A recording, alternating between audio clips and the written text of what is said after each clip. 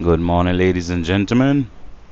This is AI Live bringing this morning's coverage of the race. It's the John T. Memorial. We have the testing right now, the transponders for the youths.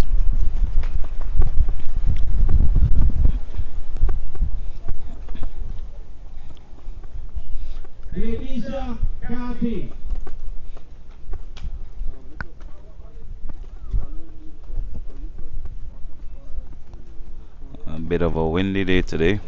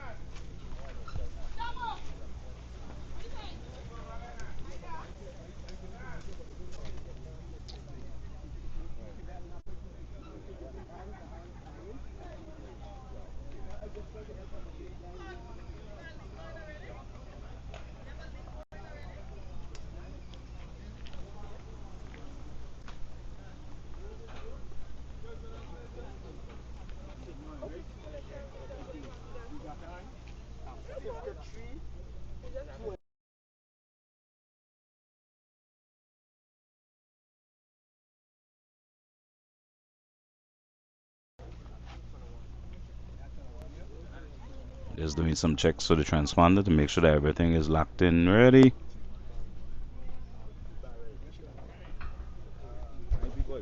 Yes, that's it.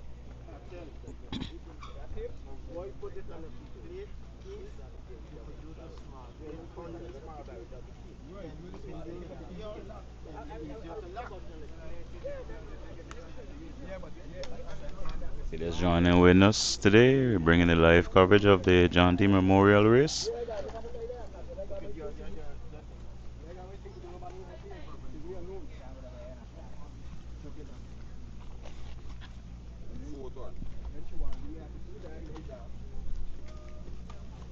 Roll out some checks.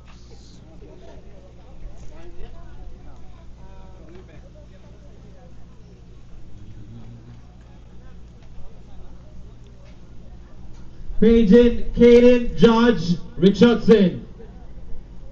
Caden George Richardson, please come to the start finish line for a transponder check.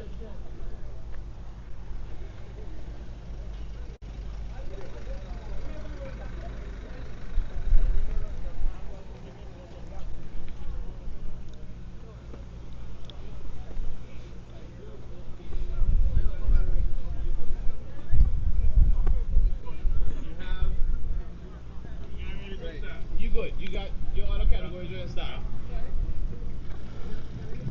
Oh, wow.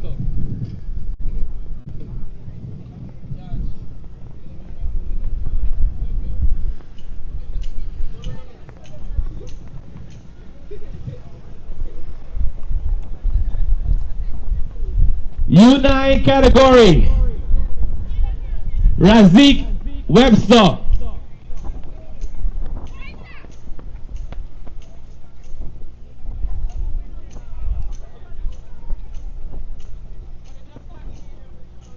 Aiden Provis Porcial. Porcival.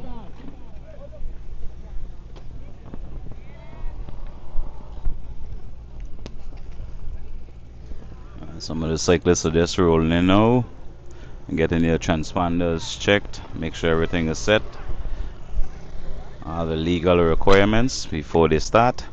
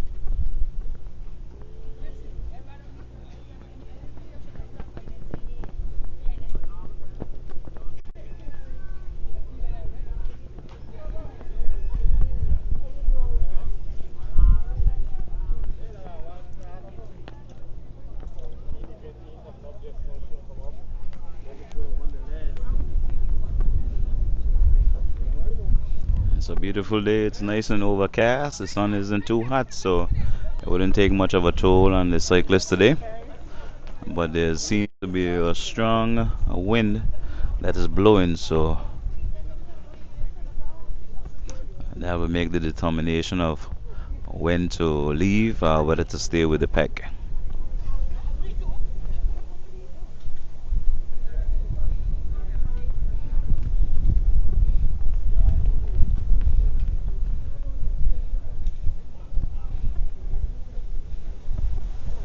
And the mechanics are doing the little final adjustment tweaks and little modifications to the bike to make sure that they meet the criteria. This here is the markings for the different rollouts: the 9 to 11, the U13, 15, and 17.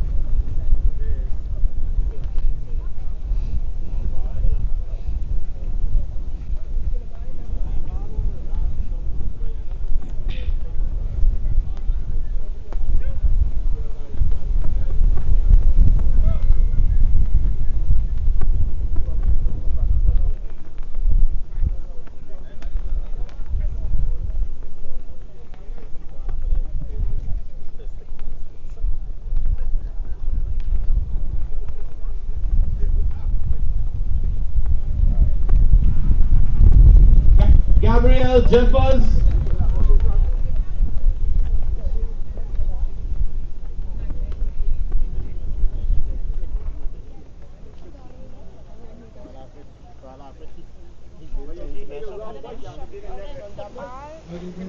I say,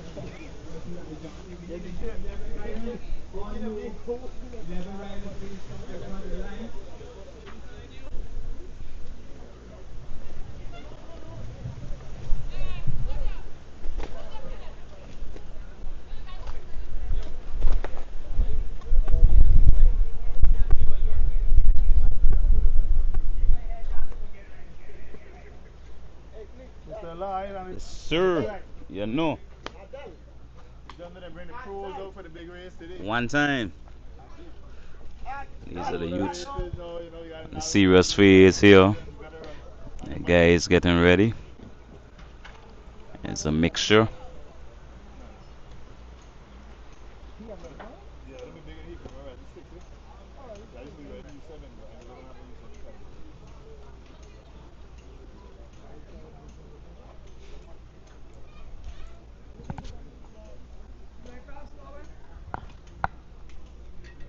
So you guys ready to do this or what? Yeah?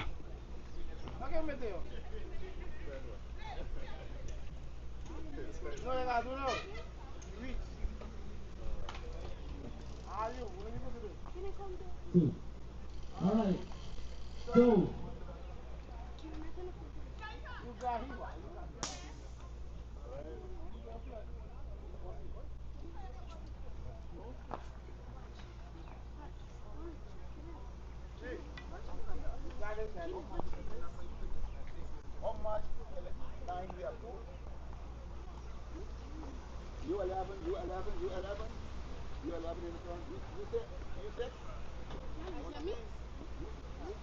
all right. So, to my cyclists, I'm gonna say good morning to you guys one more time. I'll go over the ABCs of today's course and the rules.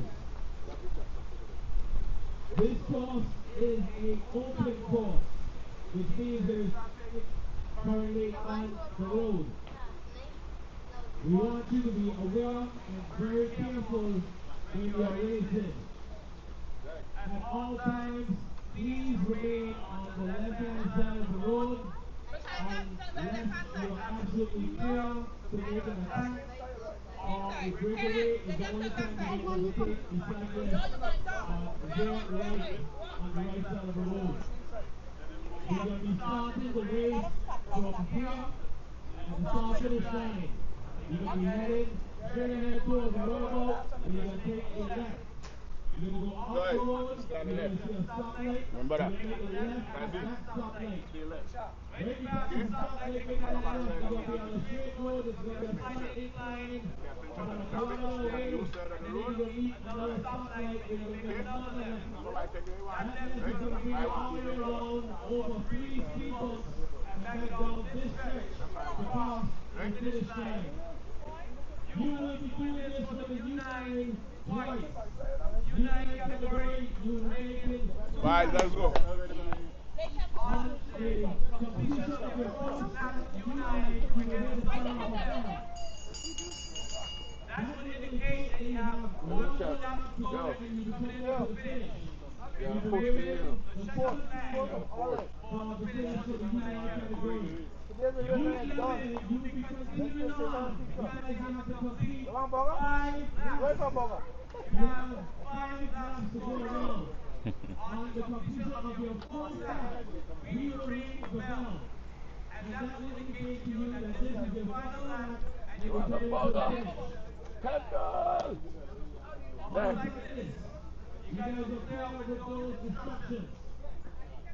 Do you have any questions? No, I have four.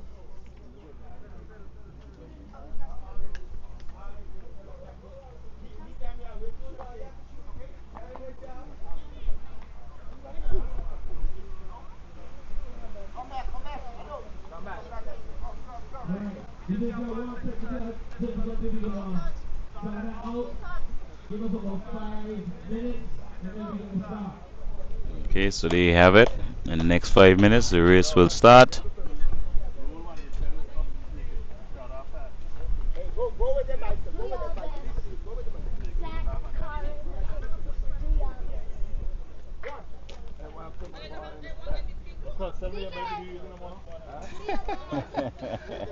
Come true, come true. Come true, yeah. Yo, give it out. Put it, yo. Get this thing started. Shake up yourself, Matthias. Shake up yourself. I tell her, look out for potholes and splinters, glass bounces in the road. Still. Shake up yourself. You got this.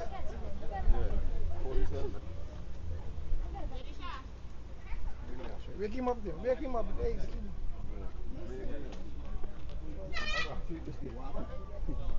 Yeah? He don't stop sitting there. Wake up. Wake up. He don't stop sitting.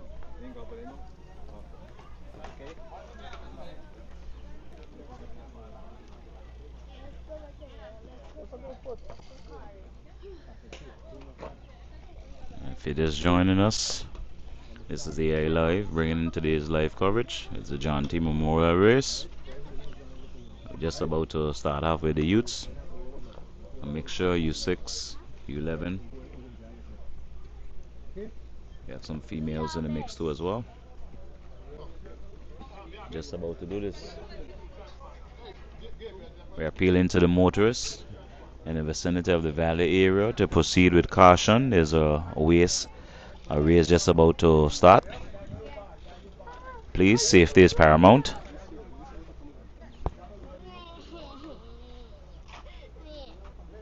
Good? Yeah? You get a hot to start. Yeah? What left side doing? Why?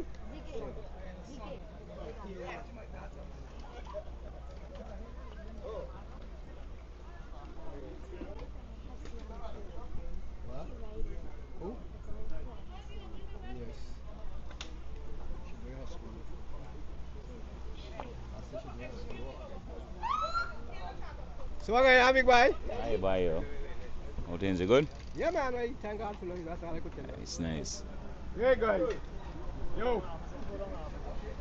All 4 shots in the front, eh? All 4 shots in the front. All 3. Who? Brazil, You too. remember what I told you? Stay left. High. Okay? Pay attention to the traffic, alright? 2 laps. Not yet, not yet. Alright. So the final category means we have control of the road. Please vote. The police will be on front this stop. And we'll be having our race control. We'll be having our equipment. We will be monitoring your activities around the course. So please Let's go, be Wheels on fire. cautious. I'm on about you, man. Let's go, Wheels on fire. Yeah, man. I'll come check Yeah, it good. out. You know. How you walk with it? Let's When you walk with it, I'm going to get spinning away. See you? I'll come later, man. With Darren. Are you ready for you? The clothes ready for you? All right. Yo, Wheels So on fire. fire. we're gonna Wheels have on fire. two awards.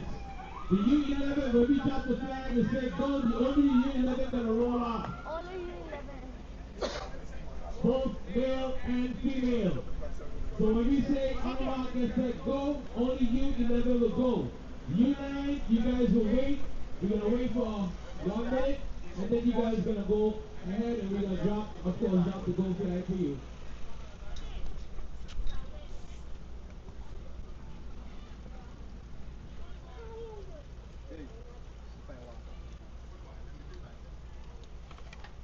How much is that after the second one? The last get back. Sorry. What I gotta do? Careful material. What I gotta do? Papa, you're not going in. Father boy, the wrong thing. Yeah, we start them. Why the phone him back to his feet? Let them go and then we go after.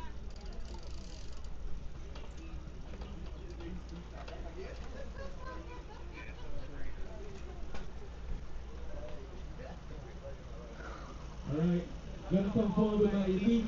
Somebody said that we have already established a protocol of playing the national song and praying for the weekend of activities. So, Outside one time, One time. cyclists, Outside we two. shall begin with the drop of the flag. On your mark. Only you 11, male and female will go. On your mark, get set, go. Outside Jack. Outside carry. Let's go. Let's go.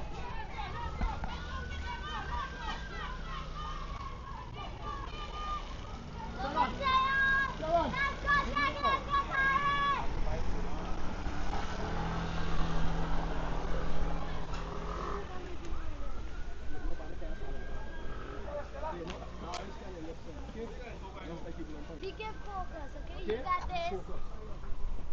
You got this. 30 seconds.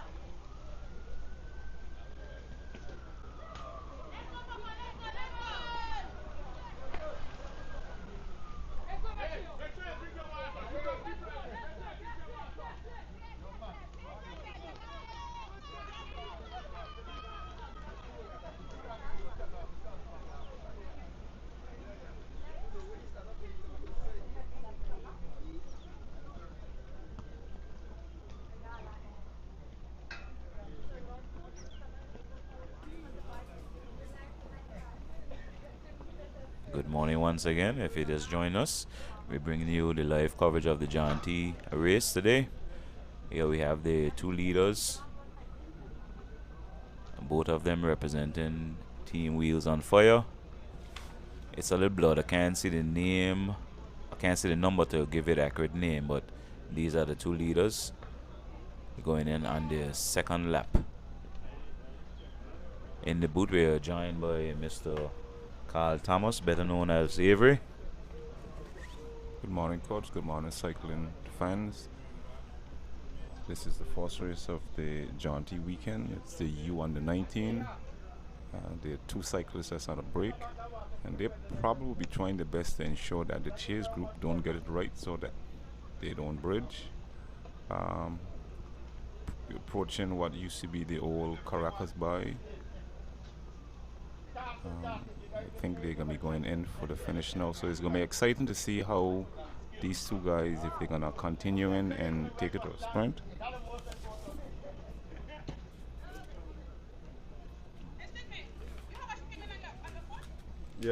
Yeah, we were just verifying. So under U, it's 2 laps.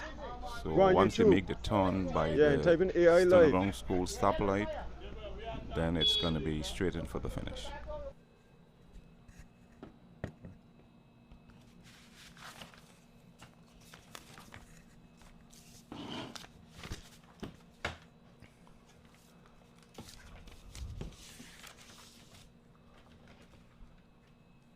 Right now in the Stony Ground area, just approaching the stoplight.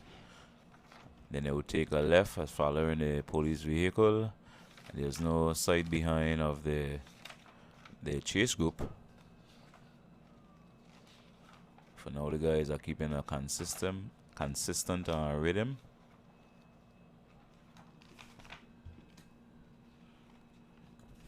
And coach, if we just realized they just lapped one of the guys. I'm not certain. Females. Oh, okay, that's a female. So we're passing the Stoneground School now, just going over the speed hump. Once we pass the church, then it's going to be a clear way to the finish. So it's going to be exciting to see if they're going to stay together or if we're going to see an attack. So this is the first race of the John T weekend, the U under 9. It's going to be an exciting weekend. We have a series of races during the course of the day. The last race is going to be the Elite. That's going to be exciting. Heading into the finish now, this is the home stretch. Not much action. The two cyclists are still together.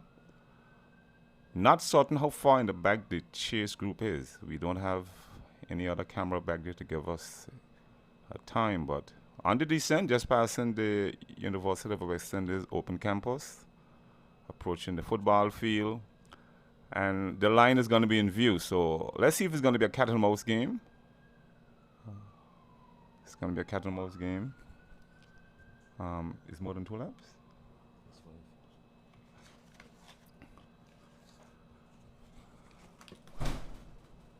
Okay, we're going to verify the laps. Initially, we were told it's 2, but our apologies if we gave you wrong information, but we will verify the total laps. So this is lap number 2, and they're passing the start-finish line.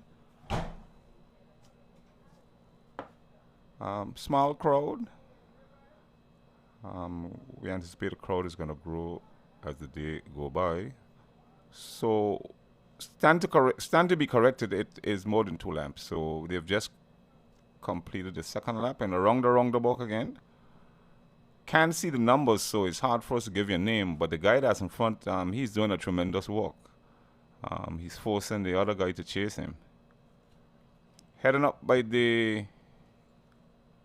what used to be the Albina Comprehensive School, and then they're going to be making a left on around Lakes traffic light. Because that guy in the number 1 position, he's walking. He's literally dancing in the seat. He is. You can see he's turning a lot comfortable than the other cyclists. He has a consistent cadence. He's actually increasing the gap. He's still looking back. Seems like he's encouraging it in a way. We have a little traffic. Please, we're appealing to all motorists in the Valley area, vicinity of the public library, down to Ava Lake, Stony Ground area. Please be cautious when you're using that route today. It seems like they will now lap one of the other cyclists.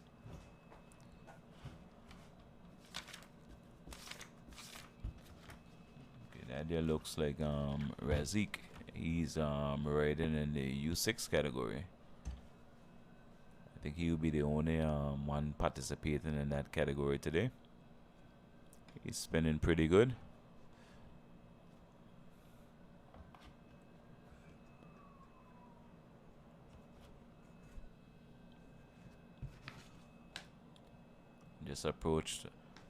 Just about to approach the climb by Wako.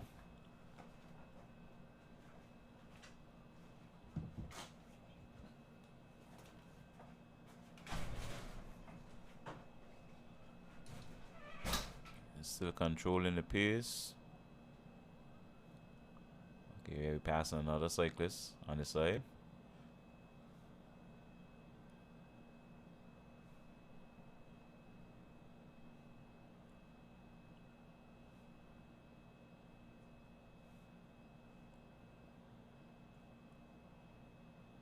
Right now, marvel in the way how this cyclist pedal. He has a clean cadence, consistently spinning, effortless. He's looking pretty good.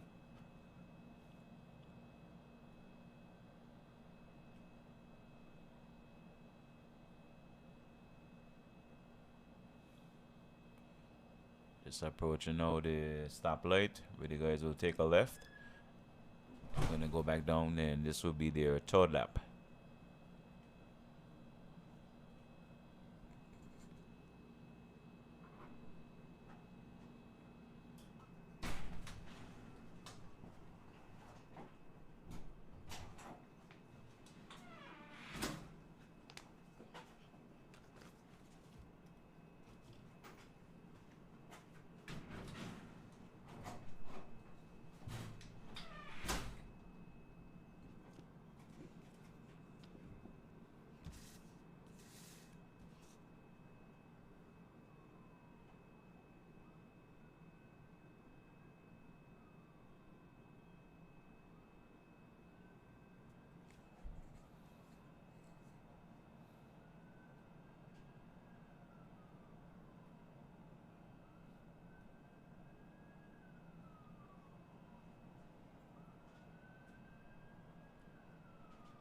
On a decent note to head back to the start finish line.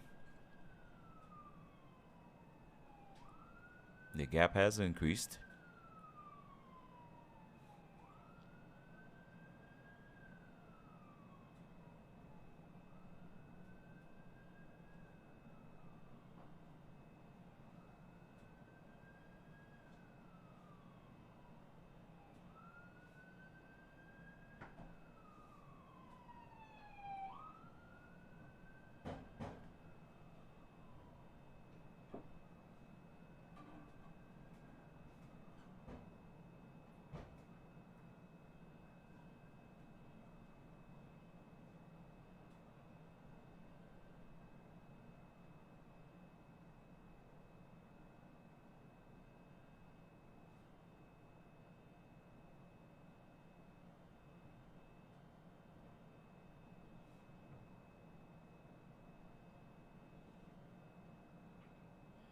Passing the start finish line now. They will complete their third lap.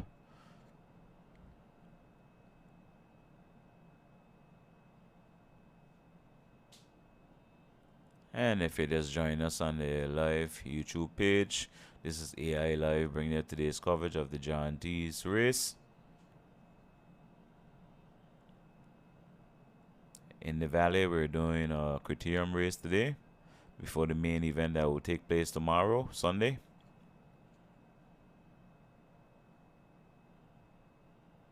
Yeah, we have a cyclist up, obviously. This road is a treacherous road. It's bumpy. It's really bad. So, trust me, as a cyclist myself, I know the pain, the torture that you go through to come up through this road here. And the cyclists are doing a pretty remarkable job at seeing the condition.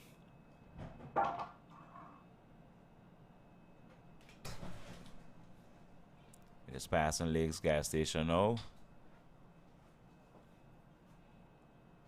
Still has a gap on him. Looking good, turning consistent.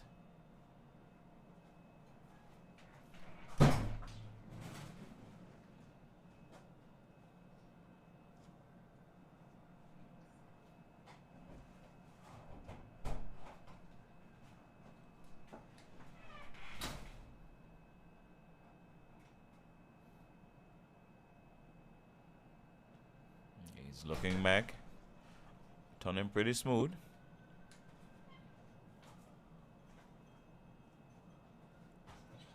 Let's pass an Abilene supermarket.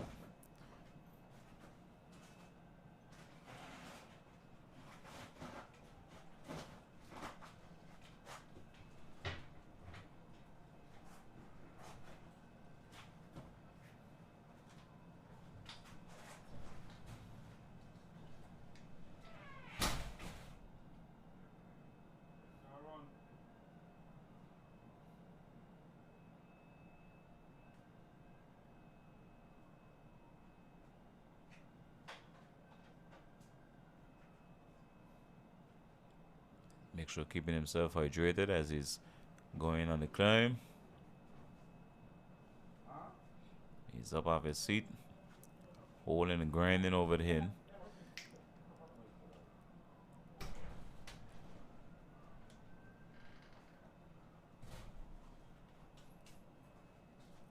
Up and over he goes. He's looking pretty good.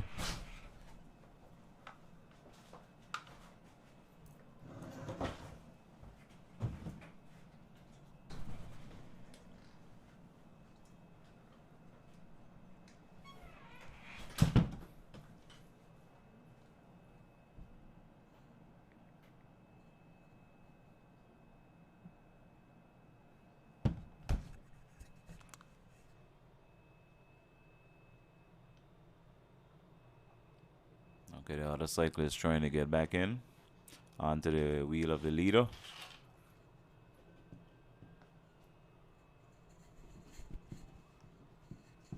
Heading back around to the start-finish line. This will complete the 4th lap. Okay, Kurt, so just some clarity on the laps that the cyclists are doing. The 2 categories we're looking at is the U9. They would have completed 2 laps, so the race have finished, I believe. And then we have the U11. They are the ones that are doing 5 laps. Yeah. So what you're seeing right now would be the U11, and this lap is what? This lap, once they go down by the start-finish line, will be the 4th lap. So they have one more. As they pass, you should hear the bell, which will indicate that it's the last lap. And we do apologize. We don't have a rear camera so that you can see the chase group. So what you're seeing is the 2 cyclists that got away on the break.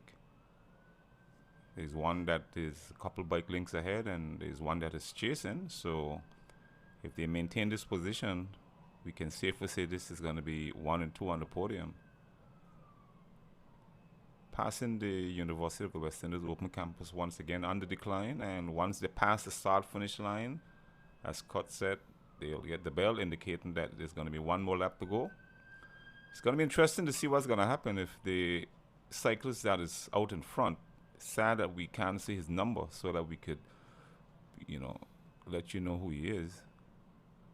But he's doing a tremendous walk. A lot of action on the bike, pretty busy. He's dancing in the seat, trying to maintain that lead. Passing the start-finish line now, and he's looking back. He's looking back, and he's driving it, folks. You can see the excitement. I guess he's trying his best to maintain that break. I assume the bell would have gone. He's pretty much busy in that seat. He's trying to stay hydrated. So 1 more lap to go. This will be the 4th race of the jaunty weekend. And he's putting in a major effort here. He's putting in a major effort here. Shaking it up a little bit. Keeping the gap alive. And he's pretty much busy in those pedals, Kurt. You can see he's driving. He's driving it hard and he's maintaining that gap. Yes, it's all about situation awareness. He's constantly looking back to see where his chase cyclist is, but he's nowhere in sight. He opened a gap, and we're passing the Lakes gas station once again. The U on the 11. Once he gets around the hospital block, then it's on the home stretch, folks.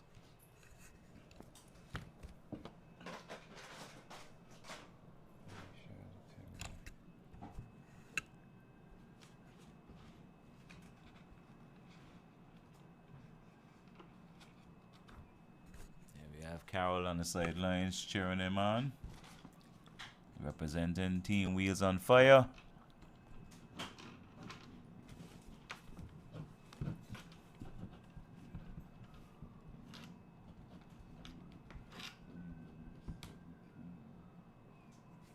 It's hard to tell right now the distance between of the leader and the chaser. The camera is focused right now on the leader.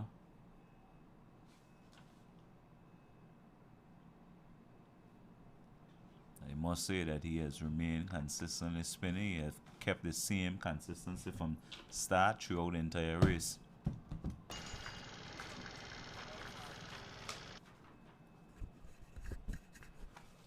So just to give you an idea of what you're going to expect today, the race that you're seeing right now is the U11, which is under 11, and the U12, and the U9 and the U11. That is going to be coming to an end soon. And this is in the youth category. Then we're going to have the U11 male, which was scheduled to start at 10. Of course, it's going to start right after this race has ended. So the U11 male and the U11-15 is the race that is scheduled to start next. That's followed by the U13 male, which would be followed by the U15 male and female, I'm sorry. And then the final race in the youth category is going to be the U17, and U stands for under 17 male and female. Nicholas.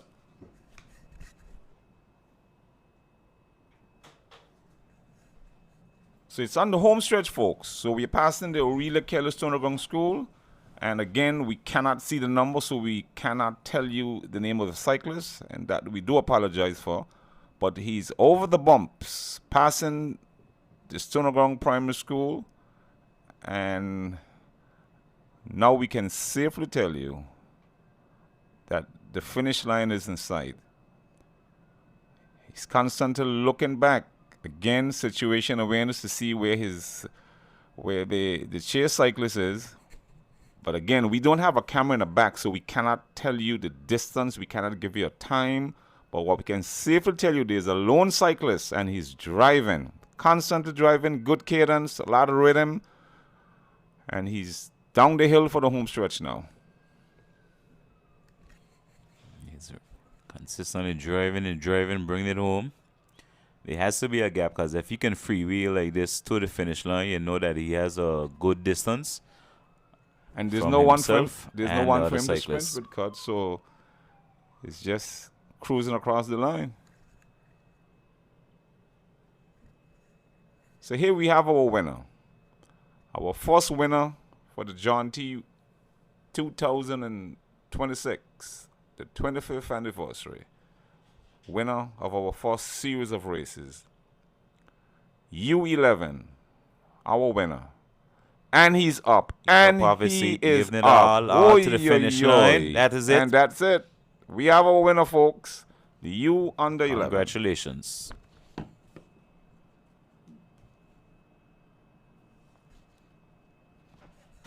would be nice if our motorcycle cameraman could go back in the back so we could see the other cyclists.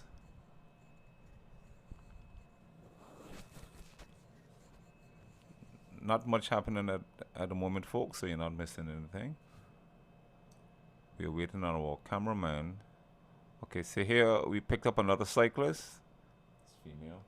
That's a female. Their daughter. And this is what it needs, folks, if the sport of cycling is going to grow. There needs to be a nursery. There needs to be a breeding ground. So the youth program is a very important program for the development of the sport. So all of the coaches, the mothers, the mentors, hats off to you guys, and continue to go to work. Because if there are no youths, there are going to be no elites. So this program is very much encouraged if cycling is going to continue to grow locally and regionally.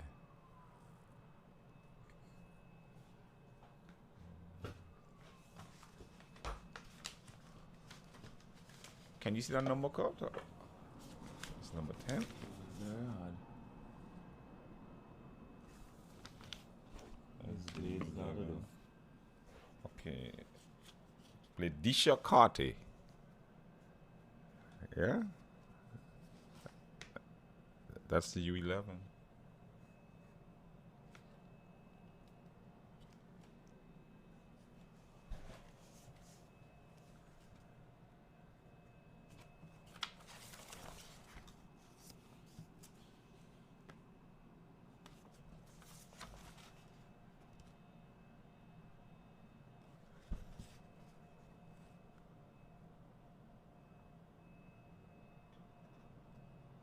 Can't see the sponsor that's on her jersey, but it says VCSG, I assume.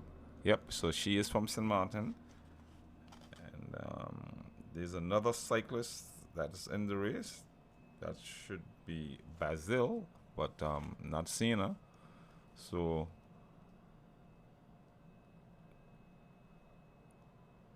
it appears as if this is Carter's last lap, which is, yep, this is her last lap.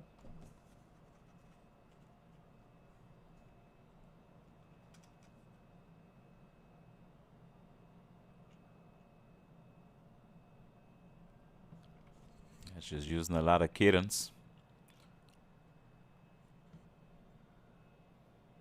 There we have a winner, folks. The U11 female. Ledisha Carty.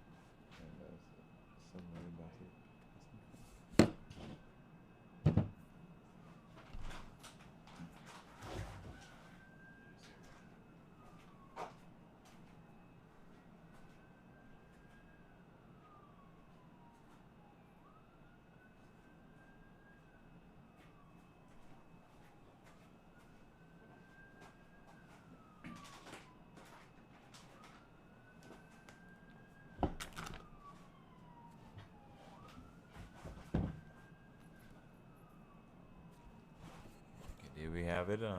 Not sure of the cyclist's name, but it's JD's son. Here we have Basil Soraya. That'll be Soraya coming in to complete her lap. On the descent, she's cruising in. It was only two of them competing, so she's just taking her time, finishing her race.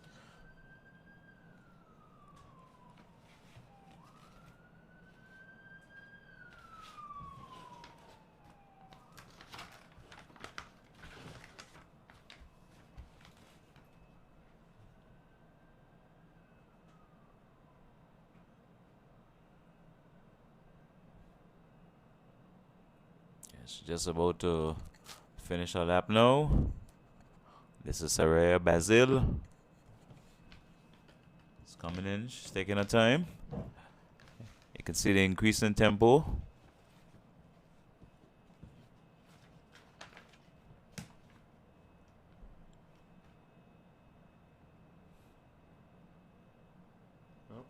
Yeah, we have it.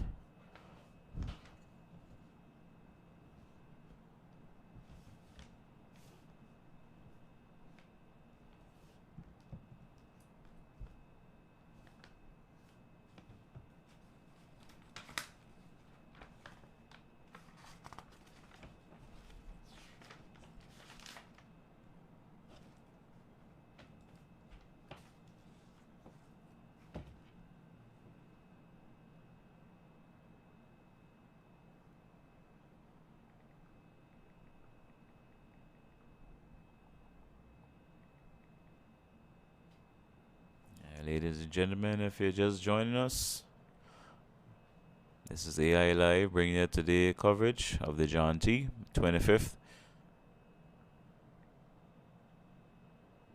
We're here in the valley doing the Criterium race. At this time, we'd like to send a shout out to all the major sponsors. Without you guys, this wouldn't be possible.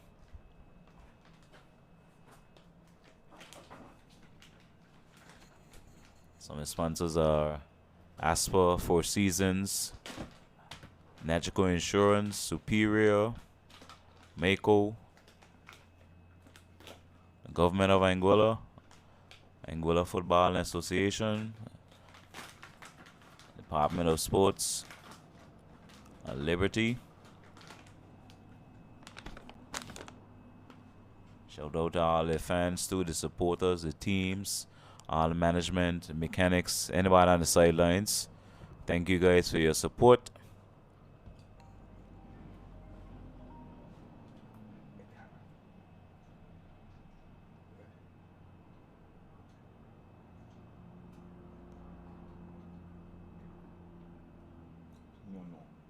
Just like these races I just finished, you guys will now do the transponder test and get ready set for the next race.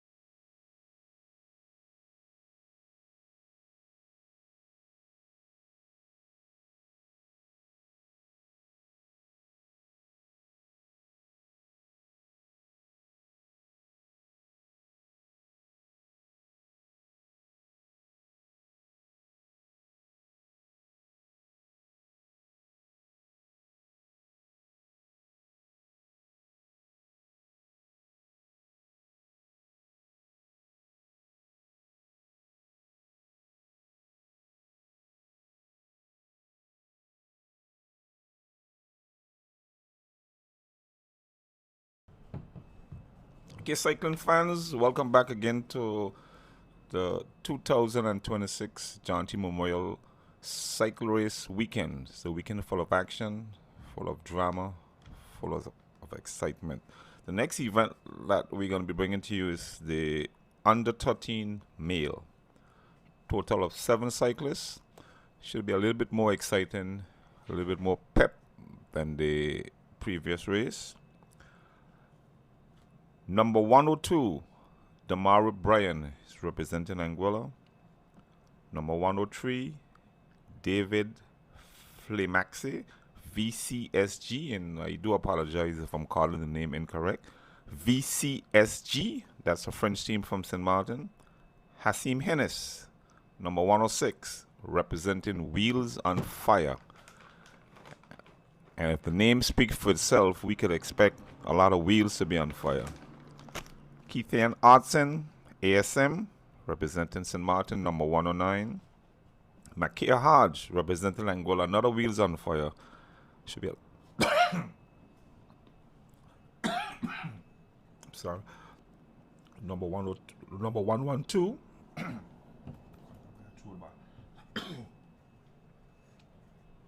Number 113, Samaja Basil of Anguilla. Number 114, Zayden McIntosh, representing British Virgin Islands, BVI Riders. That's a team there. So we have the recap. Numbers 102, 103, 106, 109, 112, 113, and 114. There we have our participants. Is at the line getting ready to start. Who do you think will take this one, Brother Avery? Well, of course, we should not be biased, but we hope that the hometown boys can make us proud, not only in this event, and the events to come, and most important, in main event tomorrow. So all Anguillians, of course, we anticipate some good races, clean competition. We would like if Angola could be victorious in each event, but the objective is to witness good riding, good team spirit, all in the effort of building the sport. Okay, the police is at the front. We get in a top view angle. We got different views. So we have about how many? 1, 2, 3, 4, 5, about 6 riders. 7. 7 riders total. That's going to be competing in this category. Which is the U under 13, and it's all males. I don't see any females for this category. I can see Sente, and we know who she's going to be there to support. Small crowd. Believe as the day go by and persons finish most of the weekend shows, they started the shows, we expect them to come out and support cycling. Not only to support Angola, support cycling. This is a sport that has been struggling in the region, struggling locally. These events can only boost the sport. So we hope after this weekend that persons would take a liking for the sport, not only for competitive cycling, but also for health, because there's a lot of benefits in cycling. Can't reiterate the effort that Timothy is putting into cycling. Without a nursery, without a breeding ground, without that base, it's going to be difficult for cycling, not only in Angola, but for the region to succeed. So the youth races, they are very important. So we're about to witness the U11, the U13. The officials are making the announcements, getting everything ready. Come on out, folks. Cycling is one of the world's most exciting sports. It's grueling, it's demanding, It's hard, difficult at times, but it can also be an addicted sport. Once you get on a bike, you want to get off, and once you get off, you want to get back on again. It's a little bit windy today, so as the cyclist starts and they go around the roundabout, they'll be dealing with a headwind, somewhat sheltered because of buildings on the left and right side, and as they turn left, they're going to be dealing with a slight crosswind. Once they pass this turnaround school and the church that's on the right, then it's all downhill, and they will do that again and again. So we're just waiting for the race to start. I'm just trying to confirm the amount of laps that we're going to be having. Okay, so I was just told that the U13, the race that we're about to witness, is going to be 6 laps. So this is 6 laps, clubs, and we expect 6 laps of action and drama. Okay, that's the flag. So the U13 is on its way, and I can tell you from start it's action. From start it's action. It appears as if that is, can't see the number, but it's action, folks. It's action. It looks like there's going to be an olive break. It's going to be an olive break. There's going to be not much sheltering today, not in this event, because right away there's about 4 cyclists that created daylight between the others. There's an immediate break, folks, and the race, we are just approaching Albert Lake stoplight, and it appears as if there's a 3-man break. Oh my goodness gracious, he looks like he's confused. There's a 3-man break, and I can tell you it's wheels on fire. It's wheels on fire, number 106, that's Hasim Hennis. And that's expected, folks. So there's a 3-man break. He's followed by, that's 106. Okay, there's a break of 3. The numbers is not too clear, but there's a break of 3 heading across by Lakes Do Its Best now. The pace has dropped somewhat, so there's going to be a lot of sheltering from the number 2 and the number 3. This will give the guys in the back a chance to join again, so we'll see if they'll join. So cut from an exciting finish, now it kind of almost comes to dead man pace. Okay, the tempo now has been increased right now by Hassane controlling the pace. Followed by, I can't see his number though. It looks like it's all Anguilla, is it? No, no. So guys, what we have here right now is Hasim Hennis on the lead end of this tempo here right now. We have Hasim Hennis.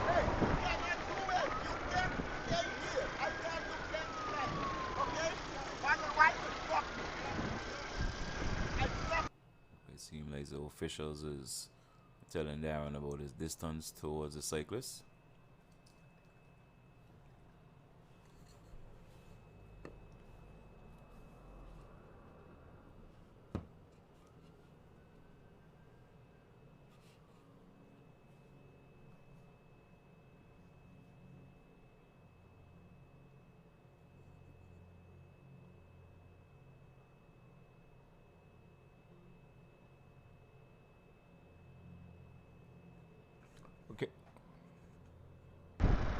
Okay guys, so a bit of a slip up there, having a little difficulties with the lead vehicles giving us instructions that we should avoid being in the way of the cyclists. Like I would have mentioned, a bit of difficulty there, but we're back in swing again, and we'll try to see if we can get as much coverage as possible. So there is a break. As of this moment, there's 3 riders out on the front end, which would consist of 1 wheels on fire, which would be Hasim, the ASM rider, and one of the other St. Martin riders. So 2 St. Martin basically, and 1 Anguilla.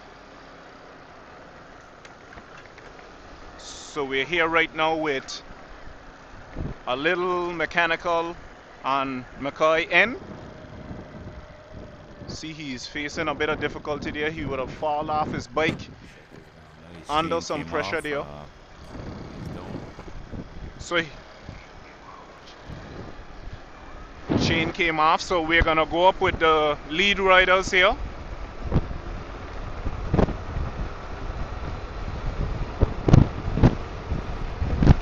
See if we can get up to the front end.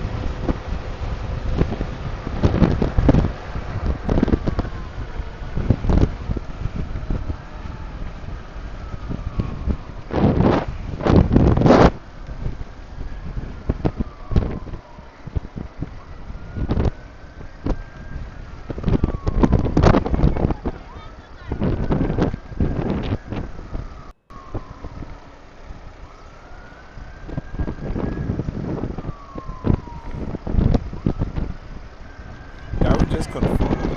Is that still a 3-man break?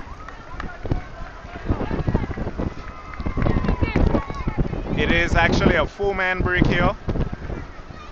4 riders out the front, which would consist of 2 St. Martin, 2 Anguilla. Hassim right now shaking the tree, number 106 on the front end, imposing a tempo.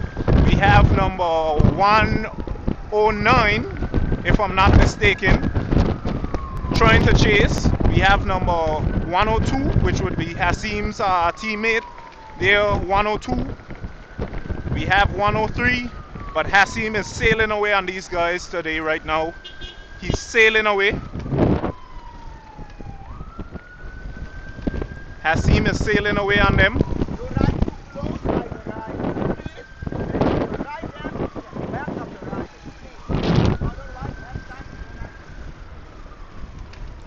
Still having some difficulties here. Despite we try to get some coverage. 1 minute he's telling me stay on the right of the riders. Next minute he's telling me to stay on the left. Bit confusing, but we're here today to get as much coverage as possible and try to give you the best coverage as possible Okay, so here the at issue. AI Live. So we have Damari Bryan there. The issue is actually that we are having some difficulties with the director vehicle there instructing us on what to do.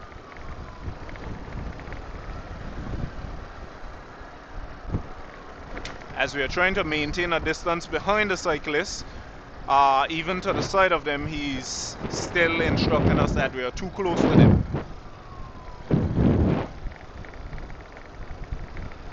So I'll head on up to the front as Hassim would have shaken the tree, causing a divide between the riders.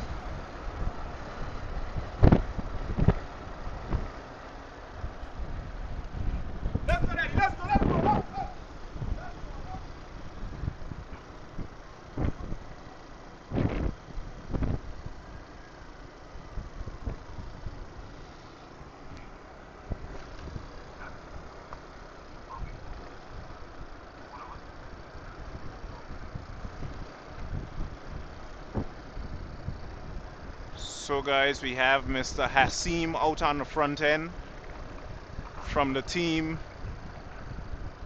Hot Wheels.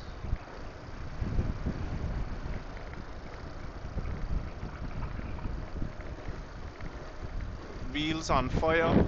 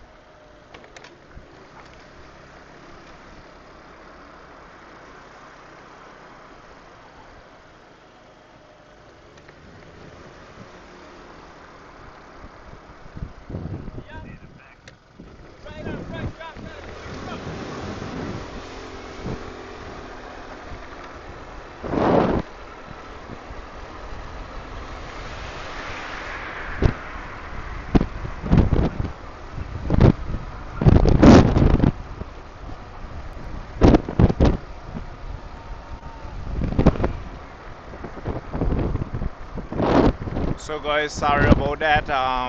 Having a little bit of difficulty here with the direction of this race. From time to time, it's very difficult to get up close to the riders to really give you some good coverage.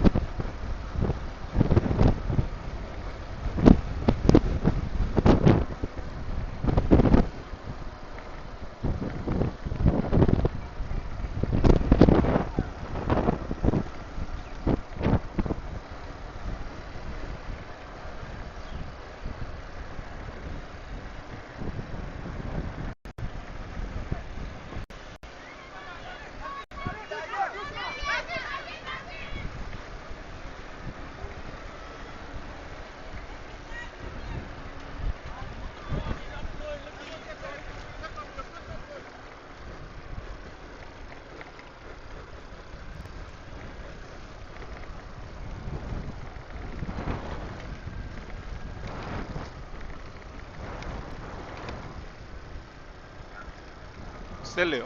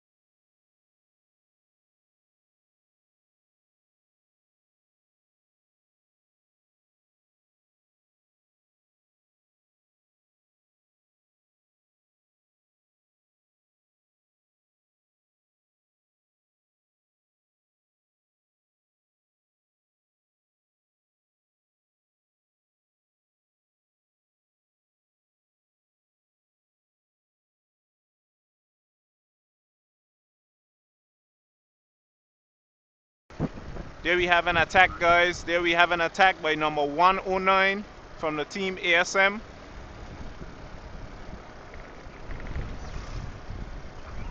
There's an attack.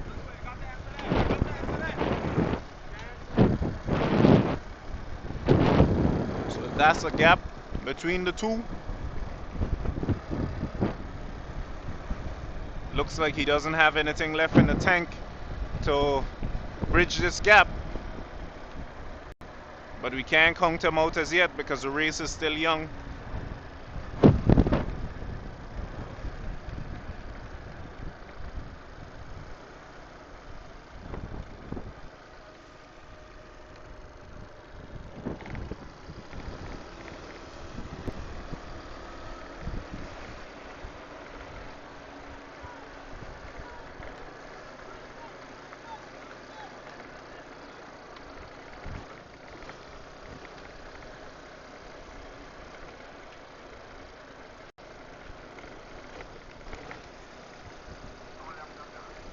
That's the second. This is second lap now.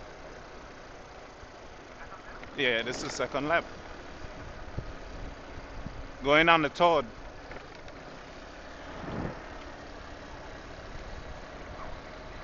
ASM 109.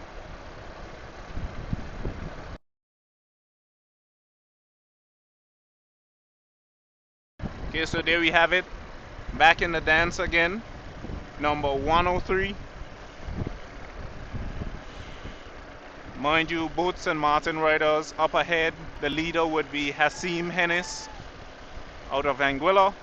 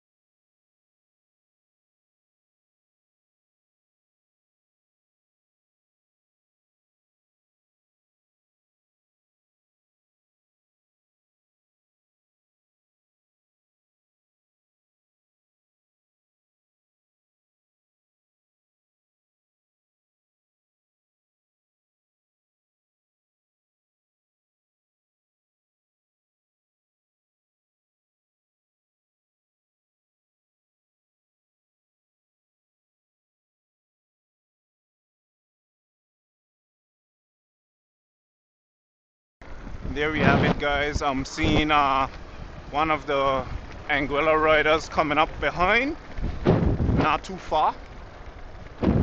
As you can see, he looked like he's bridging back in. That would be Damara Brian, I think. Brian is coming back in. Brian is coming back in, guys. Hot and heavy, but the pace would have stepped up just a bit, so he might have some difficulty bridging this gap. The tempo is on between number 109 and 103.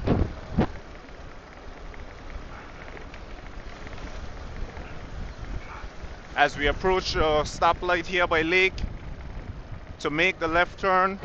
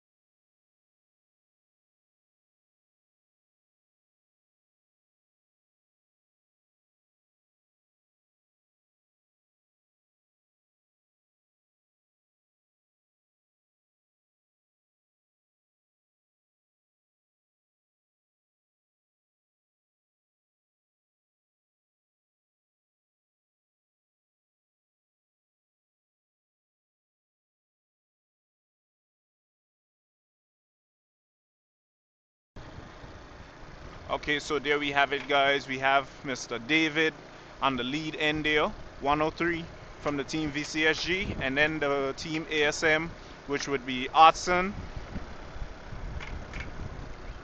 number 109 in the blue, as these guys are approaching number 114. 114 is gonna get lapped here.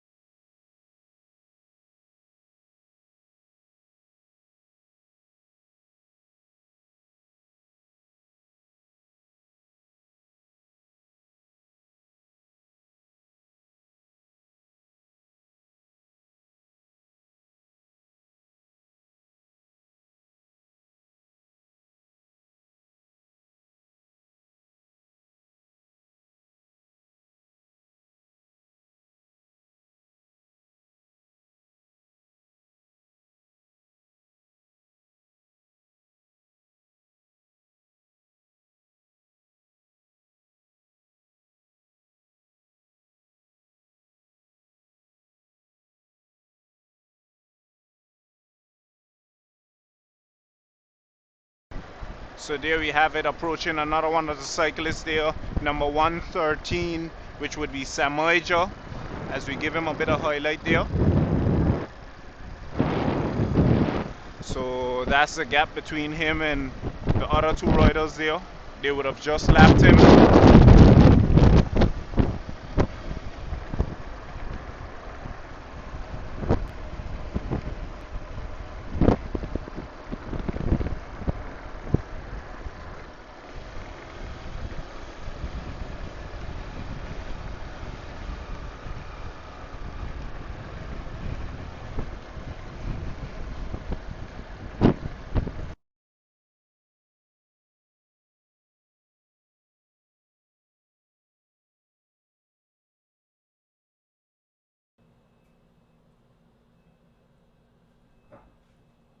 Okay, folks.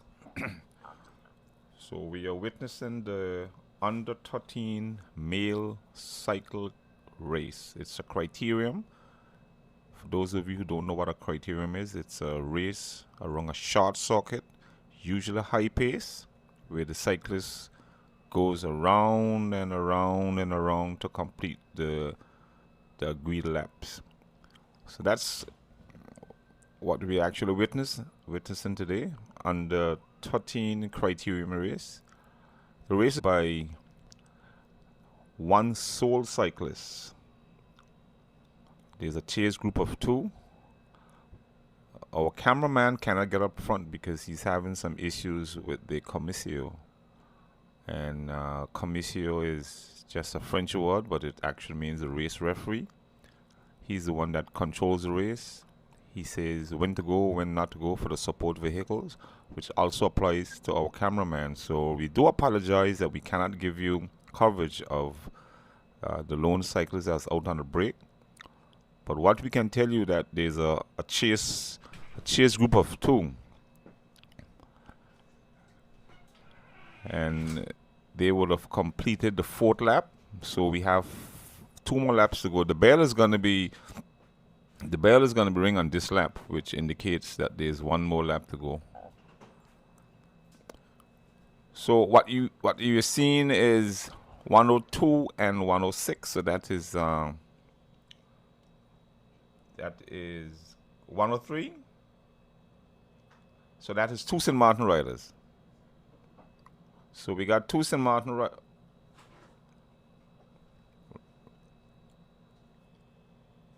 So it's the lead is Anguilla, followed by 2 cyclists from St. Martin, followed by 2 cyclists from Anguilla from the club Wheels on Fire.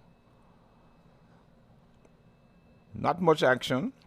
So you have the lone break with 1, then you got the chase group of 2, followed by another chase group of 2. Cannot see in the back, so we can't tell you what's going on with the other 2 cyclists. It was a total of 5. About to complete the 5th lap now. What you're witnessing is the under 13 male criterium race in the 2026 John T. Memorial Weekend.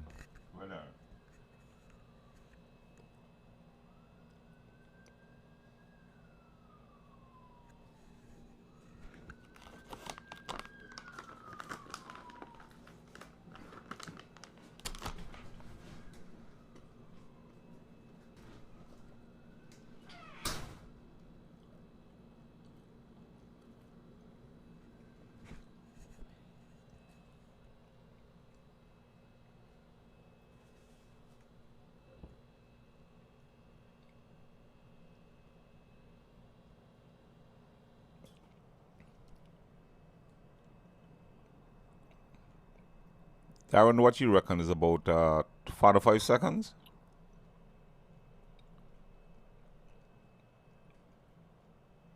Okay, we can see some excitement from the number 2 and number 3 cyclists as they pass the Stoner Ground Primary School, going in to complete the 5th lap. So the bell should be ringing on this lap, indicating that there's 1 more to go. Some excitement. I assume that they realize that there's a chase group of 2 that is coming behind, and they're going to do everything in their power to ensure that those guys get it all wrong so that they can keep it all right. On the decline now as we approach the University of the West Indies Open Campus. And So the lone cyclist has gone. He has sailed away. It will take a miracle for these guys to actually bring him back. So we can safely tell you that St. Martin is going to be fighting for the number 2 and number 3 position. I don't think that there's enough time in the race for the chase group of 2 to actually connect. These guys are going to do everything in their power. They'll dig as deep as they can and whatever reserve they have to maintain that distance. So we should hear the bell now as we approach the start-finish line. Small crowd again, folks. Slightly overcast with some light haze, but it's a strong wind from the east. Come on out, folks, and enjoy the John T weekend. This afternoon is going to get warm. It's going to get warm up with action because the elite category is full of winners. I can tell you the 2024 champion is here. And a couple of the cyclists in the elite category are persons that would have represented their country well. So it's not going to be easy. I know the Anguillians are going to come out and do their best, and they are too, to encourage the Anguillians in the elite category. But it's not going to be a given, folks. If you want it, you got to work for it. So the number two and number 3 position, they're working to maintain their position as they pass what used to be the Albina Lake Hart Comprehensive School. Not much action, steady pace. They're doing their best to keep that small chase group away. I'm not seeing much rotation though. But I guess the objective is to just keep the pressure on to keep the distance maintained. Darren, how far you reckon the number 1 cyclist is?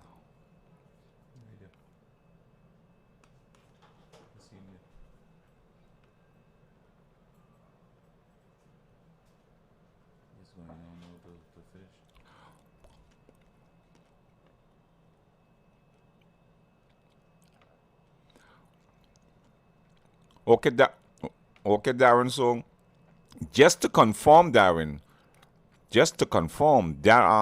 is passing the Stonergong School, and the number 1, the number 2, number 3 is only now passing Lake Supermarket.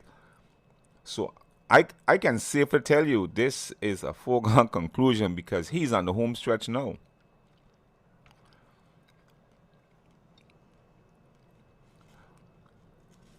Maybe the only thing that is between that can stop him from getting the podium maybe a mechanical, but he's sailing away, Darren. Our number 1 cameraman is giving us a good highlight. So he's passing the University Open Campus now, and I can tell you he's smelling victory.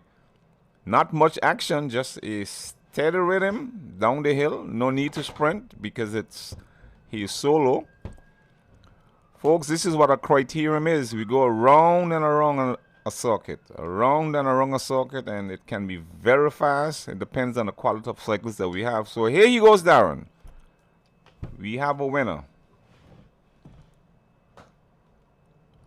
And he's up off his seat, a little bit of excitement, and he's trying to shake his bike as much as he can. You must say, he's done a tremendous job to break away and to maintain that distance. So there you go. Okay, so mind you now, number 109 and number 103 are battling it out to some extent here as they are rounding on number 112, which would be Mackay, Hodge. Okay, so there we're seeing a little bit of tempo. 103 is up and out of the saddle. 109 is actually up out of the saddle as well. And they're pacing, heading down to the home stretch as we pass the Aurelia Kelly Primary School here.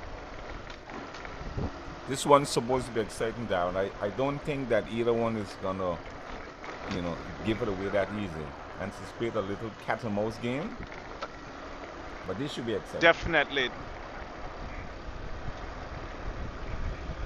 Number 103 is right now revving up the tempo.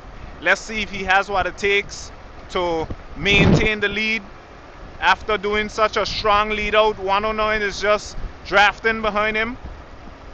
This could be exciting, guys. It's not could be. It will be exciting. It will be an exciting finish between these two riders here, number 103 and number 109. Both St. Martin riders, but from different teams. Team ASM right there in the blue in the second position, and Team VCSG in the red and white there with the red helmet. And the pace is up, guys. I'm doing right now about 55 kilometers, believe it or not, as we come down to the home straight. Finishing it off here with a big bang for second and third place. Who will it be? Who will it be, guys? Who will it be between these two riders? Will it be ASM? Will it be VCSG? And it looks like it's the red. VCSG with the second place, followed by the ASM there in the blue. Good riding by these two riders here for second and third place. So it would have been confirmed that the team VCSG took the good sportsmanship there by him. He would have taken the second place, and ASM with the third in the blue. Very good riding there by those two riders, and we must congratulate our very own Anguillan cyclist there, Hassim Hennis, on his victory. So there I'm seeing Lakai, and then we have another rider actually approaching to the finish, which would be Damari. That's Brian there, Damari. Damario. Okay, so he's finished.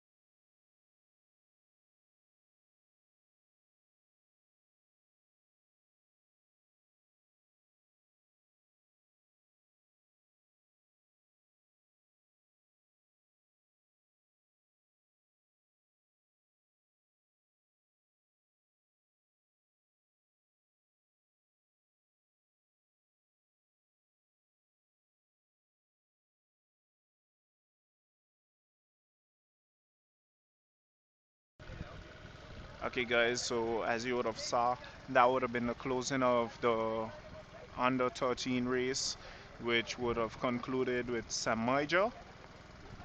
Um, I'm actually seeing another rider, sorry. There is actually another rider coming down to finish. I'm seeing him there in the distance as he approached the finish line. Last rider here to come in to finish, and that will conclude it for the under 13 riders.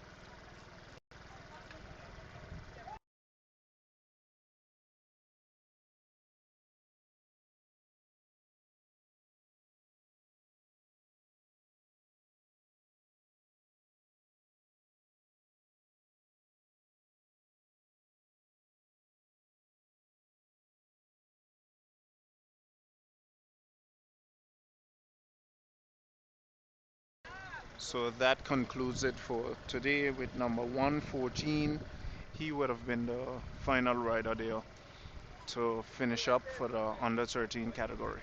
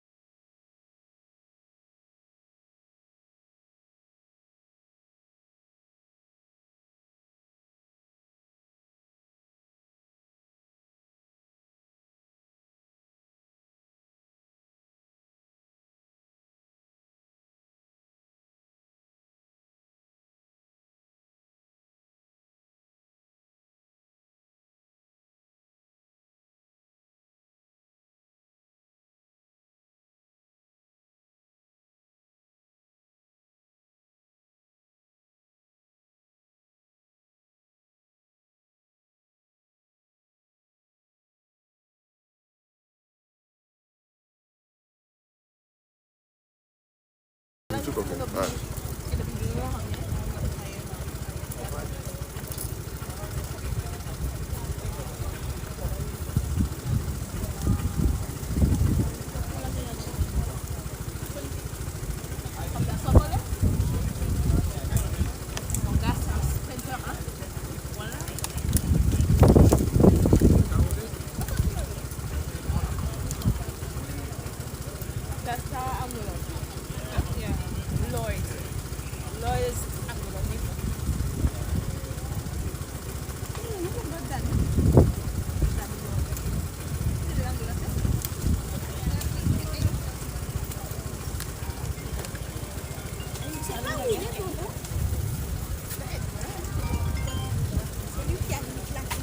Hello?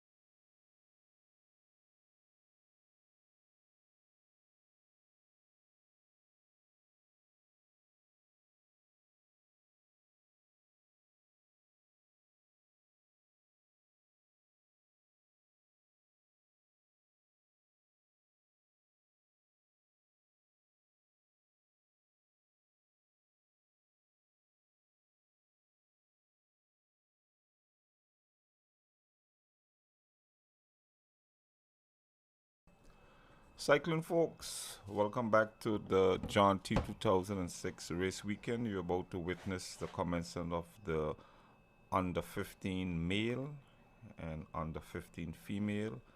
In the male category, we have a total of 8 cyclists, 4 from host country Anguilla, and 2 from St. Martin, and 1 from St. Vincent and the Grenadines. In the female category, from the list that were given to us, we have Romika Piper from St. Martin, and I'm seeing a Tahaxina Williams from the BVI. In the male category, we're seeing Cadine Petty representing Anguilla, Clemencio Gums, St. Martin Team ASM, Dre Hodge, Anguilla Wheels on Fire, Wilme Galimetti, my humblest apologies if I pronounce it incorrect, VCSG from St. Martin, Tajir Wilson, Wheels on Fire Anguilla, Kieran Carte, Brutal Pedals. The word speaks for itself. Let's see if he's going to be brutal on those pedals today. Zariel Hodge, Anguilla, again, Brutal Pedals. And I'm seeing a Sage Williams. No team, but from the country of St. Vincent and the Grenadines. So it's the U under 15.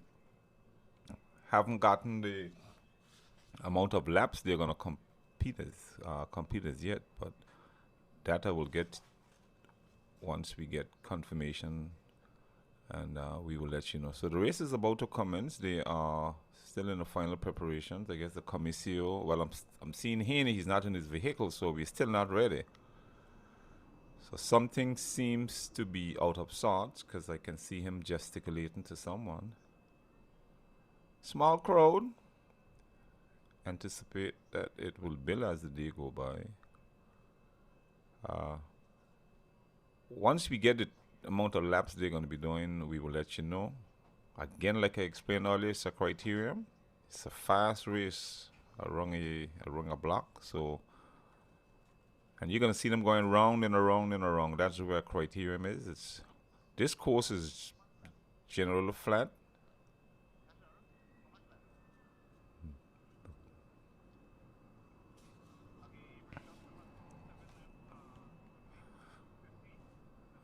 Okay, so just to confirm, we were just told that it is 7 laps for the U15.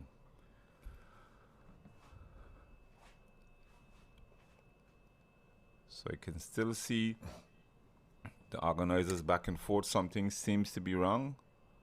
I can see Sharon, a past president. Oh, she got a big bag on the back. Wonder what's in that. She's speaking to Heaney. And just to let you know, guys, when you see these folks around the race, these are the race referees. So they are the normal referee, and then there's the chief referee. So they are the ones who control what goes on in the race, disqualifications, if there's any infringement. They control when to feed, if there's a feed zone, when not to feed, if there's any drafting. Any illegal activity, they're the one that controls that. So there are some terms that you would hear in cycling, mainly French, because of course we know cycling is predominantly a French sport. So you hear commissaire, simply means it's in English we will say that he's a referee. You will hear other words like domestique, and that simply means like a helper. On the way, the U15 is off, and I can tell you it's off to an aggressive start. It's off to an aggressive start. We hope the cameras can get up front so we can see if there's any oil breaks or if they're all going to stay together. Okay, the commencement of the first of 7 laps approaching the Albina Lake Arch Comprehensive School.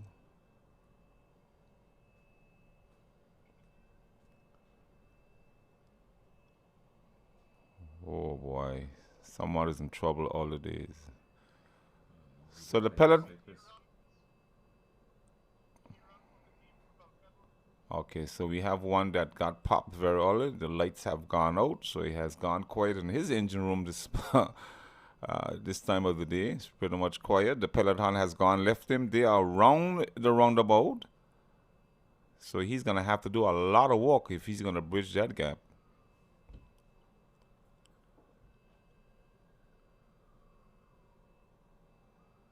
So from that initial burst of power, Hodge got popped off.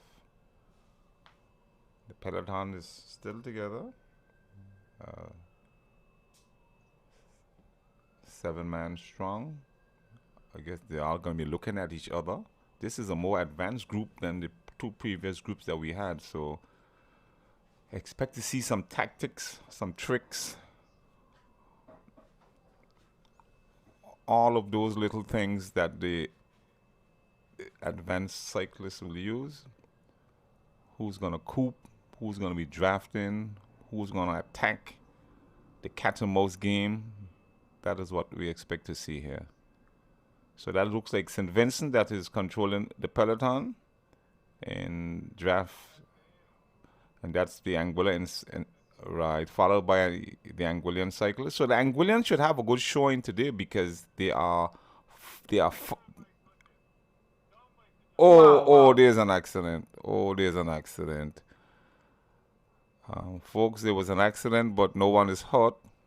No. He backed them. No one is hurt. Our cameraman has did a wonderful job in kind of covering that little incident, but I can safely tell you that it's not that serious because he kind of walked away on his feet. So as we continue, we're about to cross the Stoneground Primary School, the commencement of our first lap in the U under 15 crit race. So we can safely tell you that the female race is on its way, and there seems to be a break with the females because there's a lone female that's out front. Approaching the University of the West Indies Open Campus to complete the first lap in the U under 15. Still controlled by SVG. Seem to be a strong cyclist. At no point did we see any of the other cyclists. Well, now they're still drafting, so he has to be strong, but he has to be mindful that it's a lot of laps. So if he's going to be a walker, then he just may get jumped when it comes to the final strip.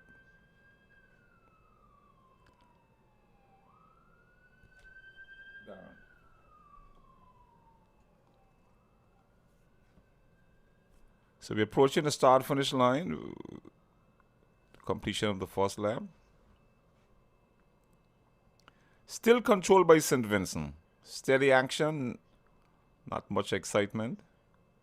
So you got St. Vincent, 2 Anguilla, and St. Martin. Better diversity there, so we're going to see how they walk together.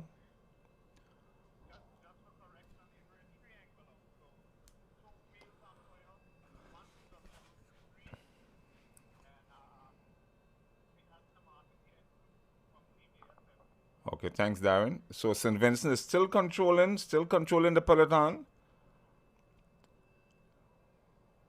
Is he gonna walk all the way?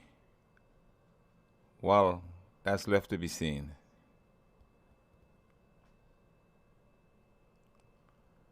Dan, what do you think? You think they're gonna allow him to walk all the way and then jump him at the end?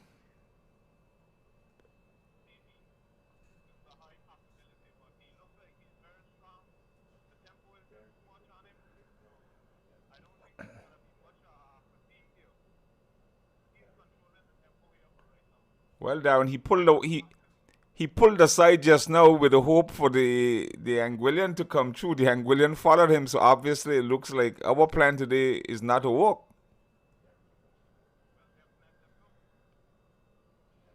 But even so, you could see the ASM rider.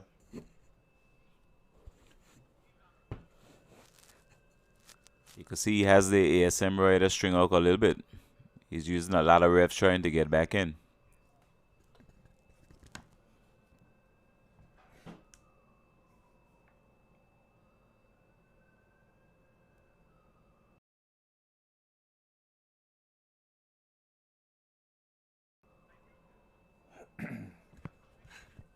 Folks, we are approaching the what used to be the Caracas Buy store in the Stony Ground area. And St. Vincent, if you're listening, he seemed to have a strong cyclist in the U15 category. From the start, he was in control of the peloton, and he remains to be in control of the peloton. Drafted by two Anguillians and then one cyclist from St. Martin. Seem to be pretty strong. No one is coming through to assist him. So he have to ride very smart today. If not, he's... Yeah, but if he doesn't ride smart, he might dry his tank.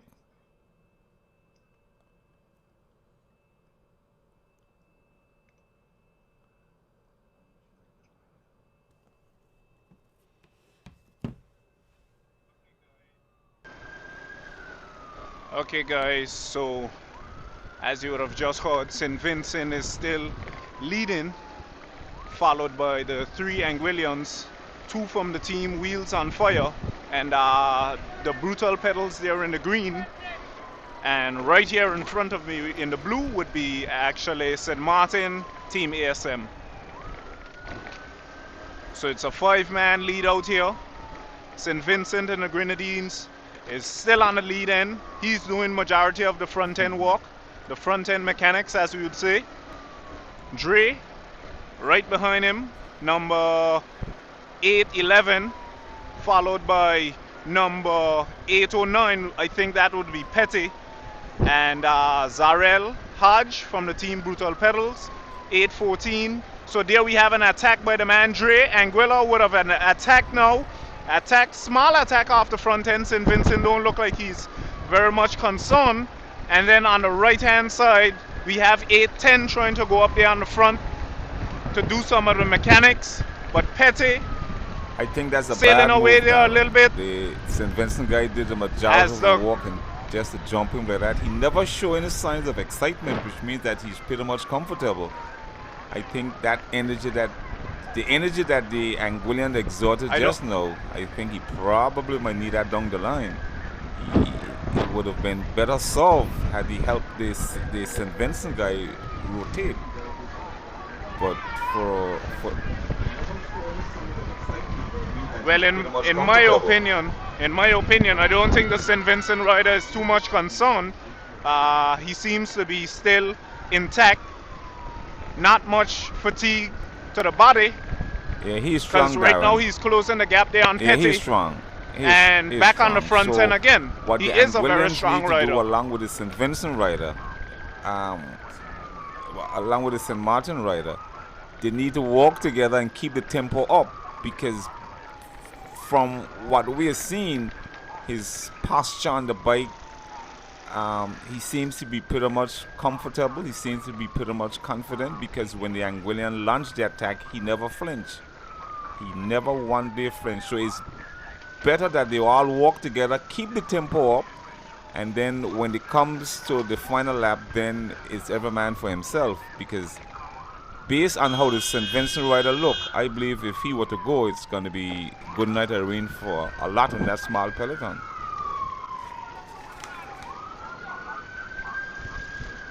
So the St. Vincent cyclist, his name will be Wilme. No, my correction is Sage Williams. Yeah, Wilme would be the cyclist from the St. Martin. So Sage Williams seems to be very strong. He's still in control. Tempo has dropped a lot, but he's still controlling the peloton.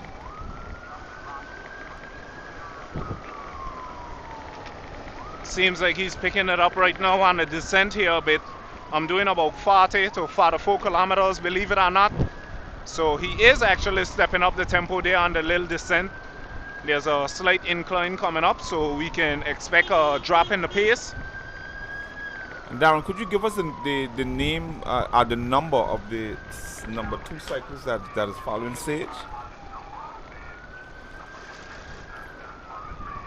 Okay, number 2 cyclist would be 811, which would be Okay, Dre followed Hodge. by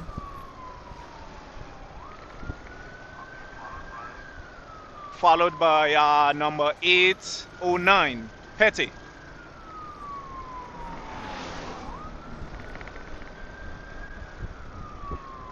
Petty would be 809, and green would be Zarel Hodge. He would be 814. And then Wilmy would be the blue, 810. okay, so that That's the ASM rider.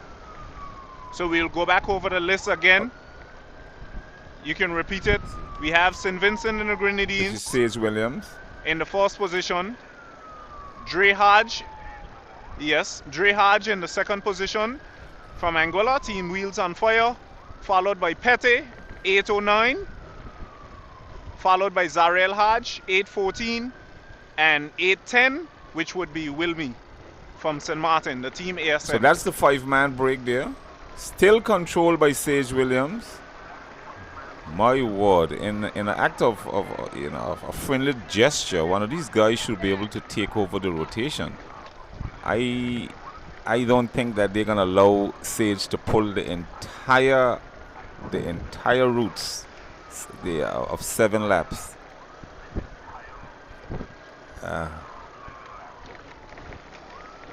Well, I don't know what kind of Sage this one is, but he has to burn this midnight oil to really continue this riding, Avery. That's within my opinion, because those guys are going to walk him till the candle is out. Use some wisdom and just pull aside and let someone come through and just... No, he's asking for help. Okay, there we have it. Attack, attack, attack, guys. Attack Wilmy and Petty is dinging it out there right now. Again, that Heavy attack in my there, opinion, was an error. as you can see. That attack was an error because Wilmy, he's sitting down, he's doing nothing, and then he's jumping. But normally Wilmy would have fired off a paper shot, we will call it. It wasn't anything drastic because Williams is still holding in there. He's not very much concerned with the doings by Wilmy. So Wilmy would have fired off a blank there. I don't know if it was just for a warning or just a threat. you have to be very But it careful. hasn't done now. anything to the St. Vincent Very rider. careful, because It wasn't when anything you're in a drastic peloton with because strong guys, it's best to walk together as opposed to try to walk against them, because you can get hurt in the entire process. definitely, definitely. So there we have it. Everyone bunch back up again. 5 grapes on this bunch. Okay, so the race is approaching the Albino Lake Hodge Comprehensive School that used to be, and the peloton is controlled by an Angolan cyclist. Not much activity. Everybody's looking at each other now, and the St. Vincent guy is doing what I expect him to do. Just pull aside and let someone else take it around.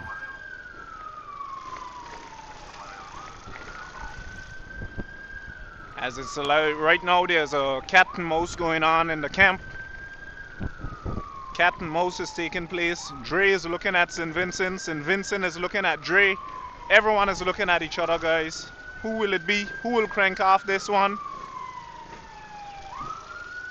Okay, Dre would have hit one, and he's smiling. Just a little teaser there. Just a little teaser by the man Dre.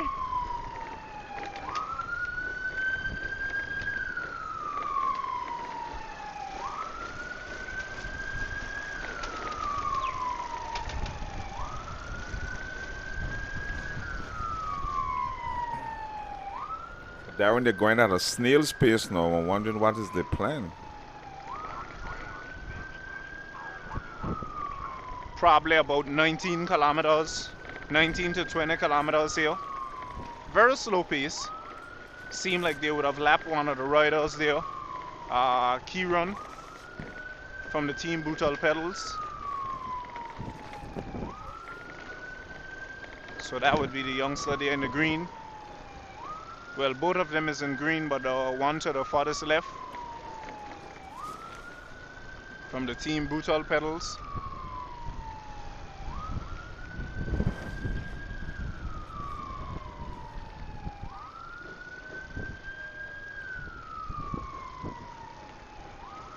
Darren, is there's someone got left? Because I'm seeing an addition to the group. Okay. Yes, that's what I would have mentioned earlier. Kieran would have gotten lap there over on the far left in the green. And there we have it. Shot by Petty. What an attack there off the front end. Massive attack there. That's not a paper shot. That's not a blank. It's a real shot, guys. Real shot, heavy by the man Petty from the team Wheels on Fire. My. What an attack there. Good launch out of the hole. Wilmy right now is the only responder. But St. Vincent, he doesn't seem to be pretty much concerned, in my opinion. St. Vincent, he's just in the saddle and coursing his way back in. Those shots that these guys are hitting him is not piercing his armor too much. And that's within my opinion, because it doesn't look like he's very much it's obvious, concerned Darren, by every these time there's attacks an by the attack, riders. he's not even countering. He's just sitting in his seat and he's actually wheeling them back in.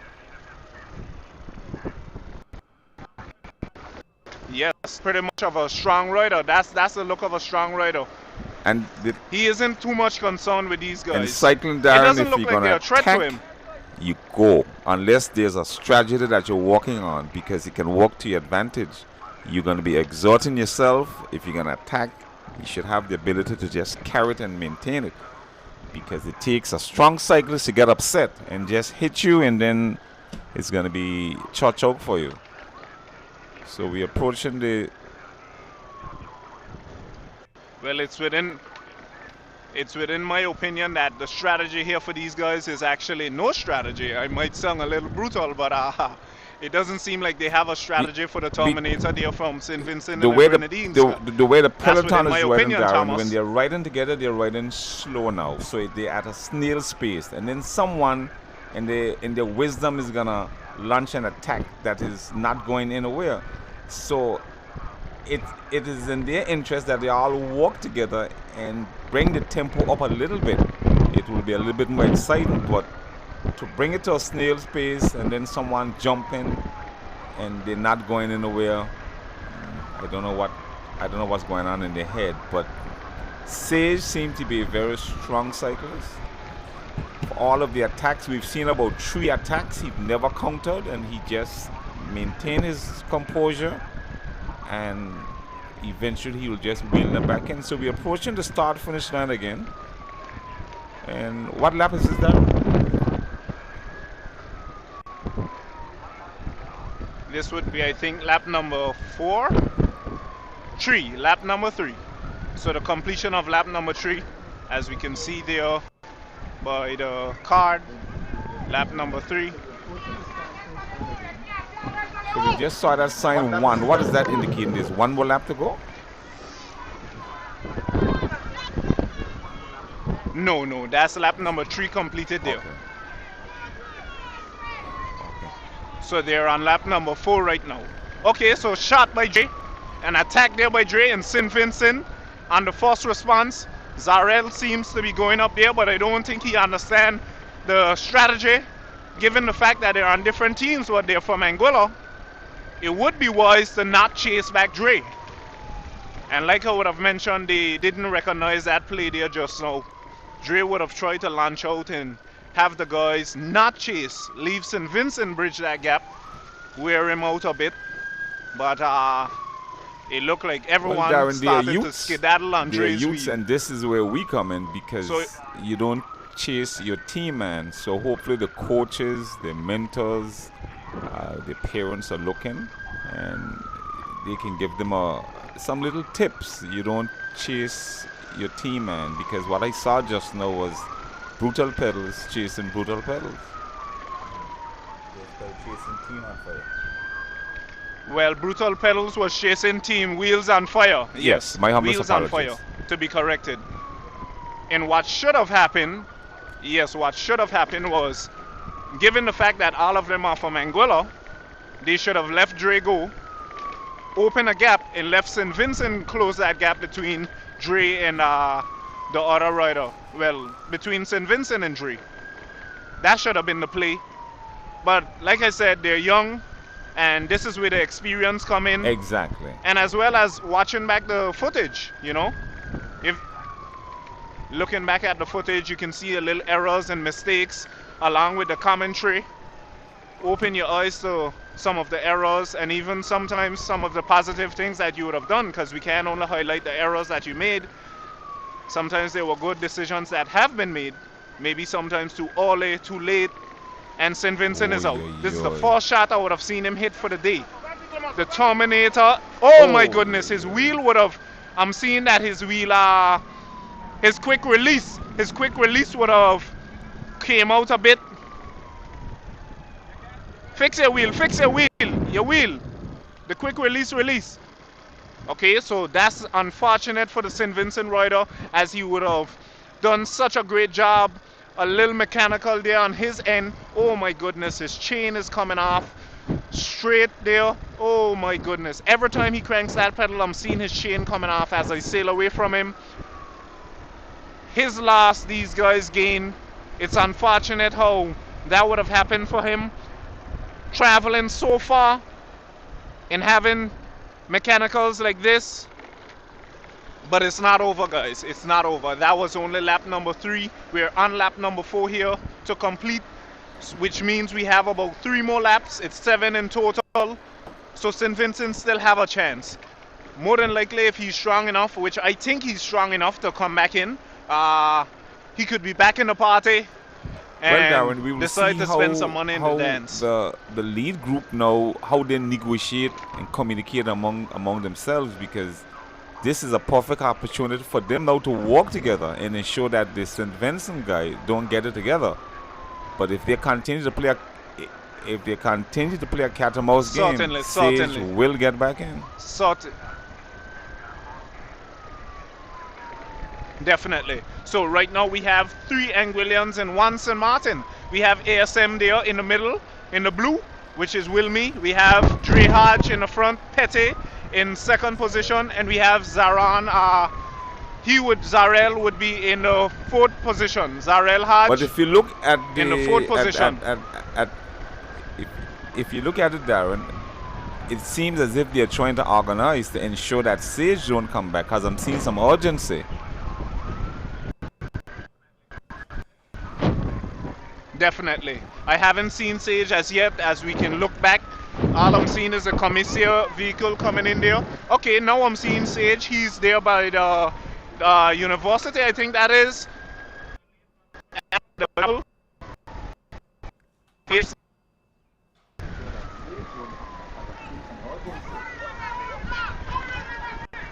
So there we're seeing the spectators telling him, don't leave Sage back in. Telling him not to leave Sage back in. That's the strategy. But let's see if this Sage has what it takes to come back in from St. Vincent and the Grenadines. I think the guy is a Terminator. That's within my opinion. I think he's strong. I saw him right in there, and the guy looks very, very strong and very fit in his doings. Not seen him as yet, as we turn the camera behind. Between of them is about 26 seconds. Okay. So a confirmation of 26 seconds. Now I'm seeing the Sage there coming up. And this is the guys here at Lakes gas station.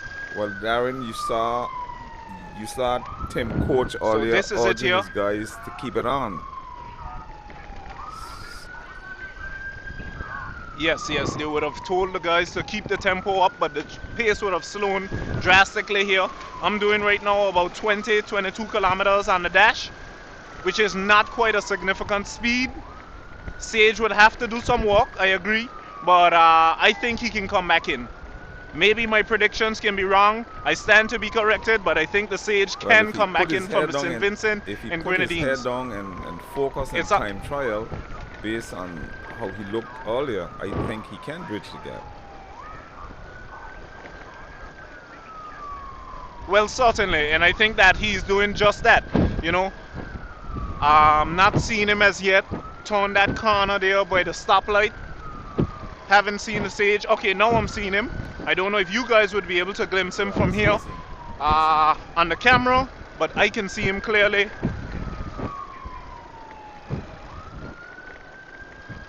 So Sage is looking like he's suffering a bit, being out there on his own.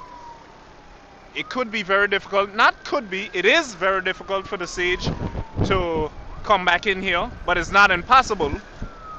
It is not impossible for him to be back in the dance, but he will have to walk to get in here. VIP pass only, and the Sage, I don't know if he would have purchased one. It's just time. We'll have to wait and see. If we don't see him in the party, Darren, I can see the we know he's four-man not in the group. I can VIP see they're lounge. walking together. I can see they're taking turns. They're taking turns, and they're rotating. Certainly. I think they know that St. Vincent, that Sage Williams is very strong. So once he's off, the objective is to keep him off. And if they were to keep the tempo up and keep rotating, then it's going to be difficult. But the minute they start to play that cat and mouse game and they slow the tempo down, I think Sage will get back in. Well, Thomas, you mentioned that he's strong. I think the guy is brutal. I think he's a Terminator. I could be over-exaggerating on his strength, but I think the Sage is very, very brutal based upon what I would have saw. The demo that he would have shown. I mean, the race was still young yet. It was down to sense. The party wasn't really cranked up, but Sage is a very, very strong rider. Darren, we all That's within observed, my opinion. and I think we share the same. But when he was in the peloton, he was actually controlling the peloton, Darren. Definitely. So we were seeing a sign of fear from the other riders towards Sage. Now that he's off, the objective, the intention, the plan is to keep him off. And you can see they're constantly looking back. Why are they looking back? Because they want to ensure that they are doing it right. Well, he's off. Yes, yes. Like the old saying, when the cats go out to play, the rats come out. Somewhere along that line, you know, the cat went out to play, and right now so they are skedaddling around the house. They All are of these hoping guys that right now Sage don't get it right, because if he gets it right, I think it's going to change the entire game. So there's a lot of work that Anguillans are doing, which is very impressive. Very impressive. They seems to be organized. Okay. Well, Thomas, I would have heard the bell ring. If Sage doesn't crank up now, I don't think he will be cranking up anytime again. These guys will So you are confirming blow the now, Sage candle you're out confirming today. that this is the last lap? It doesn't look... Definitely, the bell would have rung, Thomas, and Sage is out of it. I'm not seeing Sage, and if he's not there now, I don't know when. Zarel is off by the tempo. Petty would have that tempo up. Dre now starting to crank up the spindle. The Lister Petty right now is cranking Darren, up the most of old time, diesel. The best cyclist The man Dre don't win. himself It's is the cranking smarter up. cyclist, and sometimes Wilmy still looking pretty the one confident and comfortable there in the third position from the team sometimes the ASM. one that get the technical, just unfortunate. But from what we were seeing earlier, Sage looked The gap has opened is about 57 seconds. okay. In the expire, so I highly doubt that Sage will make it back into the party. So it's gonna be difficult for him now. Yes, definitely. He won't make it back in. It's too much distance for the time that he has there. So I don't think Sage will be back in. That would be the guy from St. Vincent and the Grenadines. Tough luck for him today, but I think he would have gotten a lot of exposure and a lot of highlight here in Anguilla for his fellow men there in St. Vincent and the Grenadines looking on if they're tuned into AI Live, even if they watch the preview afterwards. So folks, Okay, so stand to be corrected. There's some man right as not Wilbur. His name is Delicio.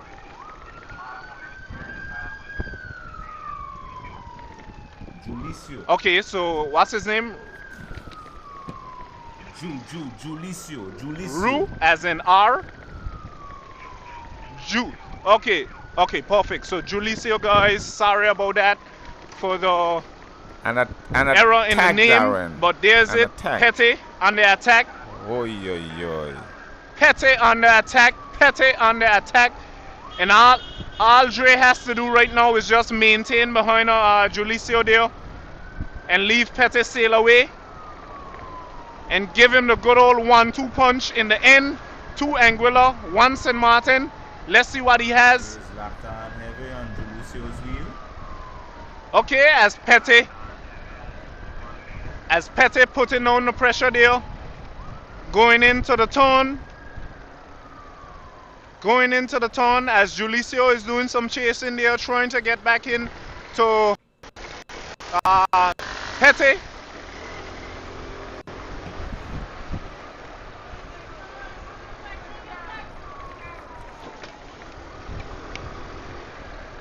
This is gonna be exciting, guys. I gotta be up there for this one here.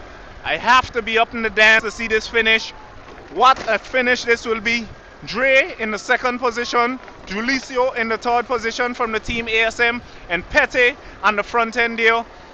Who will it be, guys? 2 Anguilla, 1 St. Martin, and the gap is starting to open up. What a finish this will be, guys, as we come down to the final home straight here. This is going to be phenomenal. Definitely. Definitely, we can't count out Julicio. He is coming back in, and we can see it. Anyone with eyes can see. Now the guys are easing up. Let's see what will happen. They're back together. They're back together. Okay. Who will it be, guys? Who will it be? I give it to Dre, guys. This is my opinion. I think that Dre can take this one today. That would be the guy in the 3rd position right there. He should be a good sprinter. Let's see what Dre has, if he can launch this sprint in time and really win this race here today.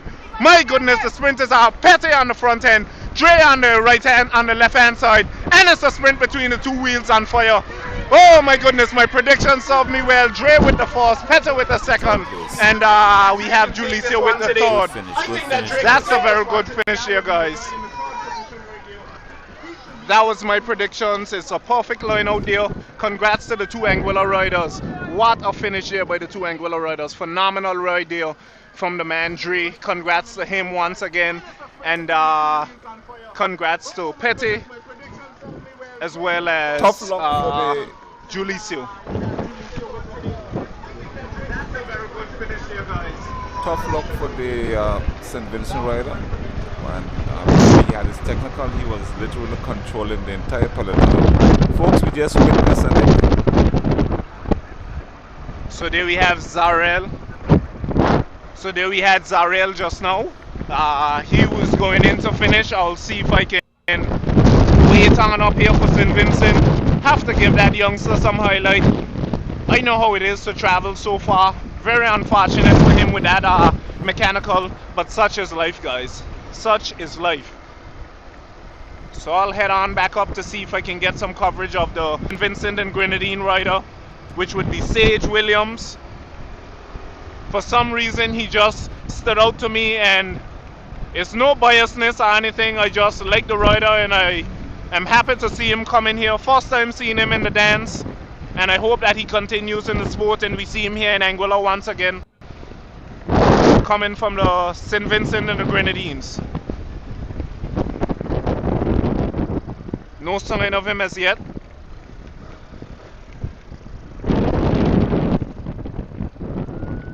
I'm seeing a police vehicle, but I'm not seeing Sage Williams as yet.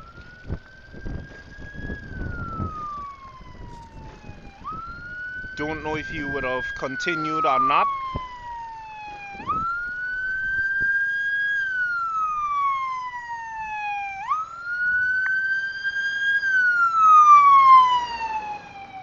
Seeing a commissaire vehicle as well. Not seeing Sage. Don't know what's the update on him, but the gap would have opened significantly if he's still in the dance. Okay, so the commissaire is telling me that it's over, so no Sage. Sage would have discontinued, I think. So that would be a DNF in the books for the man Sage, unfortunately. But I must say he would have been noticed a lot here in Anguilla. His name would have been called quite some time on footage. So sad that we didn't get to see him.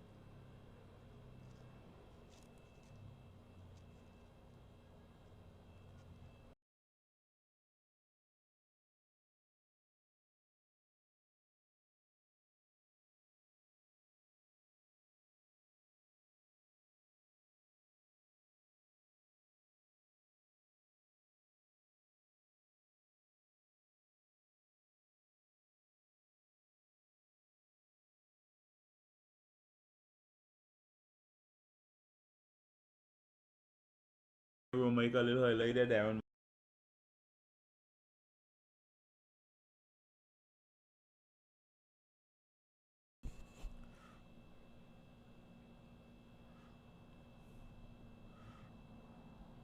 Yannick.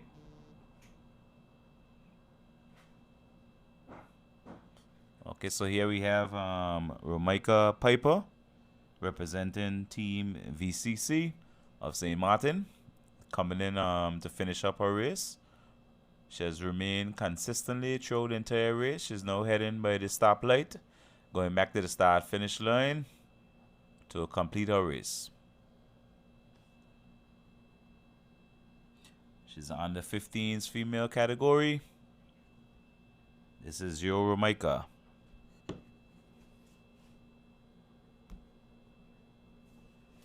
Yeah, Darren, she's passing the Stony Ground primary school right now. Over the speed bump she goes.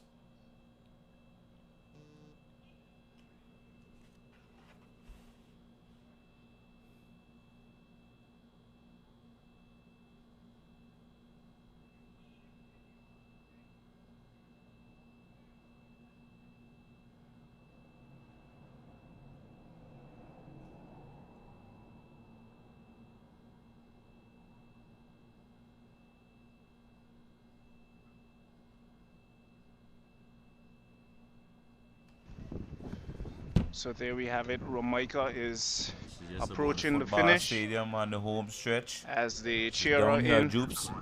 Spinning consistency, same Yep. pace.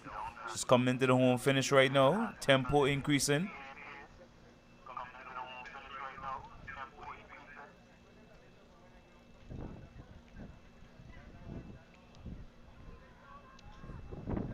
Finishing strong. Here's Wonderful Romaika finish coming in. here by Romaika as she come in.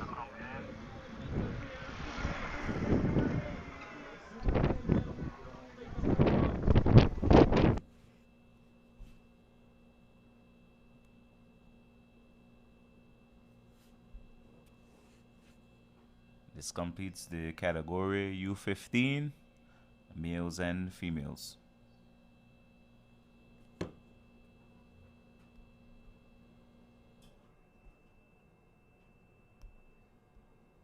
Ladies and gentlemen, if you're just joining, this is AI Live bringing you the coverage of the John T. Criterium race. Today's Saturday. It's a little overcast, but a high wind. Different categories right now is taking part by the Rana Webster Park. If you're at home, come on out to cheer on the cyclists. This is our future. And a gentle reminder for all motorists that's in the vicinity of the Stony Ground, the Valley area, just proceed with caution and give us a little bit. The race will be soon over and you'll have the roads back to yourself. Thank you very much.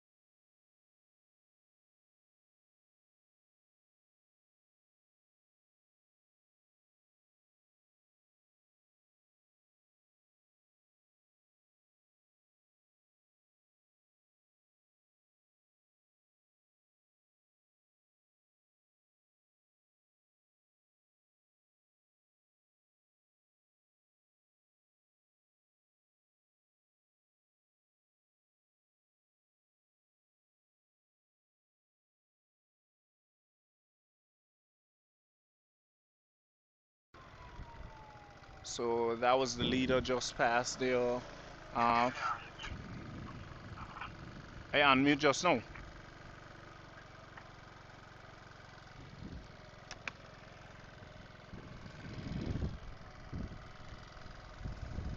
So there we have it, guys. There we have it with the riders.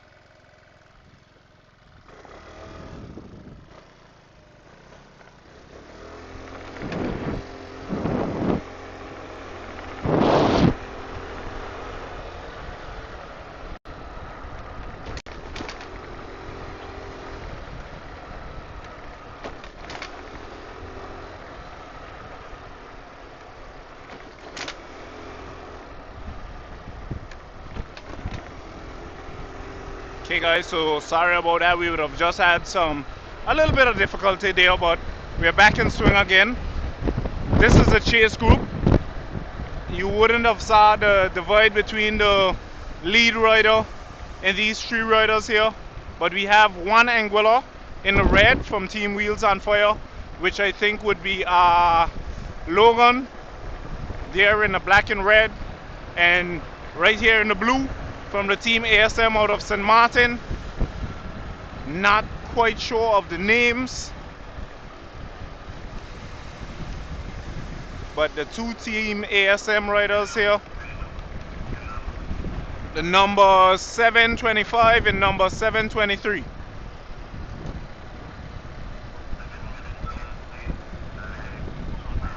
Okay, so that's Lance.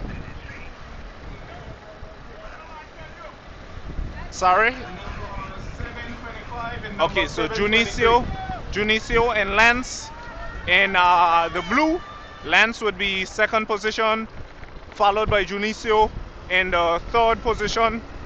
There we have the lone Anguilla cyclist I'm seeing here, which would be Logan, here in the black and orange, reddish. And up ahead of them is one of the ASM riders. So it's actually three St. Martin, one Anguilla. And Logan will have to ride some bike here today, guys, because he has his hands full with those three riders. Compared to the category before, these guys are a bit more experienced, so they understand tactics and strategy. So it will be a bit more difficult for Logan in this challenge here. This will be a brutal fight for Logan. See if I can make my way up to the front now. Show you guys the leader.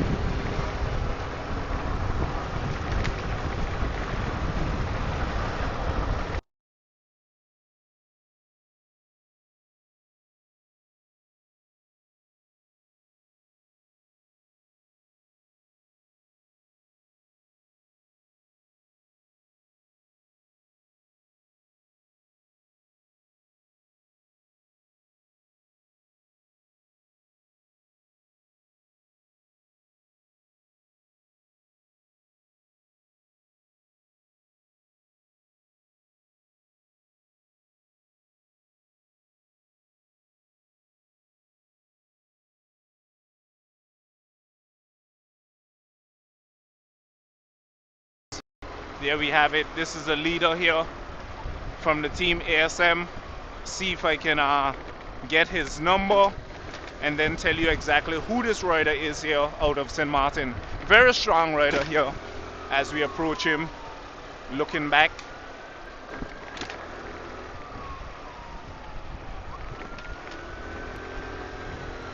Okay, that would be number 722.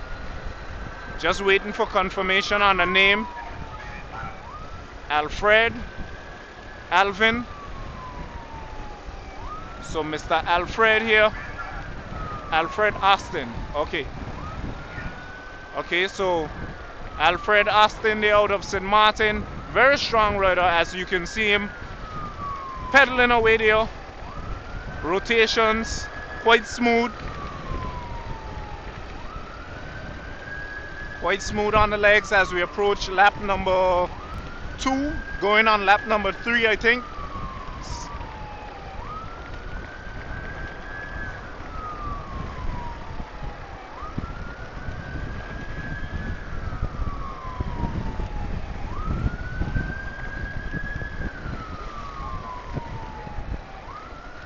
lot can transpire between now and then, guys, but depending on the strength of these riders, this rider, he can very well maintain this lead and take home the first place just like this. It's that simple. But it's not over as yet. 3 laps in, and Mr. Alfred still on the front end from the team ASM. Not seeing any of his rivals behind. Not seeing any of the competitors.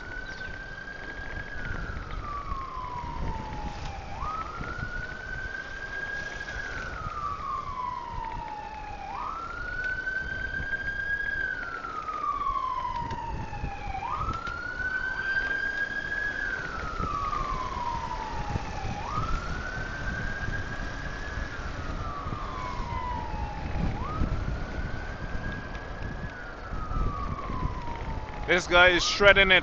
He is shredding it. I'm seeing that he's lapping one of the riders now.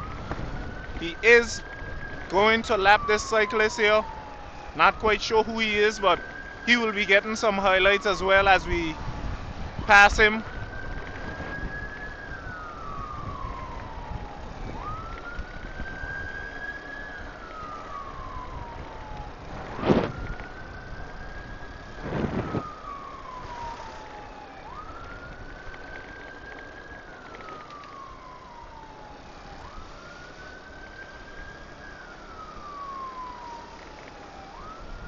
Quite a significant lead there he has on his opponent. I haven't seen anyone in visual sight there behind me, so he's potentially opening this gap bigger and bigger. Seems like one of the female cyclists there from the team ASM. Not sure what her position is. Number 735.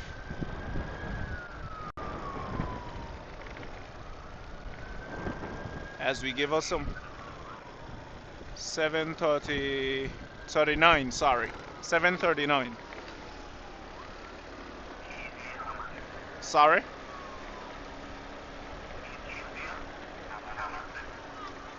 Can't really hear that name too well. Casey. Okay, so there we have it for Casey. She would have been the first female cyclist that we would have picked up here. So we'll give her a little highlight as we head on back up to the leader.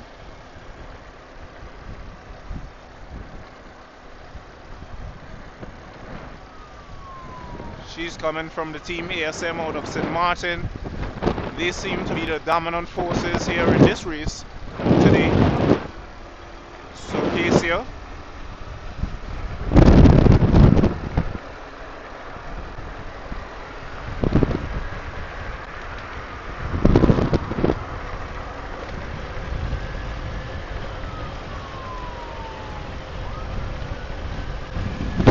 As we approach the start finish line here for lap number 4, if I'm not mistaken, going to lap number 5.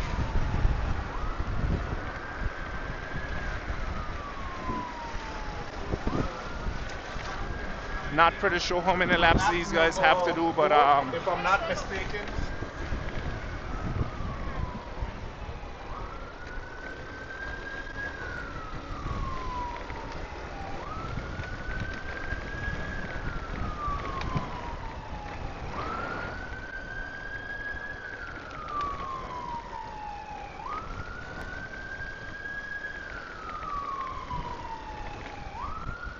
So guys, as you can see, as the race starts to melt down a bit, not much excitement because it's only one rider here on the front end, but this doesn't mean that he hasn't have his work cut out here for him. He do have some work cut out here for him out on the front end with the wind in his face. He certainly has to work to maintain this gap. Quite a significant lead. I'm seeing one of his opponents there on the front end Look like he's gaining in. This guy could potentially lap another one of the cyclists.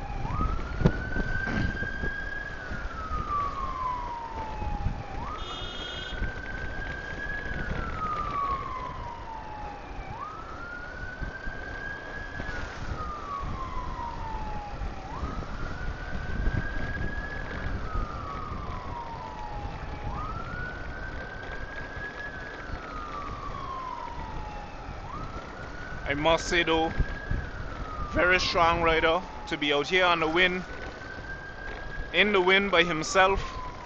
It takes a lot of grit, and he's looking very good thus far. The pace is about 35 kilometers, steady.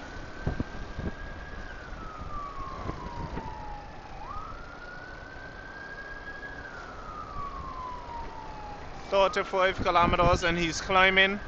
I'm seeing right now about 40 on the dash. Believe it or not, this guy is climbing in speed.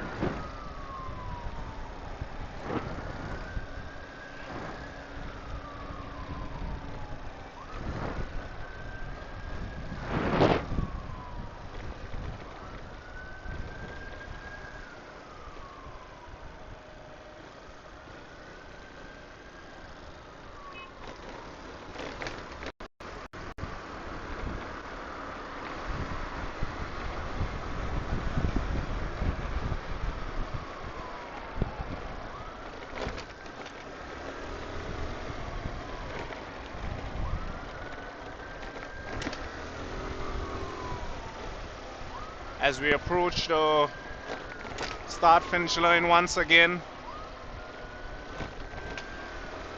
if I'm not mistaken, this should be lap number 5 completion, heading on into lap number 6. Not quite sure, haven't confirmed how much laps they have to do. Maybe 8, maybe 9 laps, not sure.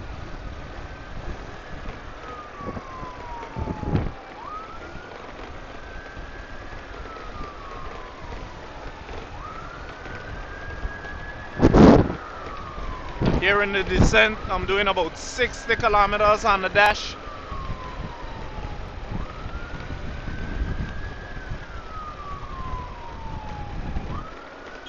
Certainly is turning some good bike gear. Just to confirm, what's his name once again? Number 722.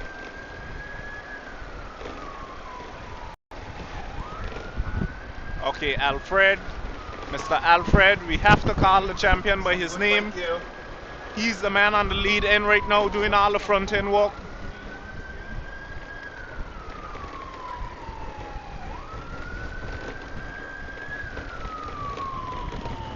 As Alfred approaches one of the riders here, he's going to lap another.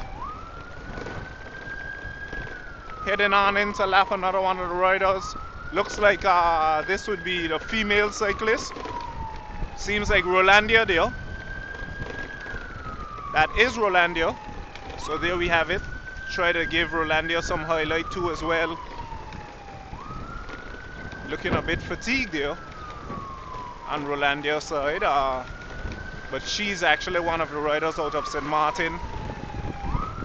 Rolandia would be the show-off's sister, the man Rolandio. I don't know if he's here today, if he's on the bike, but he's another one of those tremendous cyclists that comes over to Anguilla every now and then and really put on a show for us. I call him the show-off, but his name is Rolandio Lake. Very, very good rider.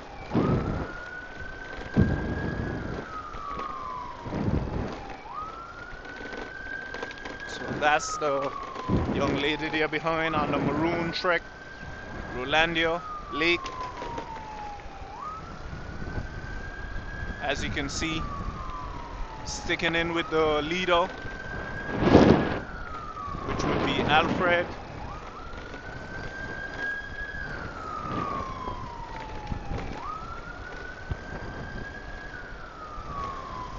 So guys, as the window starts to wind down, going into the ending of the party, I don't know, but I think it would be safe to say in my predictions that this is how the race will end. How it started, it will finish with Mr. Alfred jumping on out of the hole in front and maintaining his lead.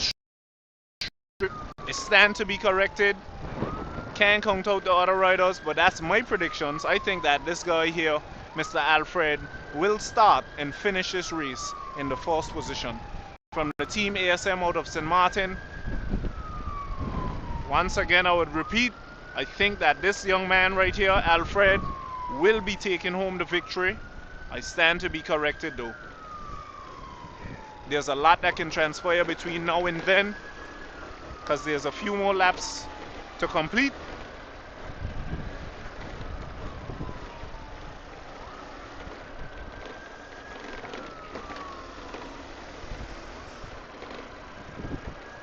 Seems like Rolandia would have gotten a little bit of motivation there as Alfred caught up to her, doing a bit of rotation back and forth.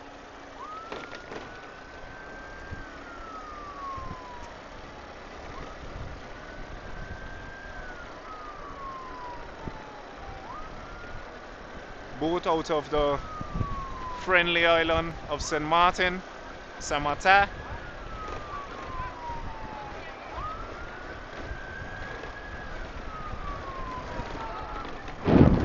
No visual of the other cyclists behind. No visual, absolutely.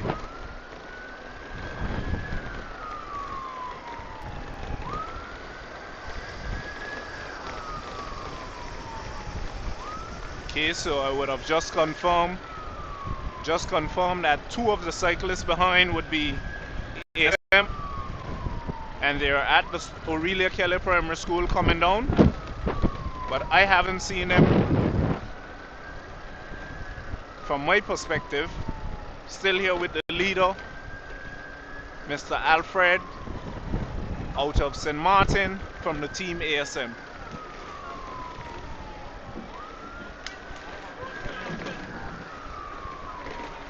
From my perspective, still here with the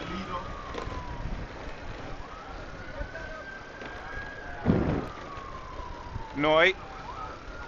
No signs of them as yet, because we have the turns, so no signs of the riders, but as I would have mentioned, still here with the leader.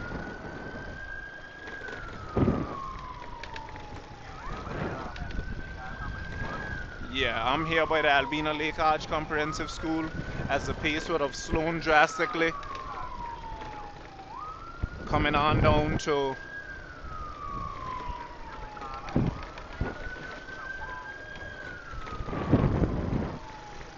take a little look back to see if I'm seeing any of the riders. Okay, there we have it. I'm seeing the riders now. Those guys are coming up.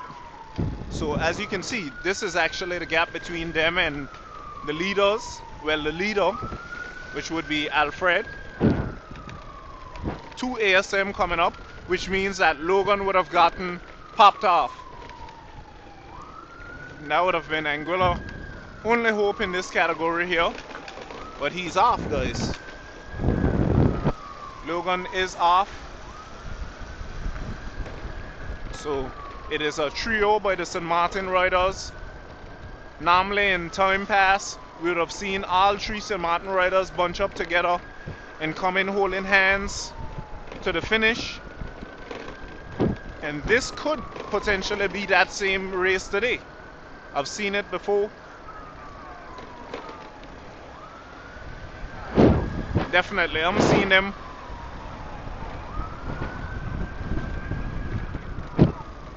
Yep, they're coming up right now. I'm actually seeing them. 2 of the ASM riders there, really striving to bridge this gap. I'm pretty sure that the teammate, once he sees them coming and he recognizes that is his 2 teammates, he'll wait for them, and then you'll start to see the tempo is on, guys. So that's the gap there, as you can see.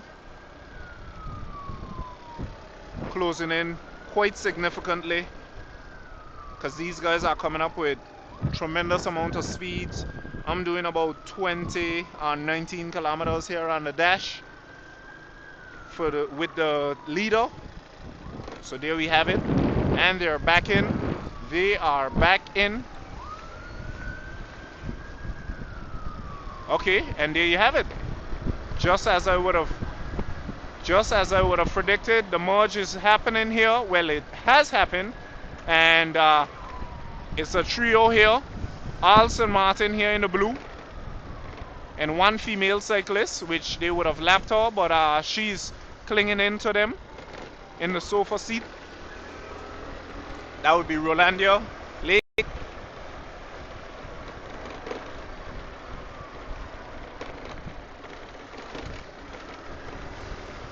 So there it is, guys. I think we could consider this to be a wrap for today with these St. Martin riders. I don't think any of the opponents will be coming back in. In my few years of being around the sport, I would have seen this play walk out time and time again. Once those ASM guys get out on the front, I could personally say it's punishment for whoever is behind you. These guys are very tactical. They know exactly what they're doing. There's no nonsense. And when they come up, they come to show up and show out. The team ASM out of St. Martin, I must commend each and every one of the riders. So let's give a little rundown on who is here in the party right now. So we have the man Alfred. We have the man Lance. They're in the middle. And not remembering the name, number 723.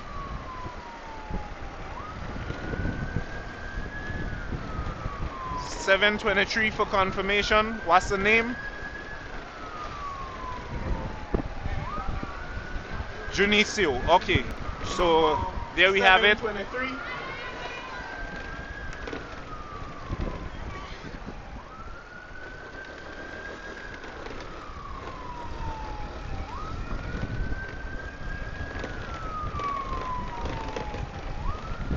Well, good eyes here, Cuts, and everyone riding a specialized machine here. The top 3 riders on specialized bikes. As he would have said, if he didn't know, he would have said that each and every one of them is sponsored by Specialized, which I don't think so, but I think that's just the case that the teams prefer to ride these machines. Right now, grinding hard away, Darren. Passing by stoplight. At some point in time, it seemed like they're willing to pass the police vehicle. Okay, so that's it for Rolandia. I think she had enough. So the elastic would have She's stretched fall off a little bit. That's okay, it. Darren, I'm seeing yes, Logan. I think Rolandia Looks like Logan. enough. He's just passing the Albina Lake Comprehensive School right now, coming up. He's still rolling, coming. He hasn't given up. Okay. So, sounds like Logan is trying to get back in this party. Buried down. Let's see how possible it will be.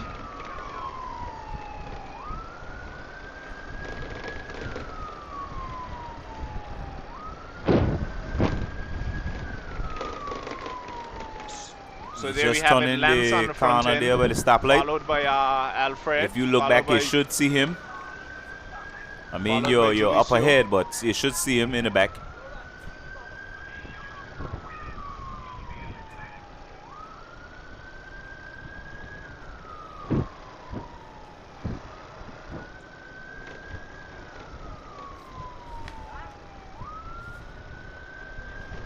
Right now, you can see that the guys, the tempo has eased a little bit. Yes, I'm doing right now about 30 kilometers on the dash here. 25, 30.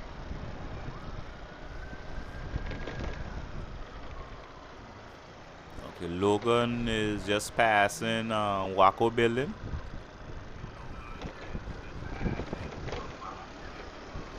Okay, so it seems like with a little bit of information, Logan is actually coming back in. Here in the distance that he is behind, he looked like he's coming back in. He's I would have looked mashing back, the but I pedal, just haven't seen him passing as yet the for the hospital turn. gap right now. But it sounds like... Okay, Logan is passing the hospital, which means he's gaining. He's gaining a little bit. But on this descent, the gap will open back a bit for Logan. And these three riders...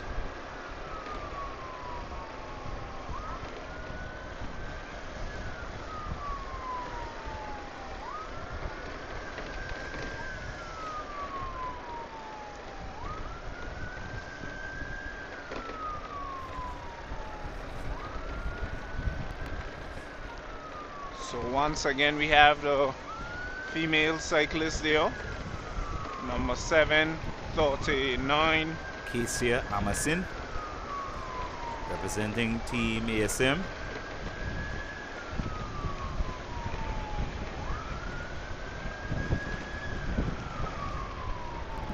Logan is just passing Stony Ground Primary School right now. He's going over the last speed bump.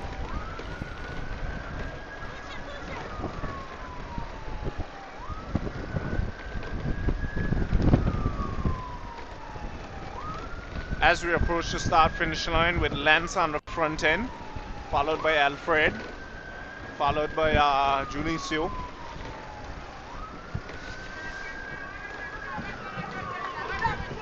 As the positions remain, ASM for the first three.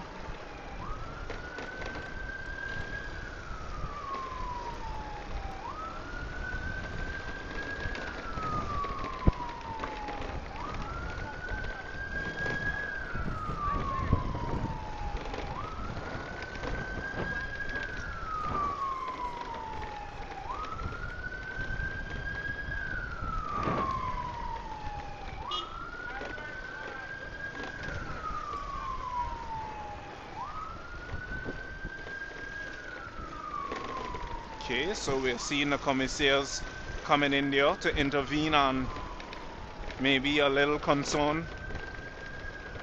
I don't know if it's the feeding aspect of it, but the commissaire would have intervened there on something.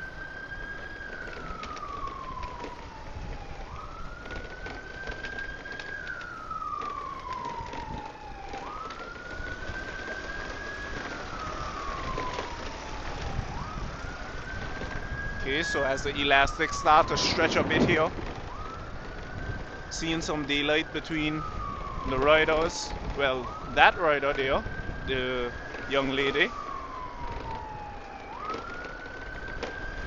Logan is just passing the gas station, Darren, so you can get an idea how close he is.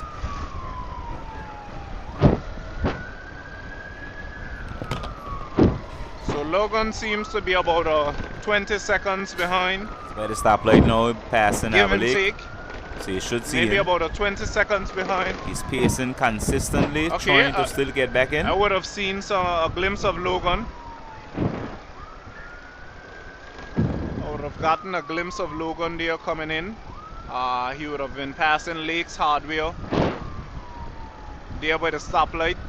And these guys are here by the Anguilla Latry outside the hospital gap. Steady tempo. These guys are doing about, I would say, 40 kilometers steady. The pace would have kicked up a bit, ramped up.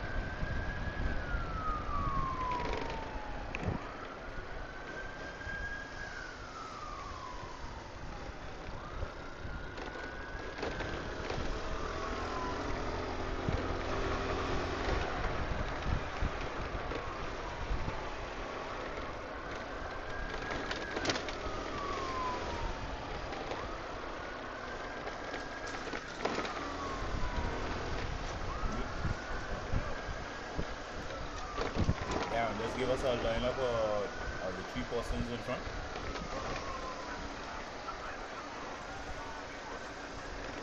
Okay, so we have Alfred, followed by Junicio, followed by Lance. Seems like Alfred, Junicio is having some mechanical. His chain is actually wrapped up.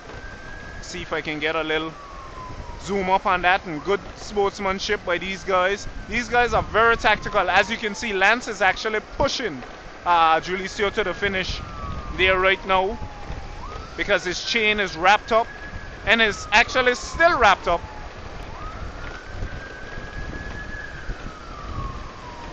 Chain is off. Look like it would have gotten caught between the small chain ring and the frame of the bike.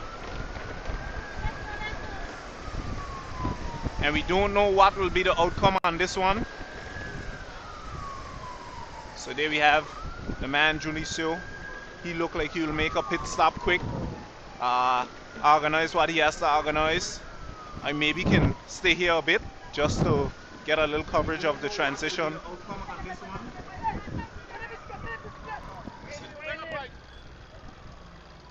have the man Junicio.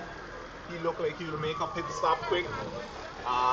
Organize what he has to organize. Okay guys, I'll head on back up. Think that would have been enough coverage there on his behalf. He's more than likely gonna come back into his teammates.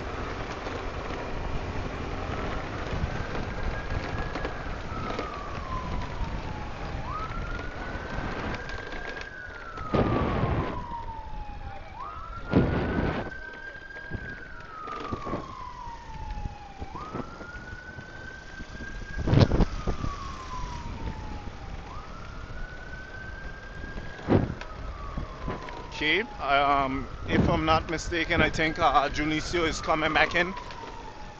I'm seeing someone there in the rear view.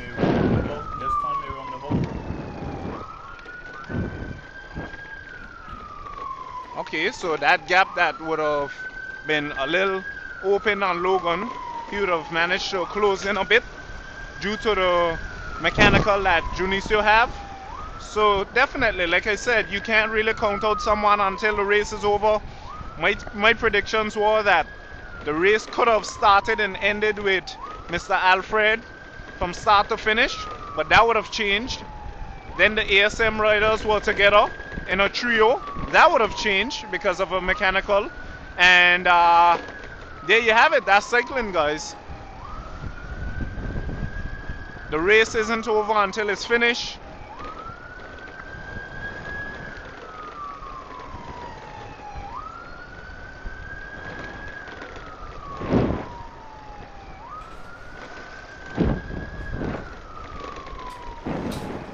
Logan passing, I believe.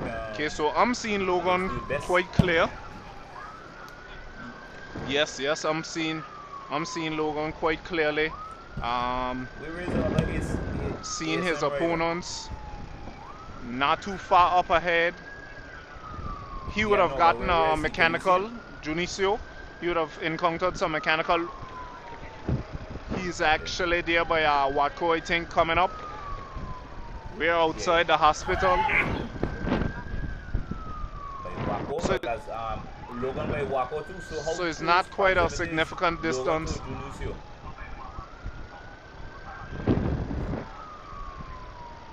Logan and Julicio probably is about maybe 10 seconds between each other.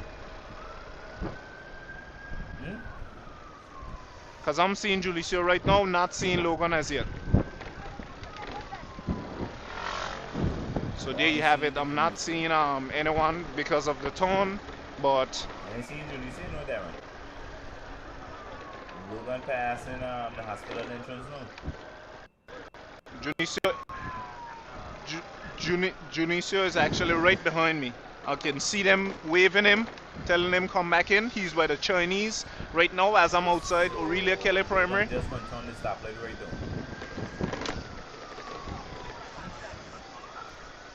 Okay, so Logan has about a 10-second gap behind these riders. They would have slowed drastically to get their teammate back in, giving Logan a little advantage there. Okay, I see, as he can close back in a bit.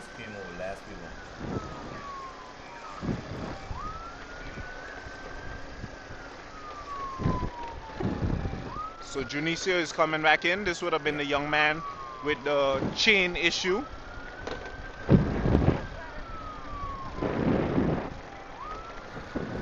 and then you'll see the pace ramp right back up again. Just give it a second, you'll see the tempo back up as Lance starts to step up the tempo. I'm doing about 60 kilometers right now on the dash, but they're stringing off Junicio. He's in a small chain ring, so his cadence is very, very high there. Seems like he has to go up in the big chain ring, doing a lot of cadence. His legs is turning over at some high RPMs. His teammates are stringing him off. Darren, what's impressive with this 3-man break is the pace that these guys are rotating at, the organization, the posture, the cadence. I think this is impressive.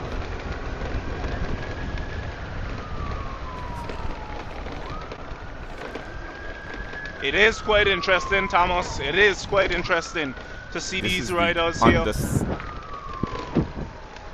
And I'm seeing Logan. Logan is actually coming around the turn right now. Darren, this could be interesting. This could be very, very interesting because I haven't heard the bell rung. I haven't heard the bell rung as yet, which means Logan still has hope. It could be that Anguilla rider could come back into Darren, these guys, give or take. And if that does happen, then we can potentially look see at a the sprint to the posture finish of here. the number one cyclist. Poetry in motion. Look at the cadence. Look at the smoothness of his rotation. Look at the way his form is on the bike. I think these guys are properly fitted on the bike. It appears as if they are properly trained. Again, the way these guys are riding it appears to be poetry. This is very impressive. Coach. Well, Thomas, I can give you a bit of rundown here. This young man right here with the vitamin water going in his back, that is actually Lance, which would be Dei's son. So no doubts that this young man, Lance, is a good rider. His father was a cyclist and still is very much involved in the cycling arena. So you definitely can see something good coming out of this young rider here in on the green Specialized, which would be Lance. The other young rider, I'm not quite sure of his background. First time seeing him here in Anguilla, but I can say by seeing him, looking at his form, his posture, and everything, he is a strong rider for today. One of the best riders for today. He was actually the leader for quite some time. Without any effort, he was just pelting some bike today. So Alfred and Lance, these are your two leaders for today from the team ASM out of St. Martin. Lance needs no introduction. He's no stranger to over here in Anguilla. We saw him many of times doing what he does best. His father is a very proud father. Every time we hear him, he always speaks about his son. But quite a significant team effort there by Lance, number 723 on the lead end right now. As these guys approach the police vehicle, I don't even think the vehicle has enough speed for these machines here, as they are clocking about 60 kilometers, believe it or not, and it will ramp up as they go down this descent going into the start finish. Haven't heard the bell rung as yet, which means that we're not on the last lap. One more lap to go.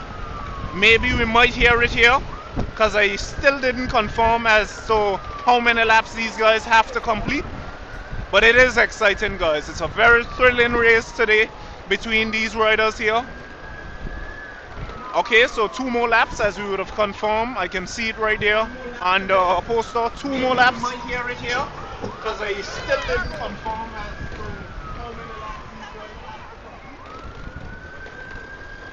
have. Darren, I've seen a lot of smart riding because they slowed up for the teammate to rejoin, but at the same time, Logan was coming in.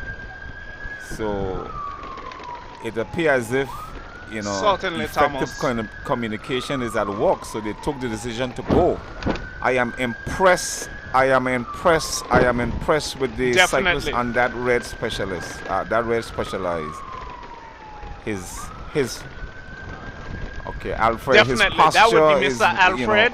seems to be one that has the ability, if as long as he's disciplined and has the ambition to go to the next level. The way he's driving that bike, his cadence, his rhythm, a complete cyclist in the making. That's what I can see.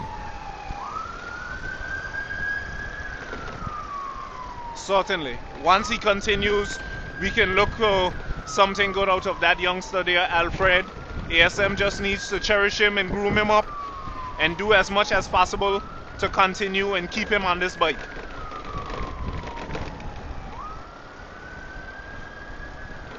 Once again, guys, we're here with the under 17 category.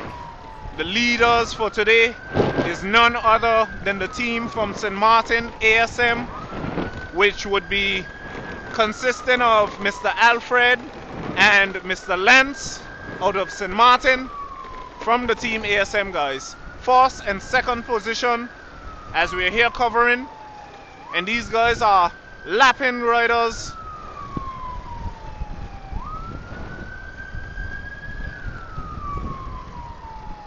At certain points, it doesn't seem like a police vehicle has enough pep to keep out of the way of these riders.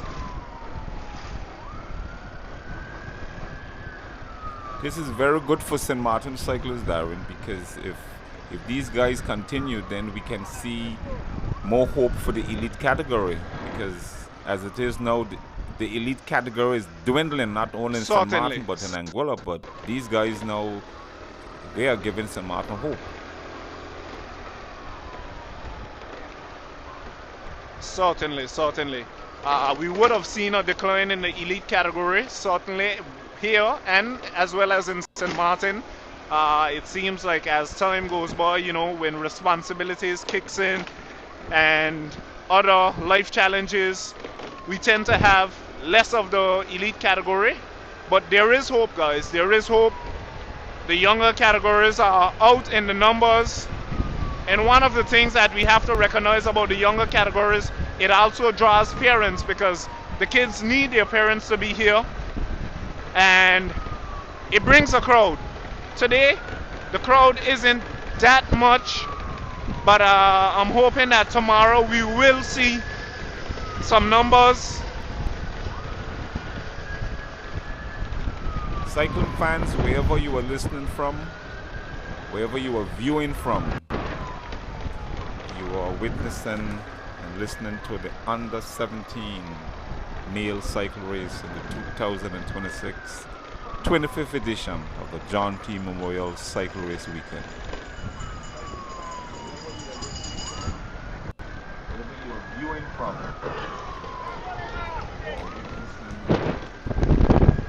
just confirm down, we have one more lap to go. One more lap, correct. One more lap for these riders. I think it's safe to say right now that this will be ASM's race. Not sure in the order in which it will take place, but I think it's safe enough for me to say that this is a ASM race for today. From Team St. Martin in the under 17 category, Team ASM will be taking home the victory, first and second place. Not sure what is taking place there behind me. They would have had first, second, and third, but I don't know if that is still the same. Well, it is still the same for now, because I'm still seeing Julian, I think is his name. He's behind here, so ASM is still remaining with the first, second, and third. It would have split up a bit, but the order has still remained first, second, and third for the team ASM out of St. Martin. Okay, Darren, we have it's coming very close. Logan is up half his seat, And just letting you about to guys know, bridge the gap. He's up half his seat, putting in a lot of effort.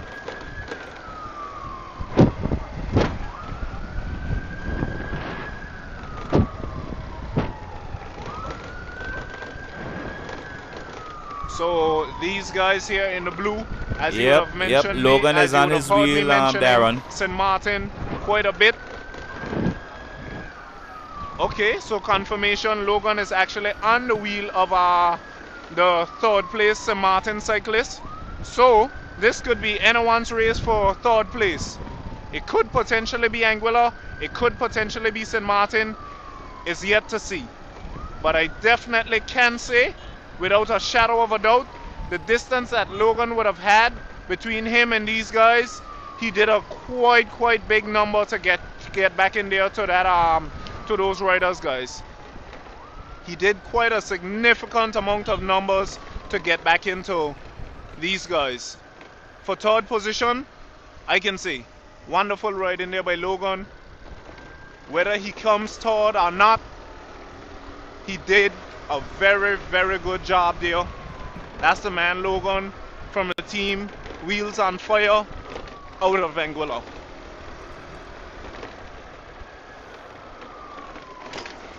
So it's gonna be an exciting finish. I don't know if these two riders out of St. Martin from the same team, which is ASM, will sprint it to the finish, or they'll just decide who will take home the victory. But what I can say without a shadow of a doubt, guys, this is a wrap, and St. Martin Get down here, have a little shaking in the back of home. here.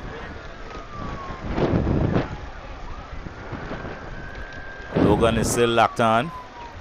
I think the guy is still having a little mechanical issue as I realized from early in the race after he stopped he's on small plate.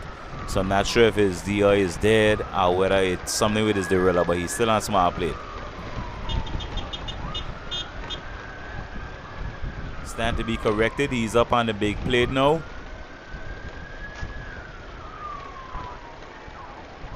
We just passing the stoplight.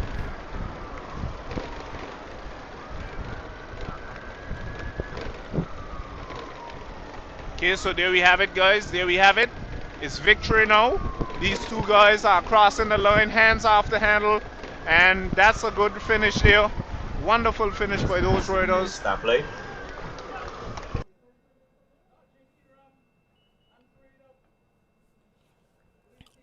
Okay, everybody, Prem School. I'm going over the last two speed bumps. Off the handle.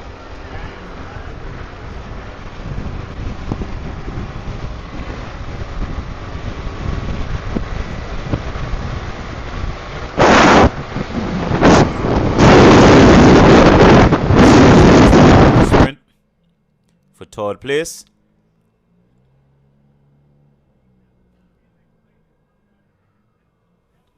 An exciting one, guys. This is definitely gonna be an exciting one between those two riders, Logan and the ASM rider, Julian. Coming down the hill now.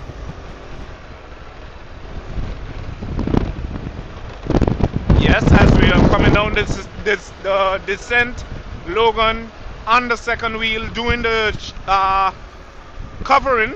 Okay, sprint would have Sprint is gone off. a little early. I think Logan has what it takes to overtake him, but it doesn't look so. Doesn't look like Logan has what it takes in the tank, but I can say he did a significant number to come back in there. Wonderful finish there. Good finish there. 1, 2, 3 for the team ASM. Secured fourth place. ASM 1, 2, 3. Congrats to you guys. Wheels on Fire, fourth place. Congrats to you too.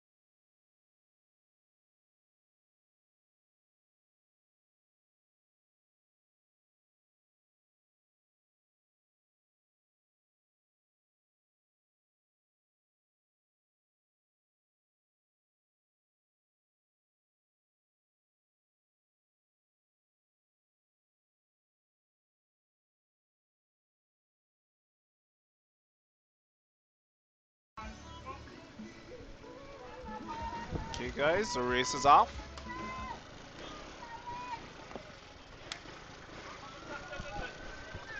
Whoop.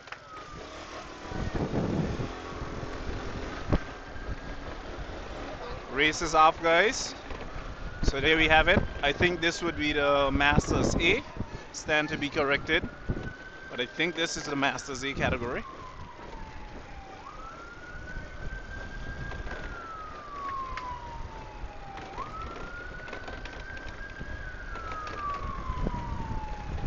And the race is off.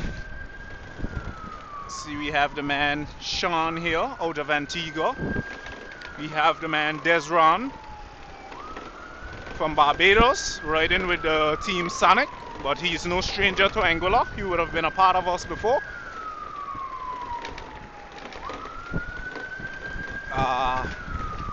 Here we have another one of the riders from the team Sonics, 513. Seen a rider up there on the front end in white, 514. Not quite sure that rider's name, but I guess as we start to mellow down into the race, I'll get confirmation on who is who.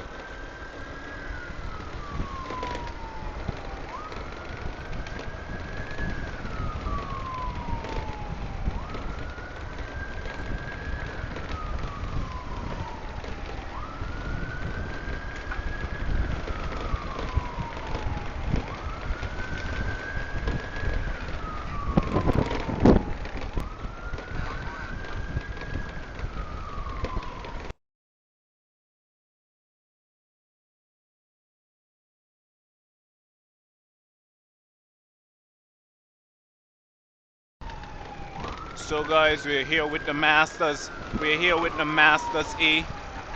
And these riders here still bunched together. Have the man Kiva there in the sofa seat out of Anguilla. Out of Anguilla. Then we have Mr. Sean out of Antigua in the red, which would be 518. Then we have number 516 out of St. Martin. Two of the Team Sonics riders, Desron, and number 513. And then I'm seeing number 514. Think by the look of it, I'm not quite sure which jersey that is. Number 514. Okay, attack there by the man Desron from the Team Sonics. Team Sonics with an attack.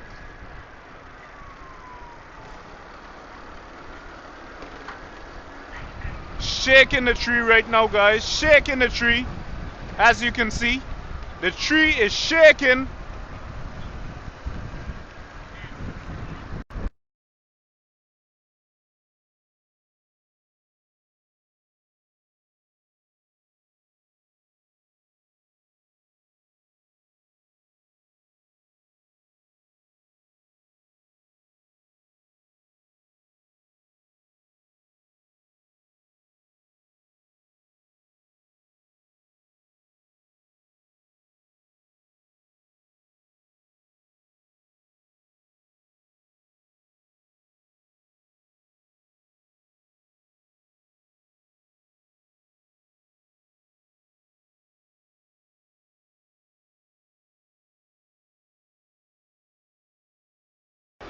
Look at trouble here today. Look at trouble here today as Sean jumps out. This is trouble here. Desron would have laced an attack. Seems like these guys are feeling the aftermath of that earthquake from Team Sonics.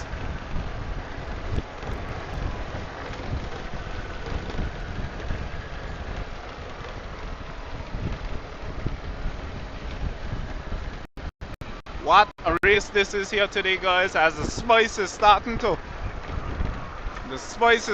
scent up in the pot. Pot is starting to cook. The bunch is back in again. Scent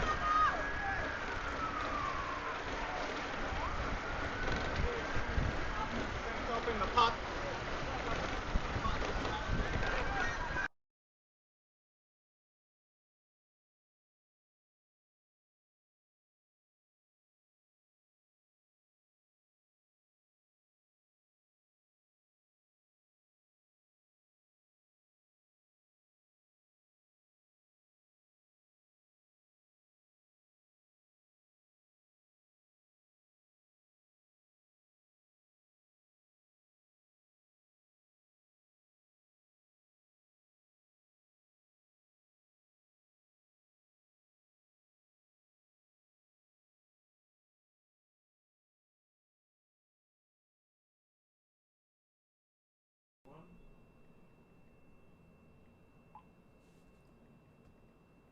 Okay, right now on the Master C, the control is being handled right now by Raul Rodriguez.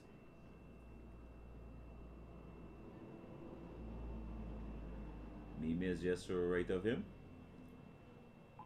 Nice steady tempo as they going over the speed bumps.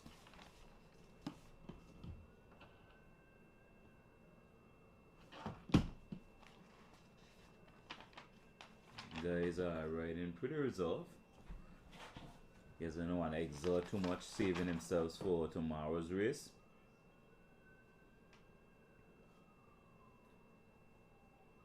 You have a Team Sonics rider on the back, number 395. 305 is that? 395.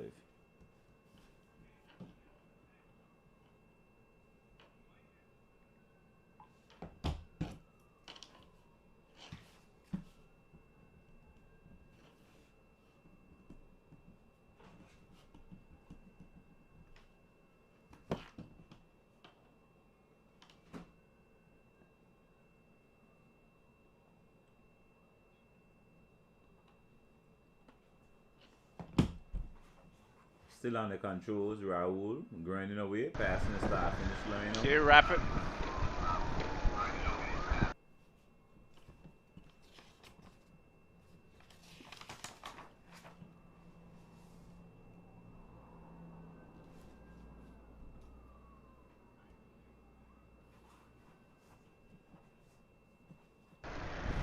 Okay, there we have it. Kiva would have responded to this one here because it doesn't seem like no one is really trying to do anything, but we have Sean and one of the Team Sonics riders. We know for sure Desron won't be doing anything because he has a fighter in the game. So all he has to do is follow, chase.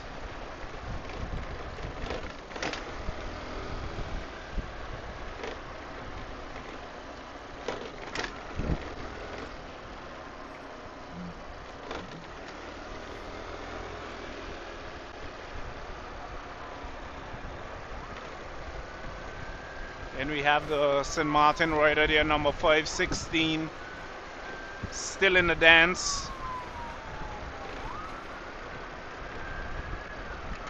Riding very good there.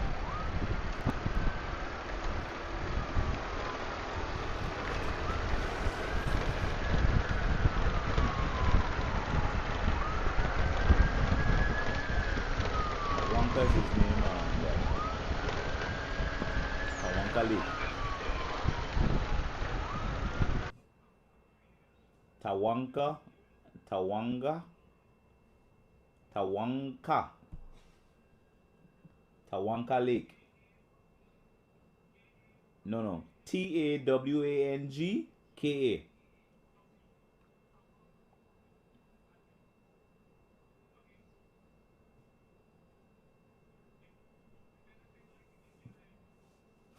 Yeah. Correct.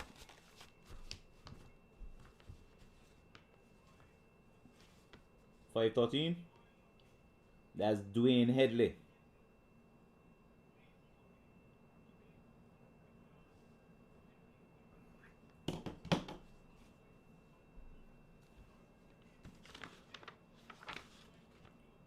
$5.14 is Newell Mac, Antigua. Newell. Yeah. That is wrong. Yeah.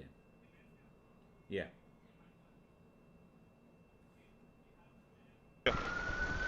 Okay, so we have the man Sean out of Antigua there on the front end, followed by Dwayne, followed by Tawanga, I think, stand to be corrected, followed by Kiva, followed by Mac. Newell.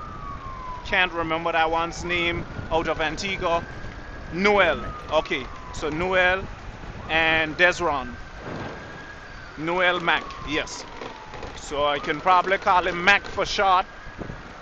But Noel Mac is the name out of Antigua there.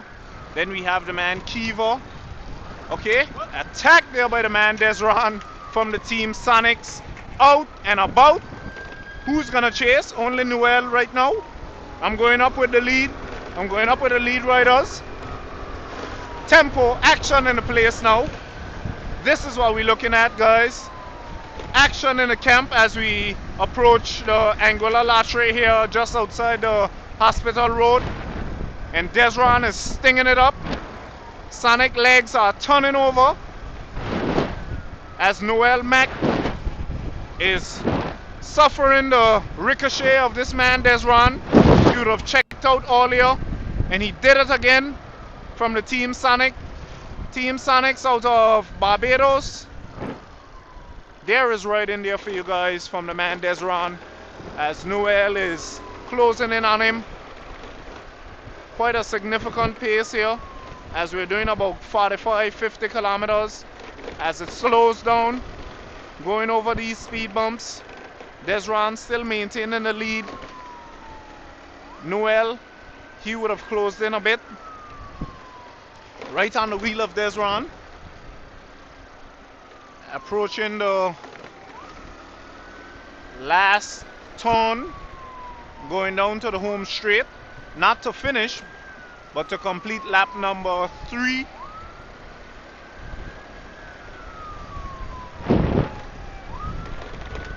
This is cycling here for you guys from the man Desron out of Barbados from the Team Sonics.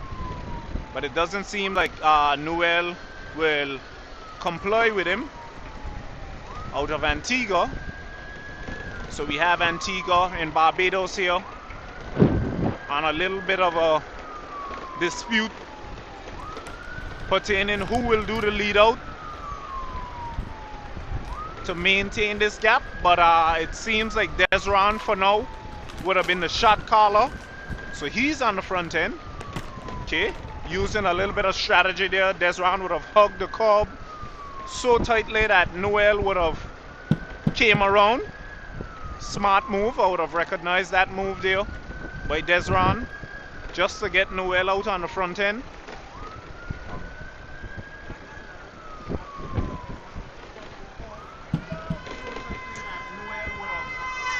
Came around. Smart move. So there it is, guys. I'm here with the Masters A. We have the guys right back in there again. The guys are back in. Seems like Dwayne from Team Sonic and Sean. And then I'm seeing Kiva and Tawanka. Not sure if I'm pronouncing his name correctly, but Tawanka, he's there as well, out of St. Martin. So Kiva is back, Tawanka is back, and it's all bunched back up again. So we have in total 6 riders. Antigua, number 514. Mac is on the front end, followed by 512, which is Desron out of Barbados, followed by 513, which is cannot remember his name. Dwayne Headley. Dwayne, correct?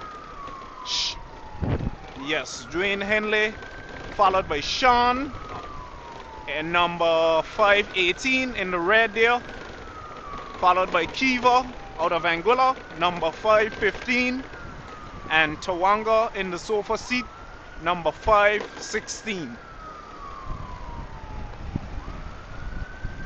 So guys, as we are approaching Waco here in the Stone Ground area, as we make our way to the turn there by the stoplight and down the Aurelia Kelly Primary School for completion of, I think, lap number 4.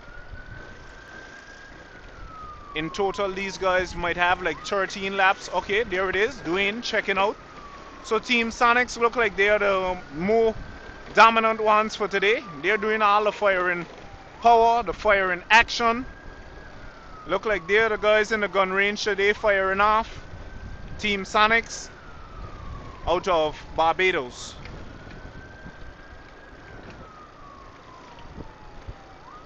And mind you, this is not any paper shots. These guys are hitting no blanks. These guys are hitting some serious shots, Team Sonic, between Dwayne and the man Desron from Team Sonics.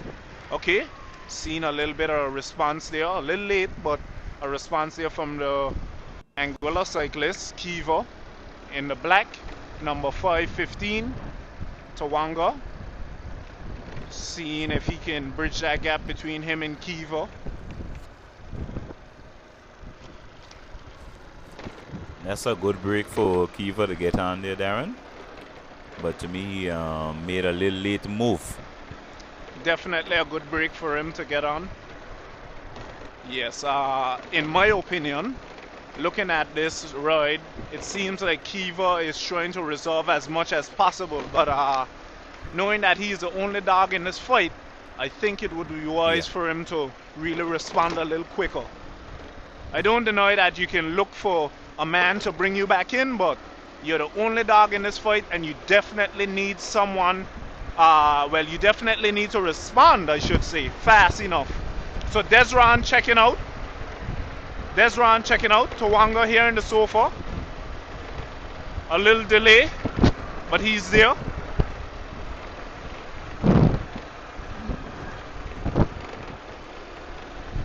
So Kiva suffering a bit of the aftermath from that late response there with those guys.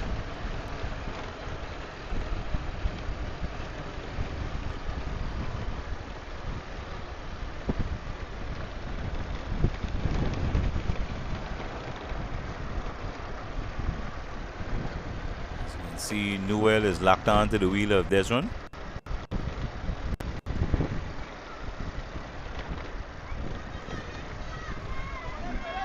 Noel, he's Yep.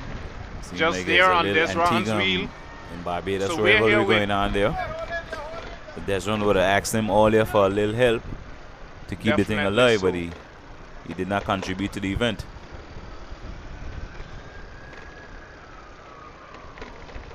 Kiva is definitely paying the price for that late response there, as he's between two predicaments. He has Antigua and Barbados up there in the front, and he has Barbados and Antigua as well as St. Martin there behind. As you can see, Kiva is paying the price for that gap that he would have left open, trying to bridge it for third position, but it doesn't look like it's possible. So what he'll do is he'll probably retreat, reserve some of that energy, and hope that those guys bridge back the gap to first and second. But I must say the gap between Sean and Dwayne has opened significantly. I can still see them up ahead, but it has opened significantly between them and Kiva, as he would have tried to close the gap.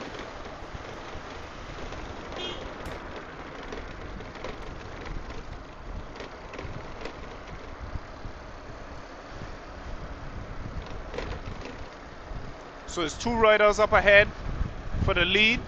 Maybe I should go on up there and get some highlight, but I'll just wait on up, as Desron seems to be closing the gap for the third position that Kiva would have checked out for.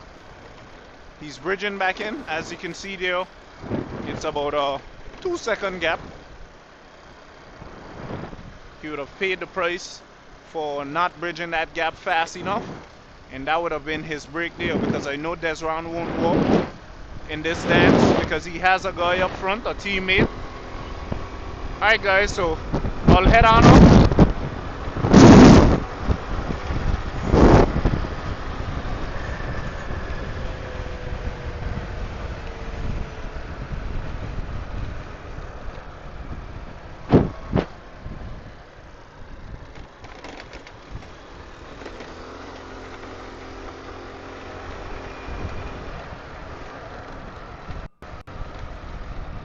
Heading on up, see if I can get up to the lead group. The leaders is a lead of 2, which would consist of Antigua in Barbados, the man Dwayne, alongside the man Sean out of Antigua. Sean is no newcomer to this thing. From Antigua, he would have had some races well here in Anguilla.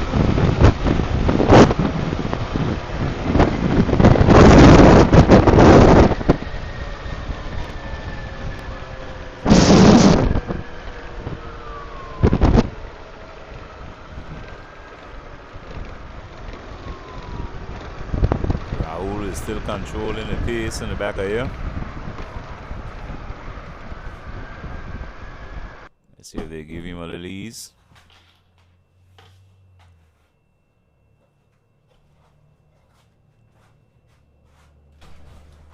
Okay, Sedwin.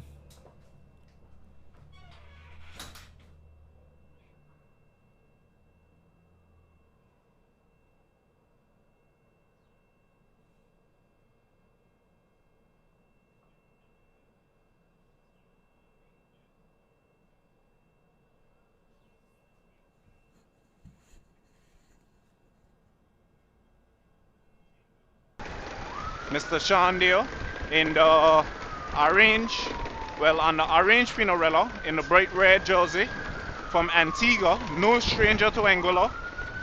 We would have saw him many times here participating in the John T. Memorial Race. Then we have the man Dwayne from Team Sonics out of Barbados. Seems like they're catching up on the Masters B category, because I would have seen the Masters B up ahead.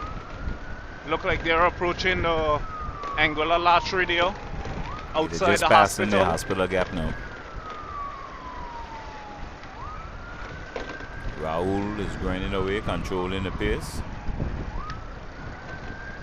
Follow by Sedwin and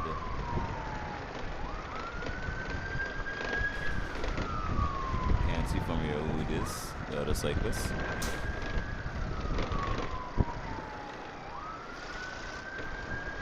So these guys are definitely doing it big here. Mr. Sean out of Antigua alongside Mr. Dwayne out of Barbados from the Team Sonics.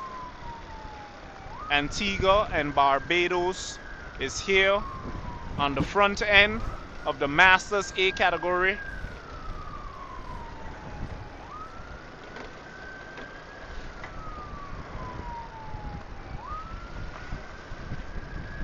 As we approach the hospital gap there, these guys are traveling at about 40 kilometers, 39, 40 kilometers. How was the here gap on looking the dash. between of Sean and the chase group?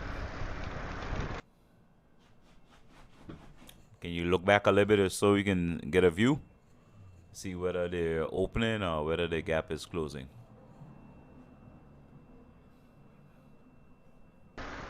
Chase group might have about a 30 seconds behind in my estimate, give and take. Sean and Dwayne, I would say, is pelting some serious bike out here.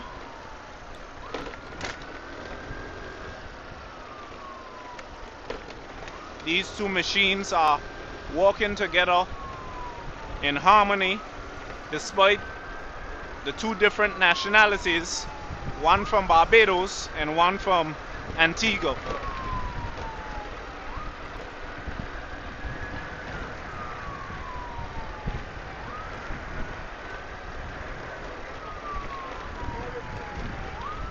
Sean on the nice bright orange Pinarello, and we have the man Dwayne out of Barbados on the nice camouflage looking tie-dyed S-Works Specialized.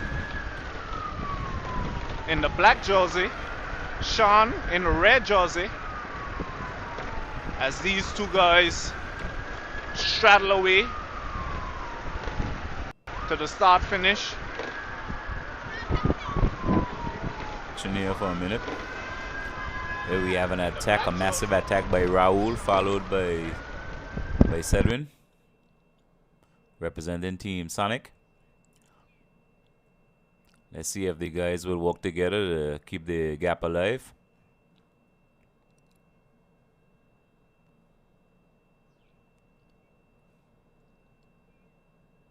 Sedwin has a little gap on Raul. Let's see whether they will work together.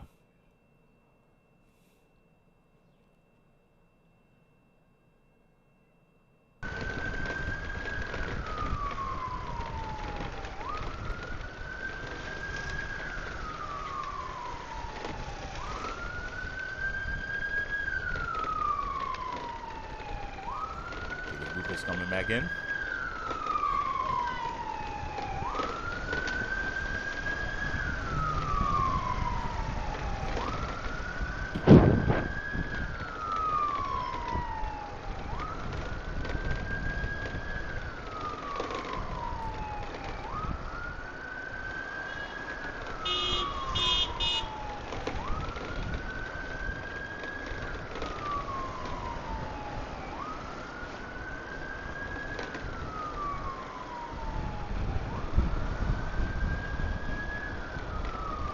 Up off his seat, trying to shut it down. So not much got. 2.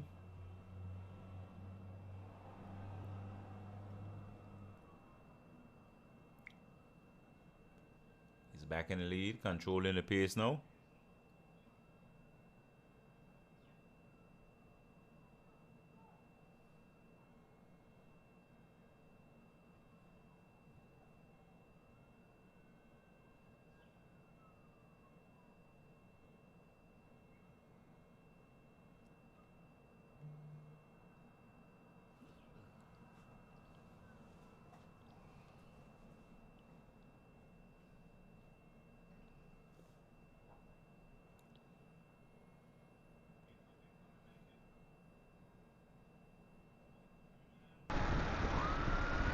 Okay, so there we have it. I'm here in the front with these two guys here still in the Masters A category, which would consist of Barbados and Antigua. That would be the man Dwayne out of Barbados from the team Sonics, and the man Sean out of Antigua.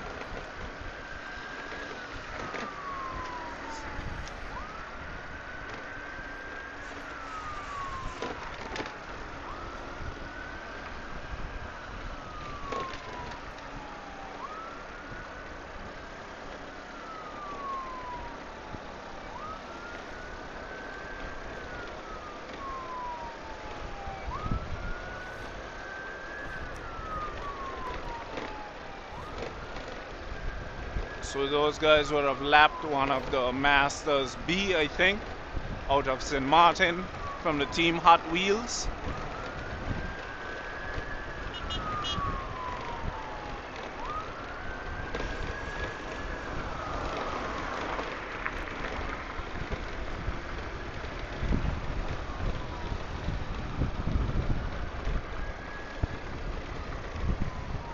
Seeing the commissaire coming in there. Not quite sure what he's trying to tackle, but we'll stay behind for now. Sorry for the little blind shot that we have. Okay. Okay, final lap sounds like.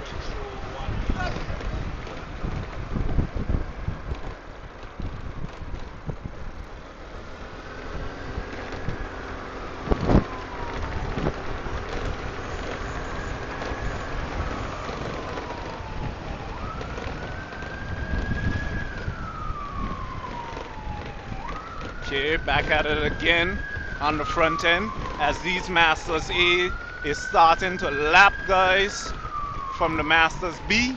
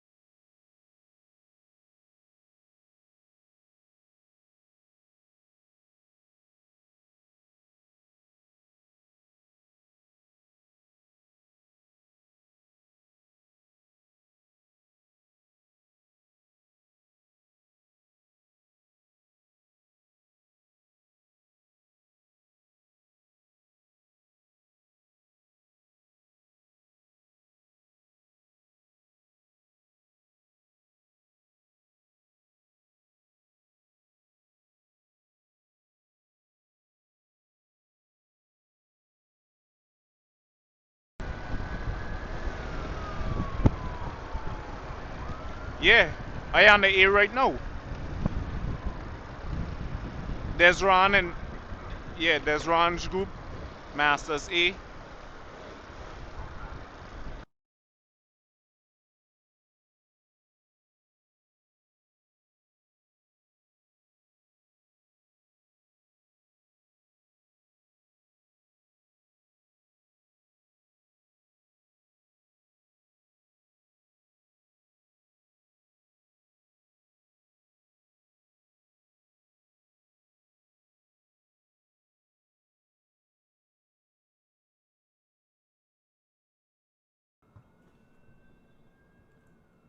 Feedback would have been radio.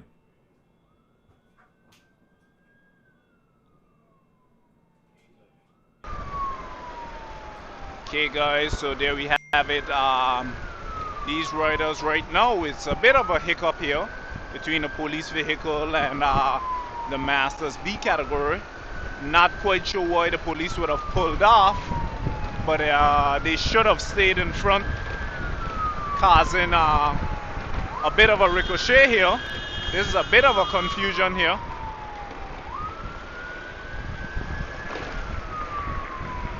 A bit of confusion here, but those guys seem to be going in to finish the group with Raul, and then maybe Sean and Dwayne is going in for one more lap, maybe. It looks so, that Sean and Dwayne for Masters A category. Okay, that would have been the bell for the Masters A. So Masters A has one more lap to go.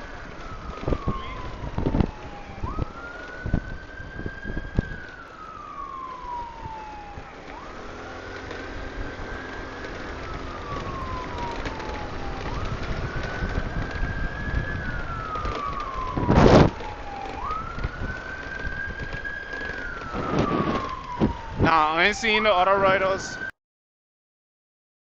Other riders as yet. No sign of the other riders as yet. These guys would have opened quite a significant gap here as I'm approaching Lake gas station onto the turn for the stoplight. No sign of their opponents as yet. So definitely it is going to be a sprint between Sean and the man Dwayne out of Barbados from the team Sonic.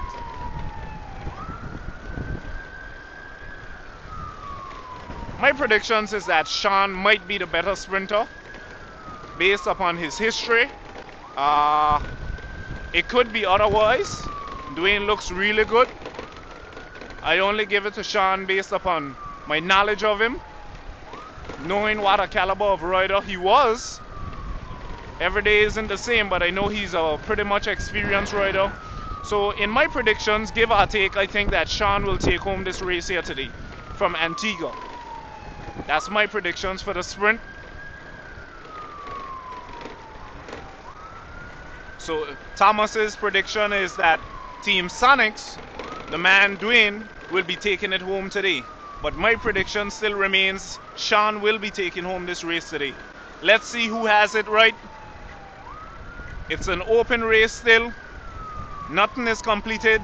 But the experience of that man Sean on that orange Pinarello in the red jersey, I think he can take it home.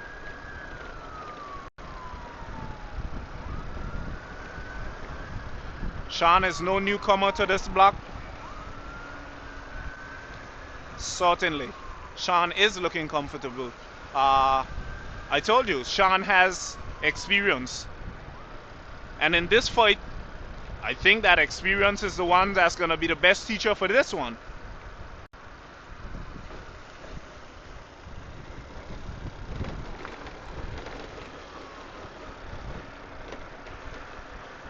So Sean, as he's here in the sofa seat, leaving Dwayne do the lead out. All experience there again, which I'm certain that he won't take a turn here on the front. My predictions is that he's gonna leave him lead this race out and then crack him right at the line, like what any sprinter would do. But sometimes you can see the man Dwayne launch out on the front and Sean can't come around. But I think Sean has what it takes to come around. He's looking quite relaxed there. Okay, so I'm seeing Dwayne ramping it up. Exactly what Sean would want. Okay, Sean is on his wheel. Sticking there, cat and mouse, right behind him. So providing that Dwayne jumps this sprint too early, guys, I can kindly say that this will be Sean's race today. Let's see if I'll be proven wrong, but Sean more than likely has what it takes to come around and beat this man Dwayne out of Barbados, Antigua and Barbados. And Sean is up and out of the saddle. Whoa, my goodness. Woo, woo, woo, woo. What a tremendous mechanical there. Sean would have missed it there. That's a sad encounter there by Sean. Sad encounter there by the man, Sean. Tough luck there from Sean. He would have faced a mechanical chain jump, and his bike was up and out of the air actually after terrain, after roads. That was a good save. I could have ran him over just now, but I definitely missed that one. That was a close encounter.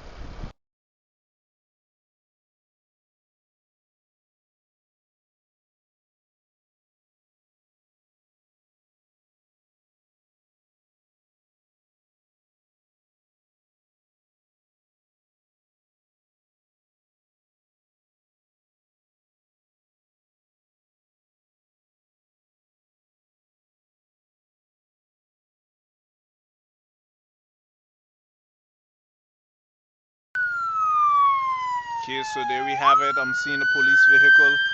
This is the continuation of the massless A category. I'm seeing Kiva.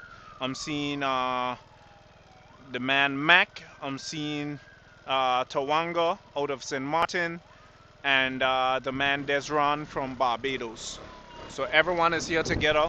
It's gonna be a big showdown for the third position. Anguilla, St. Martin, Barbados, and Antigua. So there we have. So my predictions is Desron for the sprint, Barbados coming in the third position. Let's see if I have what it takes to predict this one correct.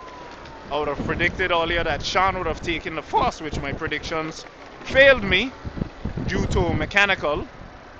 But well, I don't think Kiva has what it takes to finish this sprint. But I stand to be corrected still, you know. Let's see what will happen. If Kiva will make that strategic move to launch past these guys, is all timing. He's in the right position, but I think he has to keep on Desron's wheel. He has to keep on Desron's wheel. The man who stays on, listen, the man who stays on Desron's wheel in this sprint will be coming in to finish in third. Desron for the third, as my prediction served me. Tawanga for, let's say, fifth, and Kiva for the fourth position. Good ride by Kiva, close one there, but Desron would have still taken it home for the third place.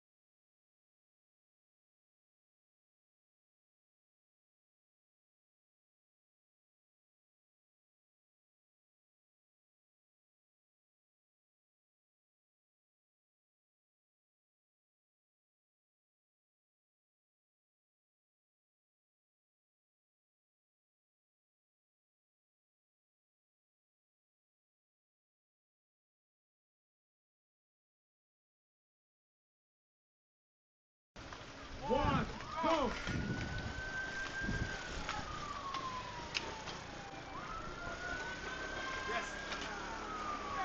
Okay, guys. That's right, with technology, one time for the one time. We got to go to man Johns on the time assistant.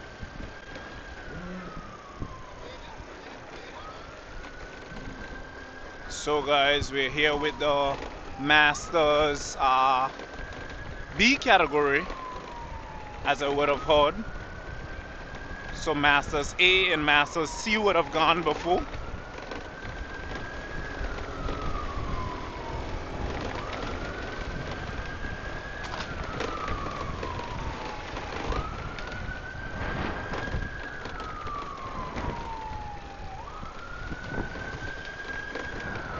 So the tempo is up.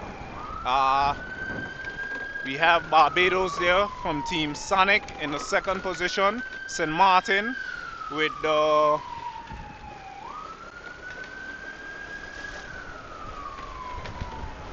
Sonic in the second position would be 213 Sonics under Cannondale. We have 234 from St. Martin. We have number 232. Not quite sure where he's coming from.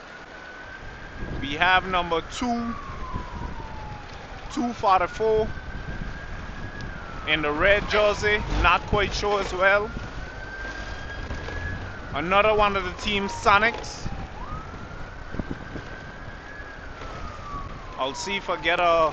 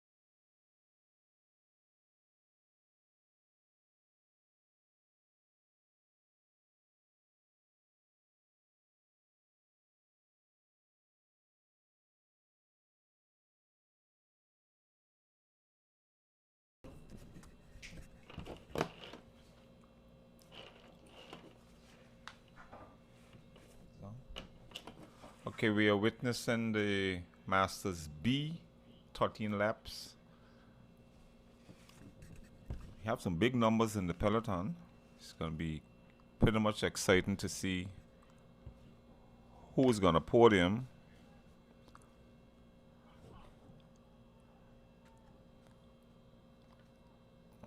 Okay, the race is pretty much still together, just past the Albina Lake Arch Comprehensive School, heading around Lakes traffic light.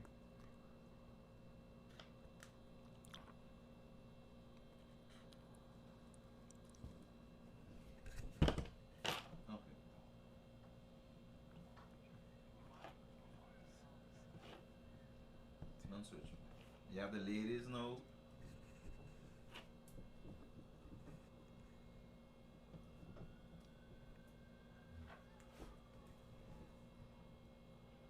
$309 and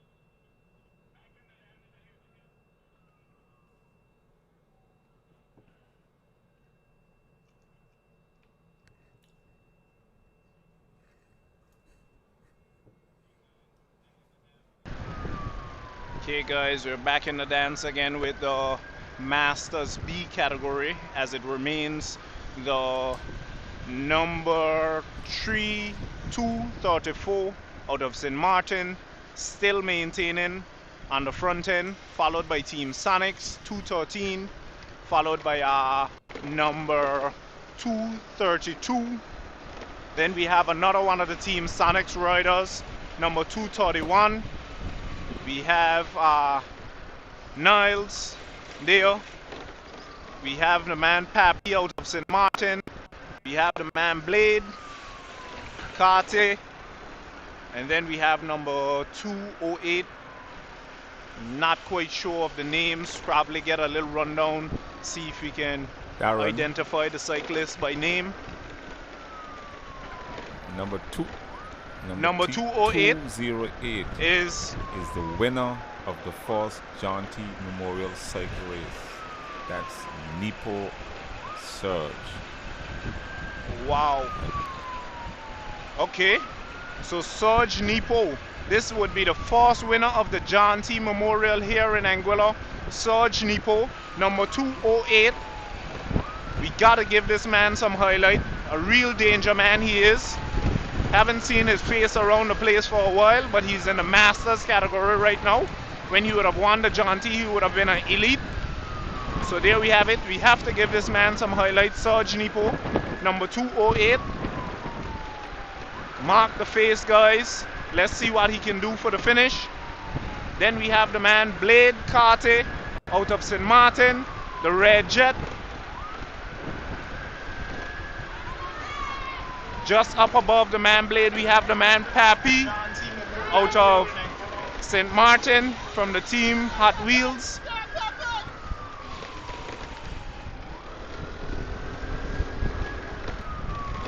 Then from there, up ahead of Pappy, we have the man Junior Niles out of Guyana.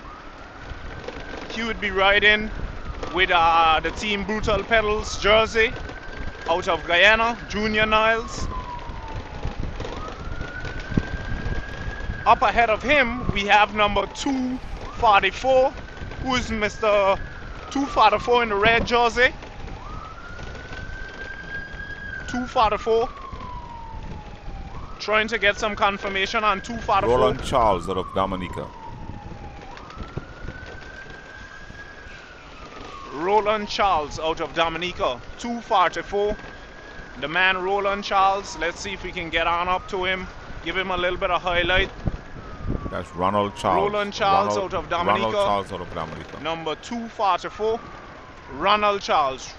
Ronald Charles, sorry about that. Ronald Charles out of Dominica. We have the man Junior Niles, as we would have mentioned before. Then I'm looking for confirmation on who is number 232. Number 232. Number 232 is Von Gomes out of Antigua. Von Gomes out of Antigua. Number 232. There in the blue jersey, the dark blue jersey. This man is out of Antigua, Bonds. Who we have for Sonics? number 231. Sean Right in Denny. front of me here, 231. Sean Denny.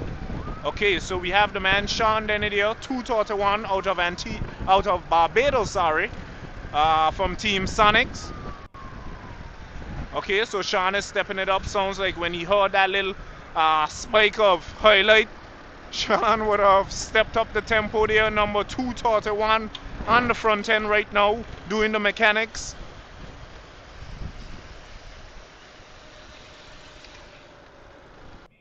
Giving the tone here. So Sean. Then I'm looking for confirmation for the rider out of St. Martin, 234.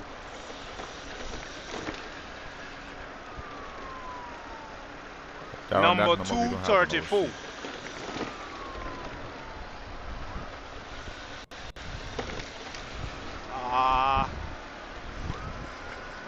Doesn't seem like we have a name for 234, but I can get something like that, I think, quite easy.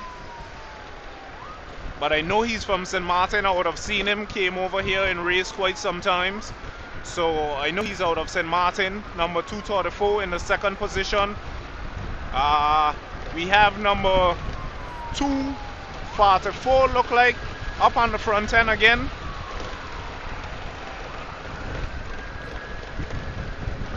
But I must say, the rider out of St. Martin, he's actually looking pretty good in the white jersey. Number 234. Nepo look like he's just in the sofa for right now. Darren, while these guys are riding in the master category, you all should take note of the level of experience that is in that category. When you look at guys like Blade, no small number. When you look at Pappy, no small number. When you look at Junior Niles, again, no small number. These are guys that you know, fast experience. When we look at a French Express train, which is Nepo, again, we all know his background. He rode, well, actually, he's from Guadeloupe, but I think he lives over in St. Martin now on the French side. He rode for a team in Guadeloupe called USL, and he was a domestique. So when you're domestique for a team such as USL, it tells you of your walking ability. So while Nepo is sitting to the back of the peloton, don't think he's suffering. You're looking at experience, you're looking at ability, you're looking at quality. It's going to be pretty much interesting to see how it comes down, but I think this is pretty much an exciting race, and it's all leading up to the elite category, which is Nepo is out. Darren. Nepo and the red jet is out. That's an attack there by the man Sarge Nepo, guys. I told the you. Danger man Sarge Nepo would have checked out. I told you. Avery, Nepo you are Sarge, right on point. Right on Express point with that train Danger is man. Nothing to play with. He's putting the hammer down and blading his trail. Let's see if they're gonna walk together or if Nepo is gonna ease. But you can see the rhythm. You can see the way he is on his bike. Nepo is out for action today. Don't take your eyes off of Blade, Avery. Don't take your eyes off of Blade. And that guy from Team Sonics, number 213. Don't take your eyes off of those two guys. Those guys are deadly as well, Avery. While we are mentioning Nepo as the strong rider, don't forget the red jet is here from St. Martin. Don't forget this guy right here as well. But those three riders up there looks very, very dangerous in my perspective. Yes, this could be the battle of the battles, guys. These three riders here, Sarge Nepo, Blade the red jet, and this guy here out of Barbados, number 213. Give me a confirmation on 213. What's his name? Cadogan. Alan Cadogan. Sorry, Alan. Okay, Alan. Alan is the man there in the third position from the team Sonics. I must say, Alan is a strong guy. From the beginning of the race, we looked at him, look at his posture, never seen him around, but he doesn't look like he's a new guy on the bike. Maybe new to Anguilla and new to all terrains, but he's not a newcomer on this cycling in this cycling arena probably. But those two guys, Serge Nipo and the Red Jet Blade, this could be a battle between those two guys. Nothing but experience between those two. The first jaunty winner would have been Serge Nipo, number 208 in the green and red jersey up ahead. And then we have the man, the Red Jet. No strange face Anguilla. He would have torn up these roads before, so he knows exactly what it's like. So there we have it, guys. I'm going with experience, Darren. I'm going with the French Express train. I think we're going to see a couple more attacks from him. I think we're going to see some up-tempo riding. I think this is going to be exciting.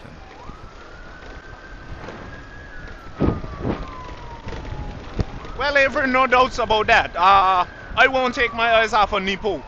I know that Nipo has to be like a real big caliber of rider, but I guarantee you that Blade will not leave Nipo go down with that victory without a fight. The Red Jet there with the locks in the red coming out of St. Martin, he has nothing but experience as well. So it's pound for pound, and I know Blade is not backing down in this fight here today, guys. And then I can't not help but to say the rider there from the team Sonics. I would have forgotten his name already. Alan. Right, we can't count out Alan as well. We cannot count out Alan as well. There in the middle, he is in the second position right now behind Nipo, and Blade right behind of Alan. So that's the lineup right here. St. Martin, basically Guadeloupe, St. Martin, Nipo, Alan out of Barbados, and Blade the Red Jet out of St. Martin. Then we have another one of the riders there from St. Martin, closely knitted behind. And this is going to be exciting, guys. This is going to be exciting. It is already exciting, in fact, this race here today with these three riders here. Big guns here in this race. No small talk, no small guns. Pure big guns in this race here, guys, today. Pure big guns. Fans, wherever you are, we're urging you to come out to the valley, come witness the 2026 John T. Memorial Cycle Race, the 25th edition, the Criterium. Come and see experience, come and see the first John T. Memorial Cycle Race winner.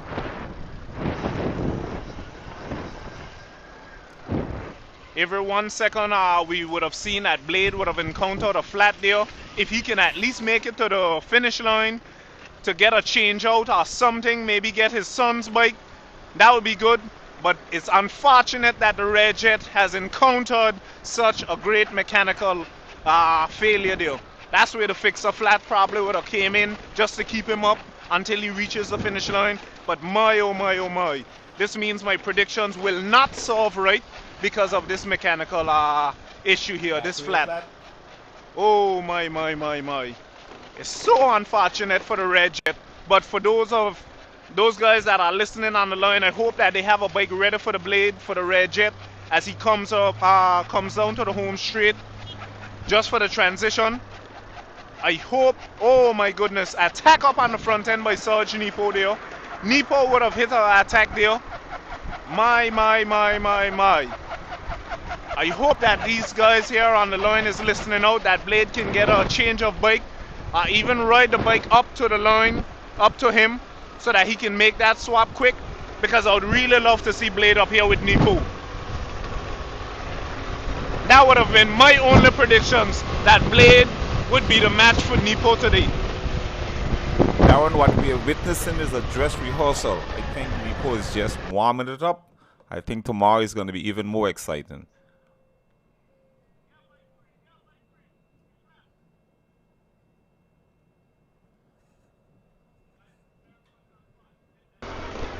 Guys, it's very much unfortunate that Blade wouldn't have been able to stay up here in the dance with Nipo.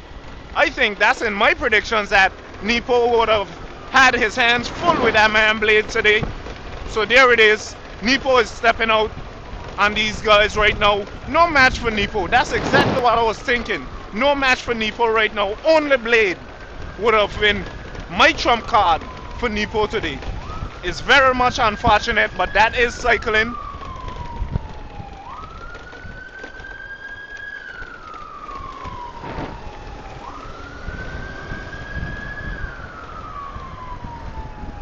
Normally we would say when you're flat you gotta call your wife because there's no sympathy out here. And Blade has a bike line up. As we would have crossed the line, I would have seen his wife lining up a bike already because his son is there as well. So they would have lined up a bike. But man, oh man, the old veteran, the pioneer, is back in town. And that's Sarge Nepo, the first John T. Memorial winner here as he's digging away. No match for the Nepo. No match for the man Sarge Nepo there. Darren, what I can tell you is 25 years later, Nepo is still the same.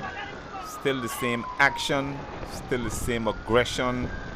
Nothing has changed. So I can safely tell you, in the Masters B tomorrow, it's going to be exciting. Urging the fans to come out. It And look at the definitely is, French Thomas. Express train. No small number, folks. This is a dangerous guy that's on the road today. Dangerous number, Nepo Surge.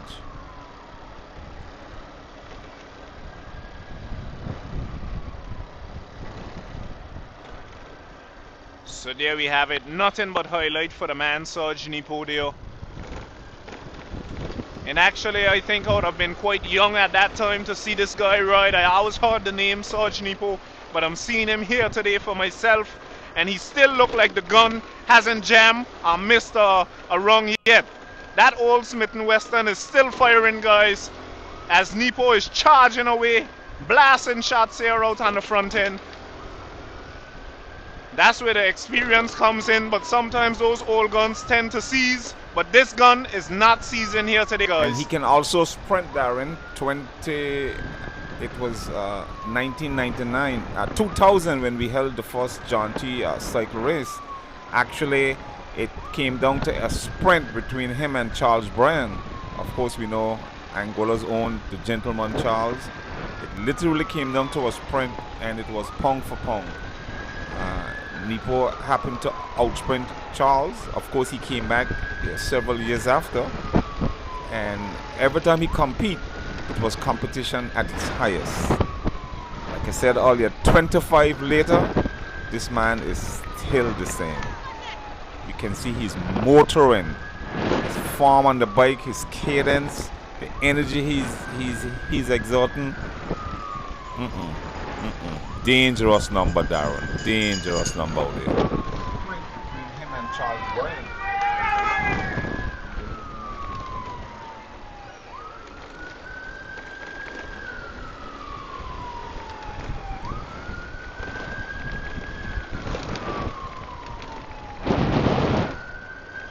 So there we have it, the man Sarge Nepo still out on the front end doing his damage. And that was the final call. I would have heard the bell rung. So this means that Nepo is going in for the victory. I think the only thing safe to say that can stop this guy here today is the finish line, guys. That's the only thing that will stop Nepo today. This gun do not jam and it don't miss. Nepo, the man himself, the first John T winner, he would have won. At that time, he would have been an elite. He's in the Masters B category now, which means that age is starting to set in. But the experience is not leaving the guy, Sarge Nepo.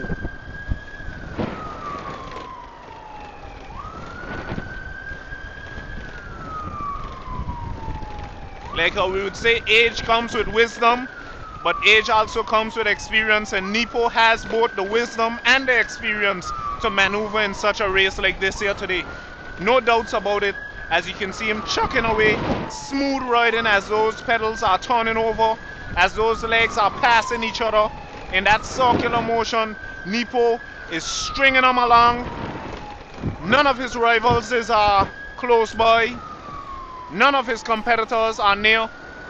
And this will be safe for me to say that Nepo will be taking home this race here today. It's unfortunate that the Red Jet would have encountered that flat, because I think, in my opinion, that the Red Jet would have been the only man to take on this Nepo here today. Any sights of Blade, Darren? Since he get a bike? Because I would have had conversations with, I think Blade might have gotten the bike, but I would have had conversations with Blade, and Blade is a man, he doesn't care where you come from. You could have come from France, you could have come from Europe, wherever you came from, Blade is not backing down, no way, no day. The guy is experienced. Straight out of St. Martin, from Sandy Ground, Blade is a tough nut to crack, guys, and I think he would have been the only one here today to really match this old Smith & Wesson Darren, here called the Blade will have Surge to wait Nepo. 365 days for another jaunty crit, or he can try for tomorrow again. But I can safely tell you, we are looking at it 2026 Jaunty Memorial Cycling Race Crit Champion, the French Express Train.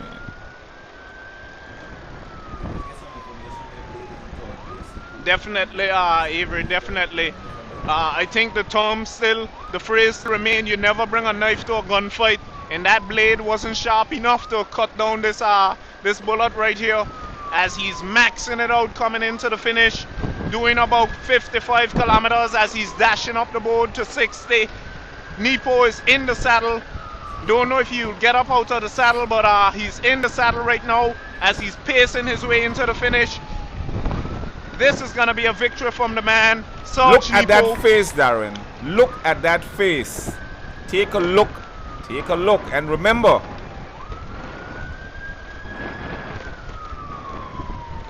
there we have the checkers flag as Sarge Nepo is coming in to finish.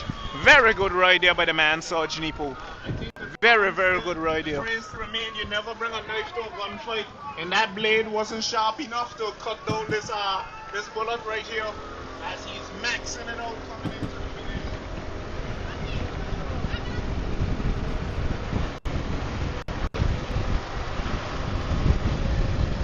So there we have a sprint, guys. Big sprint here coming in for, I think that would be, this is a Blade. Oh my goodness, look at the man Blade. Look at the man Blade as he's going into finish. Unfortunately, I wouldn't have been able to get that there, but Blade is going in. Wow. Blade still came back for fourth position. So Blade would have taken home the fourth. Good job by Blade, I must say. He did well.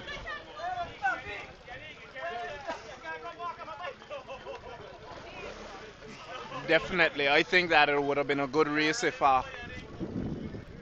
so the guy right here, they would have told him that he would have had to ride that bike over the line.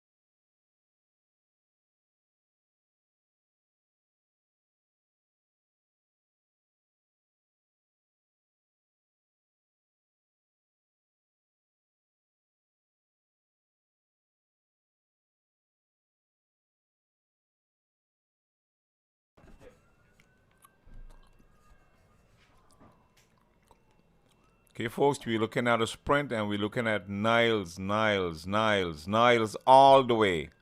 All the way, Niles. Great job, guys.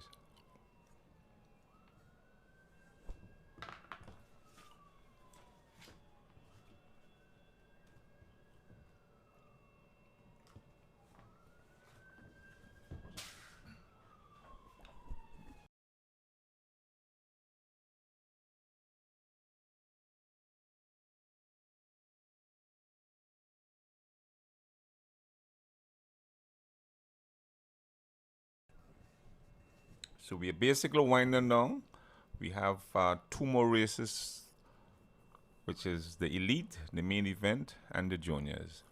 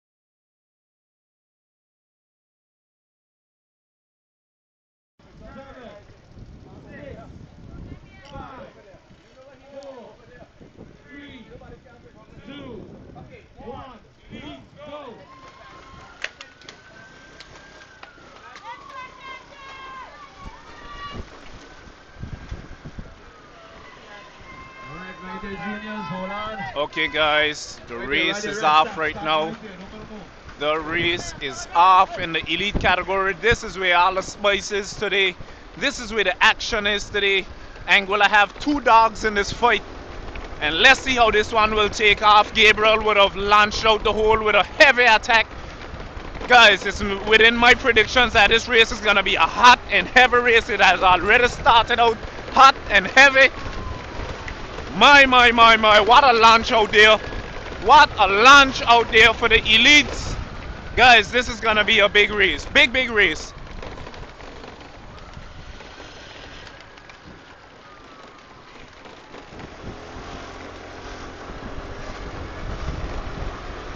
So there we have the man Justin Hodge there in the sofa seat. He would have gotten popped off by the man Sean out of St. Martin. This is a race, and it seems to me like it's the man Jaja, the Green Jet, out of St. Martin up on the lead end. Jaja is doing the damage right now. That is Blade's son. He would have came back with the vengeance that his father wouldn't have gotten in that last race there, guys. Jaja is out on the front end, guys, from St. Martin there, as he's up on the front. So there we have it now, number 11 launching out the WB from not too sure where he's from, but let's get on up to the front, see if we can get some highlight here. Can I get some confirmation on number 11? Who is he? Is this Vincent? That is Vincent. Vincent would have been the 2024 winner of the John T. Memorial Race, guys. Number 11. So there we have it. And he's back again today. He's back again to catch on into the Red Jet. My. This is pure excitement here today, guys. Pure excitement in this race. So we have Jaja out on the lead end. Vincent, number 11. Getting back in. I think that would have been a year that I would have seen. That 2024 race where Vincent would have taken home the first place. But way. This is good riding here by these two riders here. Look at the caliber of this rider. Look at his legs as they're turning over. He's smooth with it. And Jaja is there. Smooth as well as these two riders. Pelton bike here, St. Martin and Vincent. This is a showdown here today, guys. This is a showdown between these two riders here. As I'm seeing the bunch not too far behind, but these guys are doing whatever it takes to maintain that lead. Vincent would have taken.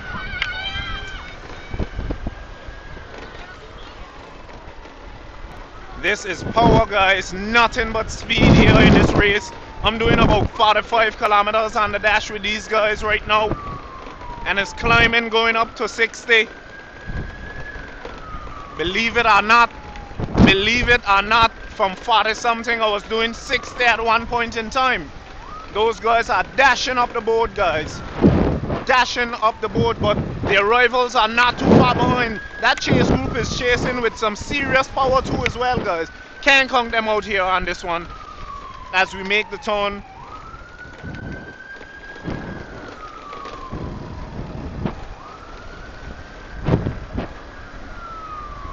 Normally we'd hear the man Curtis say boat race sweet again, but guys, this is bicycle race sweet again. Here in the elite category, bags of sugar here today, guys. Bags of sugar in this elite race. As these guys are dinging it out, as I would say. It's a real dog fight out here. And the pit bulls, these dogs here is just brutal. Smooth pedaling here by these guys. With a little overlap there by Vincent. And I told you, don't take your eyes off of those guys that are chasing, because they're right there coming in too as well. I'll see if I get some update, get the names of those two riders. But those two guys behind there aren't looking too bad, Avery. We can't keep our eyes off of them. Those two riders, I'll wait till they pass to get the numbers. and number 3. So St. Vincent and the Grenadines and number 9.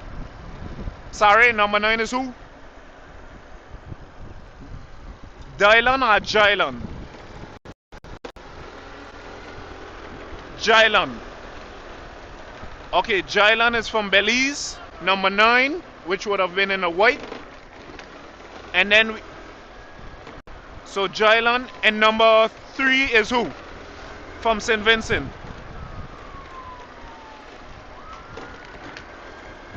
Lucky, as in Lucky. Okay, so Lucky from St. Vincent and the Grenadines. The guy has a good name. Let's see if he can do what his name says. If this one will be a lucky race for him today. I don't think luck have anything to do with this. It's about preparation and time. But we have the man Lucky. We have the man Jylon. We have the man Jaja, Jakeem Karte out of St. Martin. And we have the man Vincent, a former Jaunty winner in 2024.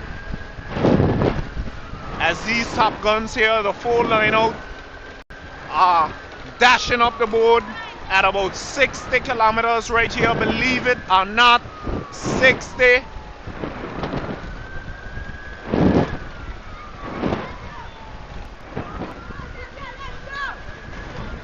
Guys, it's within my predictions. Jaja will be here to defend his father title that he would have not taken from Nipo Dale in that Masters race. But Jaja will be ponging some licks in these guys here today. That's my predictions. Let's see what Vincent has. I know he's a good rider, but I'll put my cards on Jaja today. That's this youngster right here in the blue jersey.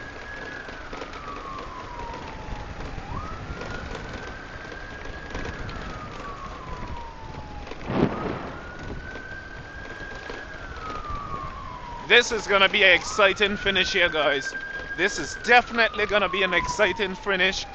This isn't one of those endurance races. It's more of that speed and agility there. And I think Jaja has what it takes to really do something in this race here. He has the experience. Jaja been on the bike from a little boy up to the point of elite. He would have gone abroad and raced Guadeloupe, France, and a number of other islands he would have raced in, I'm pretty sure. He's a big number, guys. But there we have it. The 4 riders. 2 out of Belize. 1 out of St. Vincent and the Grenadines. And 1 out of St. Martin.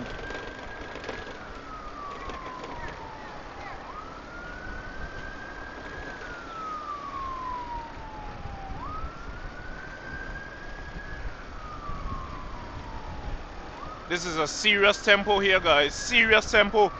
I'm doing about 40 kilometers here on the dashboard right now. Steady momentum, guys. And this is exactly what I like to see. This is the type of action we like to see here in bicycle racing, guys. In the elite category, where all the spices is here. The big guns are here.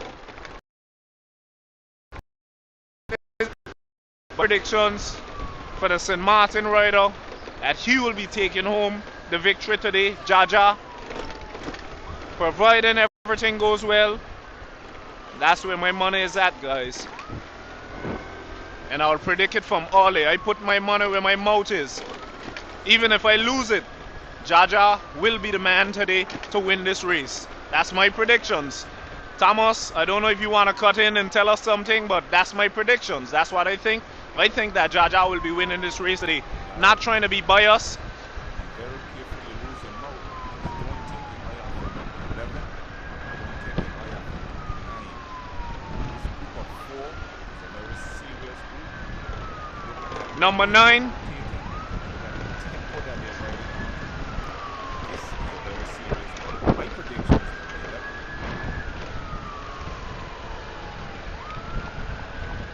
Okay, so your money is on Vincent and Avery. Remember that. He knows what it takes. 2024, he was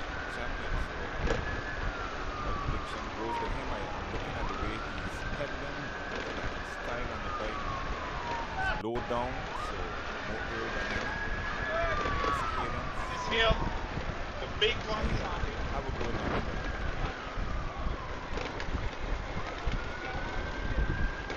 11. Okay, Avery, fair enough. I'll take your word for it. Number 11, that's your predictions. Everyone is entitled to their own opinion, but it still remains. I'm not threatened, I'm not scared to say that Jakeem Carter will be taking home this race today. That's my predictions. Can count out number 9 as well, Darren. I'm saying it loud and proud. I think,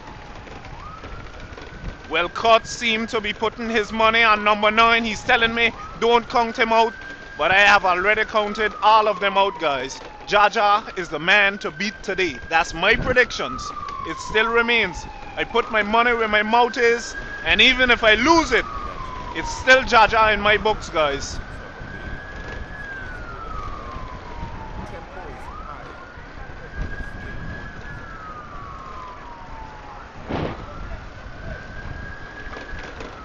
Bailey would be the one from St. Vincent and Grenadines, correct? Okay, so there we have the man from SVG, Trevor Bailey, looking very good.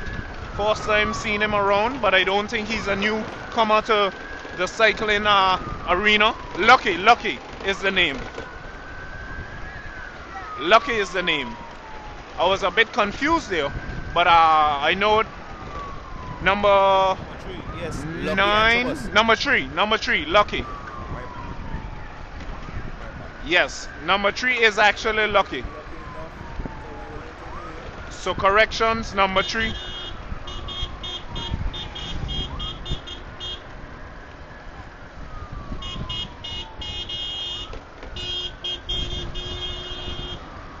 What is Steve's looking like now, Darren? As cut. It's looking a bit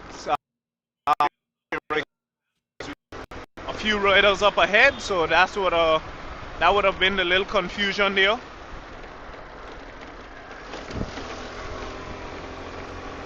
But I'm trying to get back up in the dogfight, guys. Bear with me.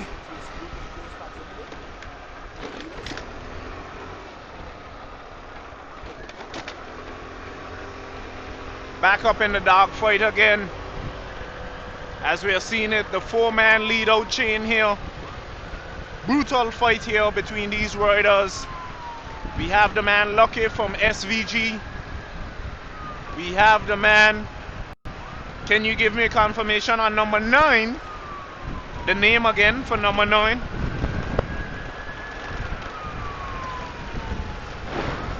Number 9 is who?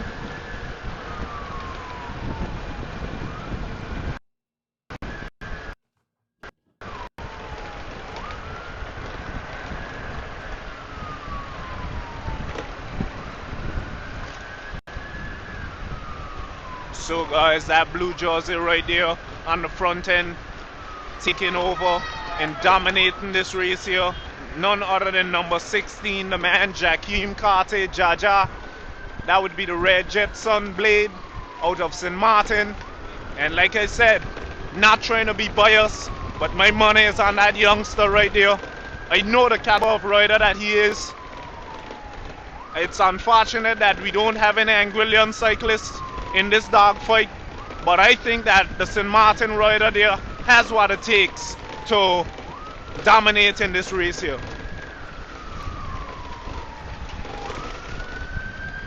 And mind you, Jakeem Carter is the youngest one right here in this dogfight right now, guys. He's the youngest, and I think he has what it takes to dominate this race here today. So I'm gonna get a little close up on him here. The jerseys has on Team Jacob. Both of them are the same team. Definitely, they are on the same team. That's something that I would have mentioned earlier. Vincent and number 9 is on the same team.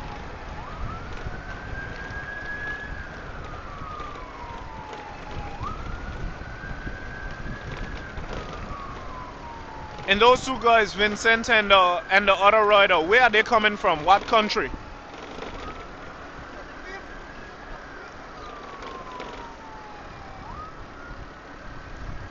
Confirmation on Vincent and Vincent the other rider. is has country France and Dylan Belize. Okay, so Dylan number 11, which would be Belize, and Vincent is France.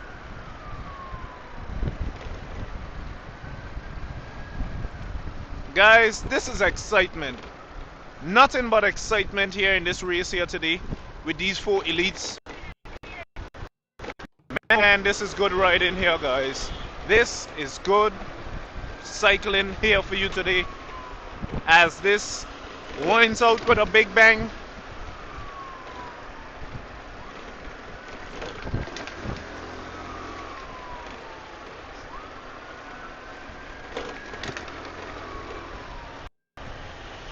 Darren Lucky is holding pretty good, eh?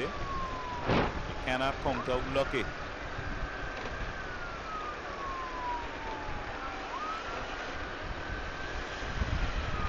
Well, Cuts, I'll tell you this. Lucky has to be lucky today. I don't think luck has anything to do with this race.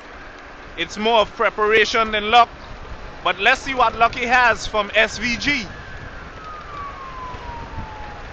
Let's see if Lucky has what it takes in the second position there from St. Vincent and the Grenadines. Right behind of him is number 11 with Vincent. Then we have the man Jakeem Carter, which I think is the trump card for today. That's my predictions. He's the youngest, but I think that he has what it takes to pull off this race here today, guys. Lucky right now ramping it up a bit. Lucky is ramping it up a bit. Nothing but excitement. Indeed, Lucky is ramping it up. Lucky is on the front end right now. He's feeling lucky right now.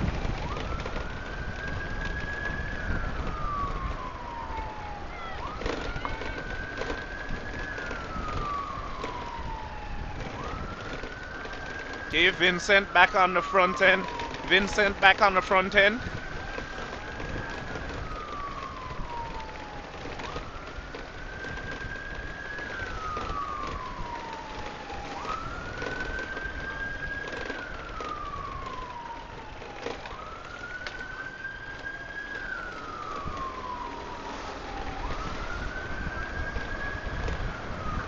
Not quite sure how many more laps, but as we reach around to the start finish, we'll try to get an update on the amount of laps to go.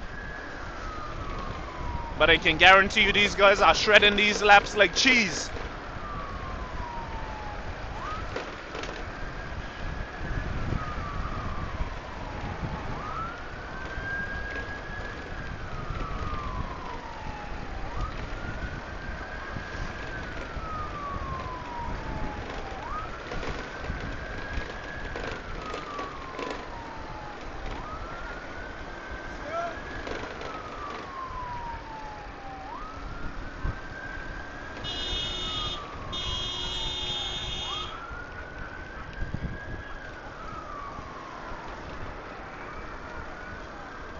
Oh my goodness.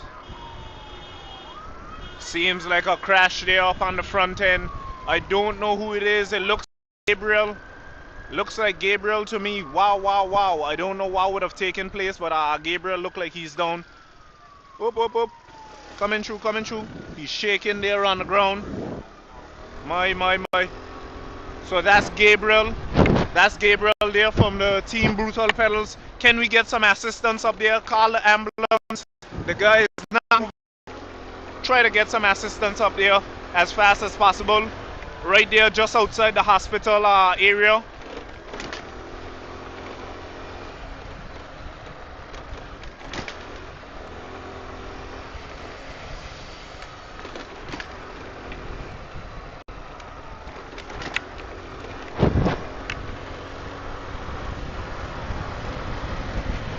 Once again, let's try to get some assistance out there for Gabriel. He would have fell just outside the hospital area there.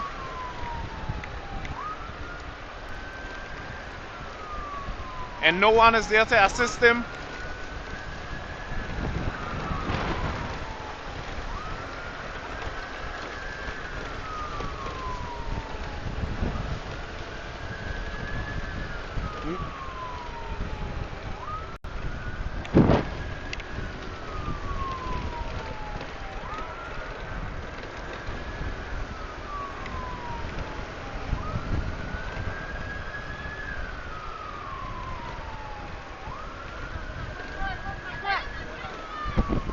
Seems like 4 more laps to go, if I'm not mistaken.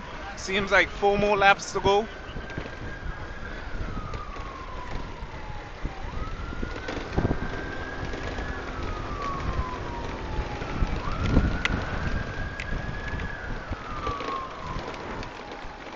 So there we have the danger man on the front again. Jakeem Carter. Jakeem Carter there on the front end. Out of St. Martin. That would be the Red Jetson Blade.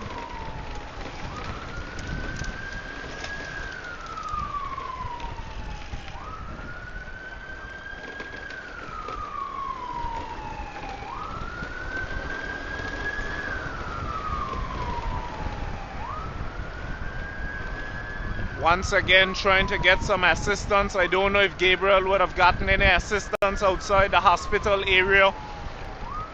For anyone tuned in there on the line, try to get some assistance out here by the hospital gap.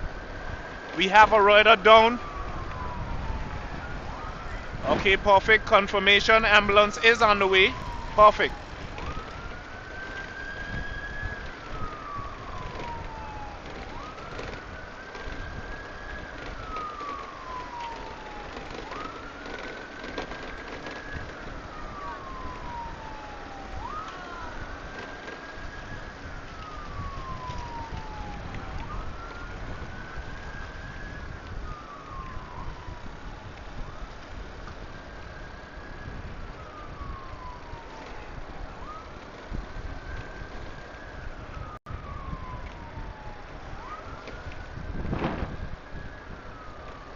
Seems like he's getting a little assistance there, but I'm not seeing any paramedics there. He's still on the ground, guys.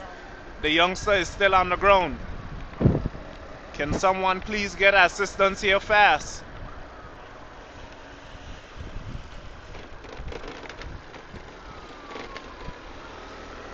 Gabriel is still down, guys. He's still down.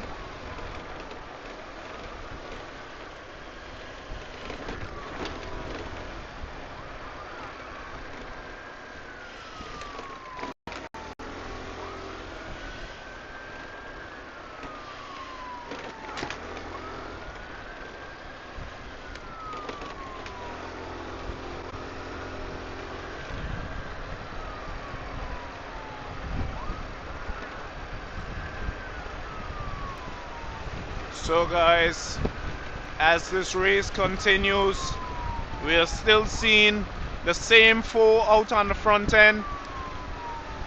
Still seeing the same 4 here.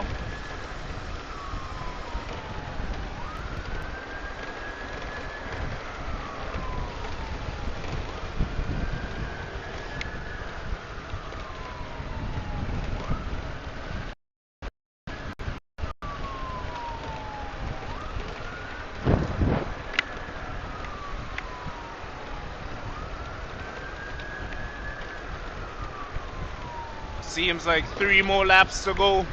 3 more laps to go, guys.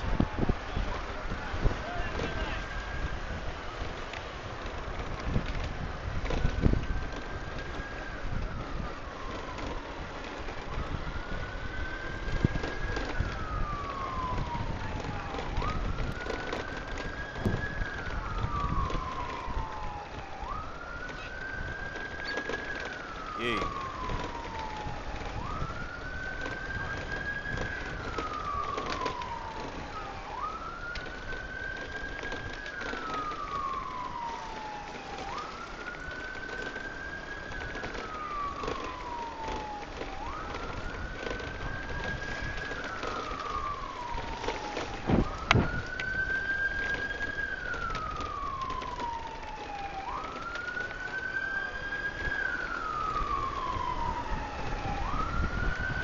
Heading on back up to the stoplight there in Stone Ground, guys.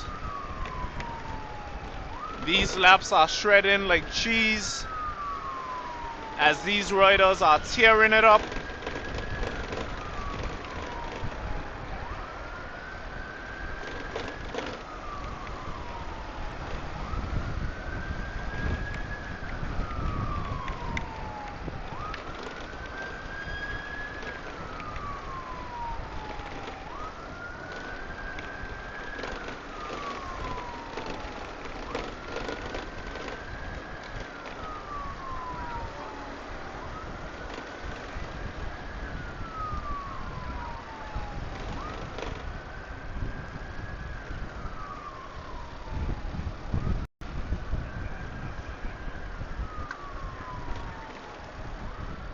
Okay, so we're seeing some medical assistance there now. Seems like he's getting some assistance. Gabriel, the ambulance is on the scene. That's good to see. Hope that they tend to him as fast as possible.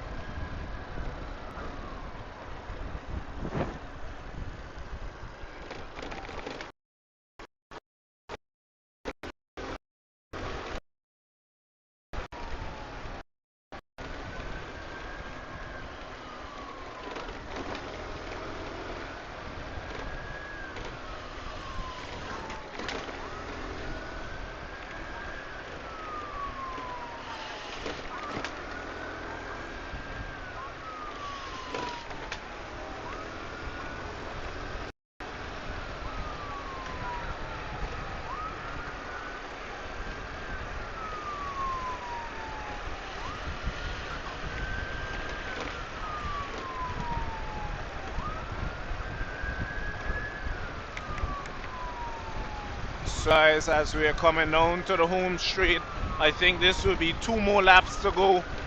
These rockets are still pelting.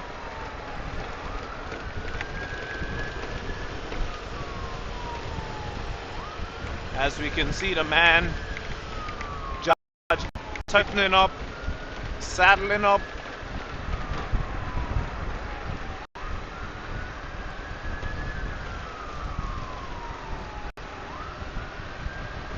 Two more laps to go. 2 more laps to go.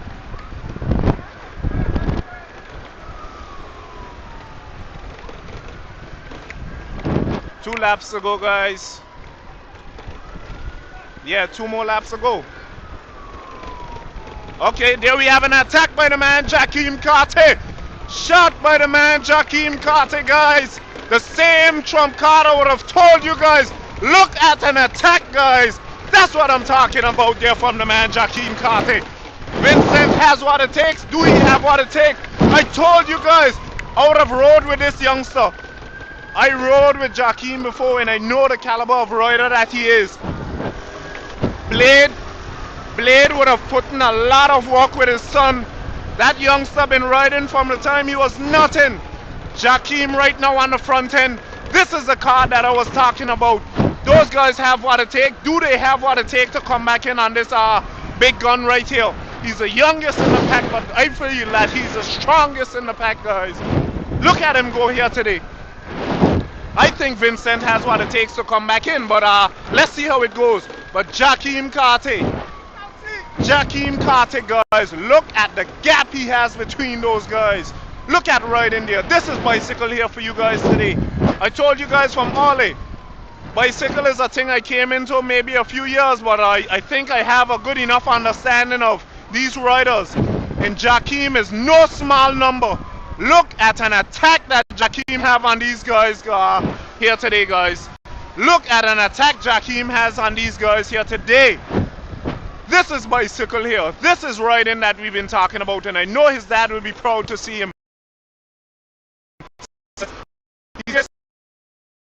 He's from the beginning. I told them this youngster has what it takes, and I was bold enough to say it. I put my money where my mouth is, and Jakeem, none other than Jakeem Carter from St. Martin. Phenomenal riding here by this youngster here. I told you guys from early, and I stand on my word, and this guy is doing what it takes to win this race here today. He has 1 more lap after this, and I know he has what it takes to finish it up. I thought it would have came down to a sprint, but he would have loosed off the shot on these guys before the finish. Look at cycling here for you guys today. Look at bicycle today.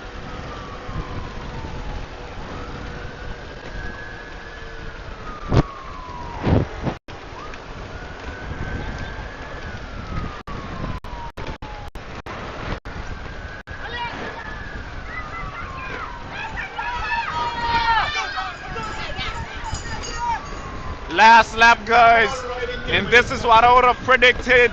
This young man right here, I rode with him before, so I know the caliber of rider that he is. I know the rider that Jakeem Carter is, guys, and I would have said it earlier. And as the gap is opening up, look at that. Look at the gap between him and Vincent. Do you think that Vincent, do you think Vincent has what it takes?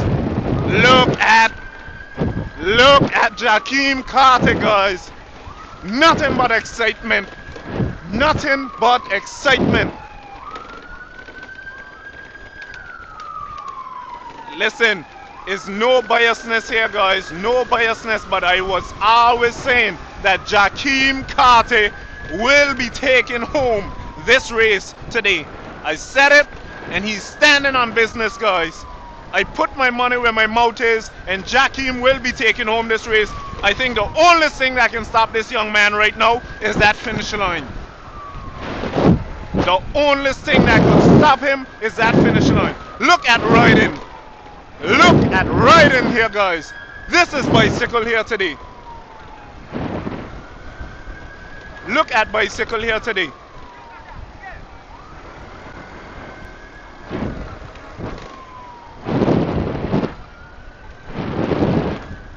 Guys, listen. I understand that Vincent has experience, but this race right here is one of those quick races. Nothing but speed. I know people think just grand as an older rider because he started from a very, very young age. Jakeem Carter, guys. My predictions serve me well as he sails into victory here on this last turn here, going down to the home straight. As he passes the Aurelia Kelly Primary onto the finishing home straight, Jakeem Carter, the name is ringing, the name is singing, the champion is coming, and that's Jakeem Carter, guys.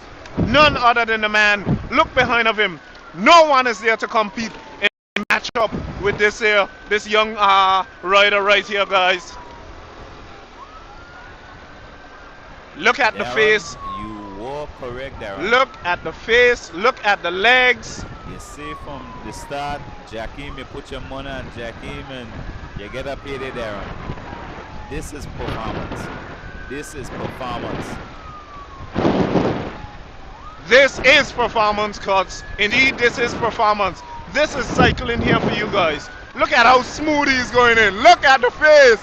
Look at the face. Oh my goodness, look at our rider here, guys. I'm excited seeing this kind of thing here, guys. I would have predicted from Ollie, and Jakeem is standing on business. Look at him as he goes into the finish. There it is, guys. There it is. As the checkers flag, that's his mom right there, guys. Look at the distance. Look at the distance. That's bicycle there for you guys. That's a rider there, guys.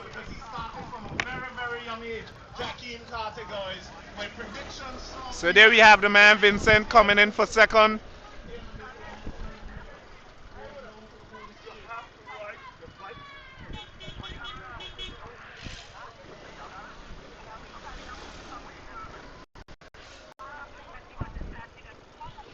So there we had it, Vincent, the 2024 John T winner. He is in the second position, followed by, I'm not too sure who was the third rider. I think it was his teammate for fourth, third, sorry.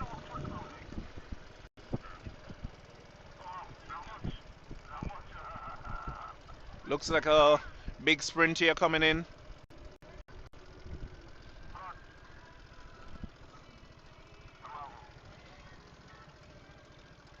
Good.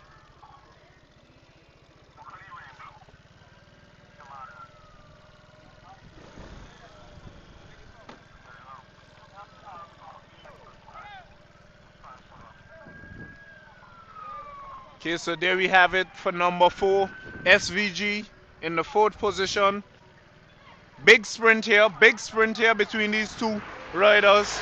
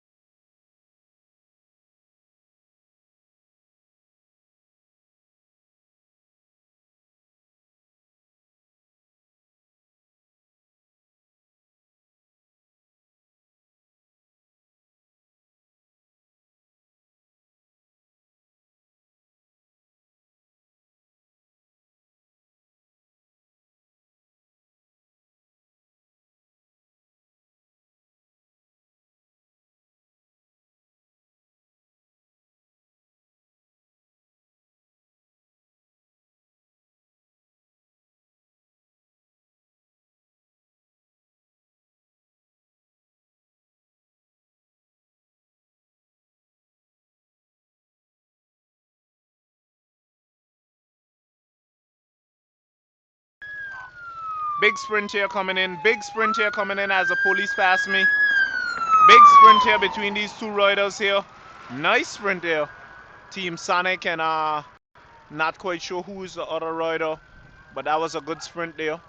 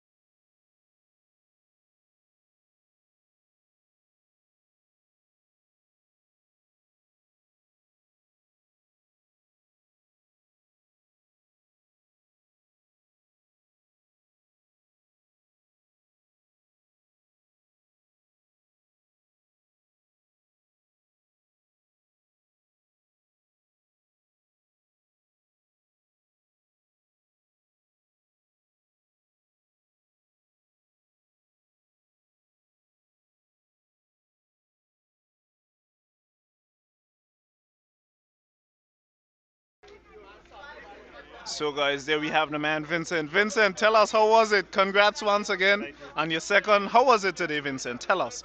It was fast. I think faster than the last time I was there. Yeah, definitely. And I was with my teammate. I hope we could do something good to get the win. But I'm still happy that we get second and third. Sounds good. Jack team Sounds was good. really good today. Yeah, very young rider, but he's very good, eh?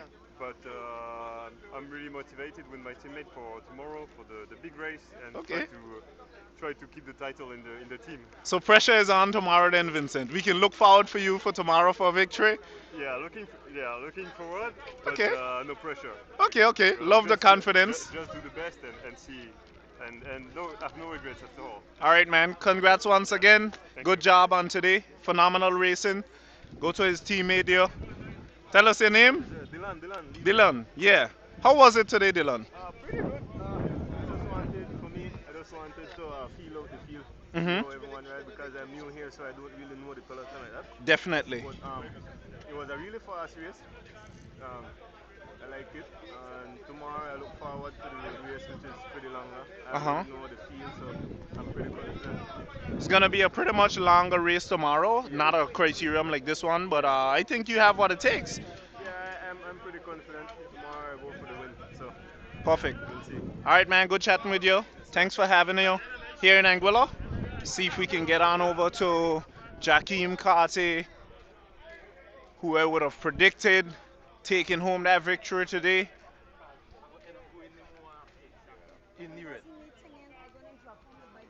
Good job.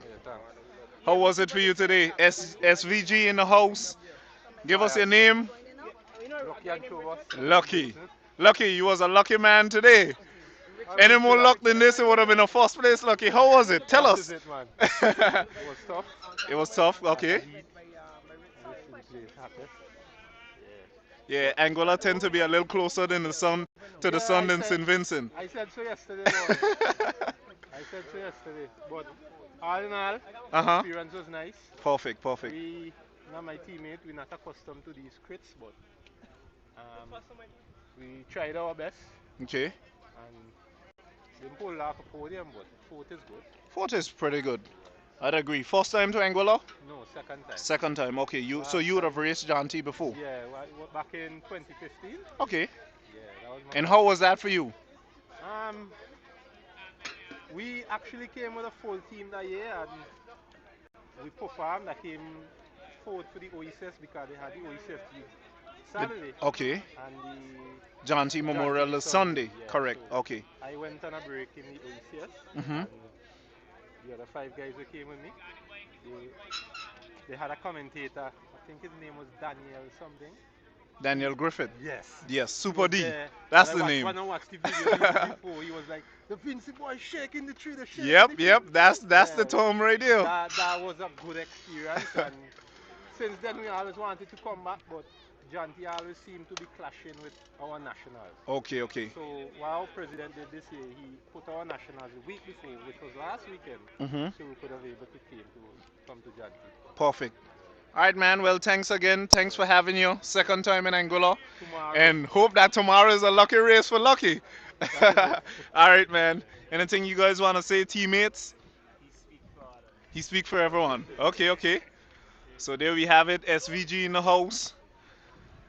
All right, guys. Have a good one.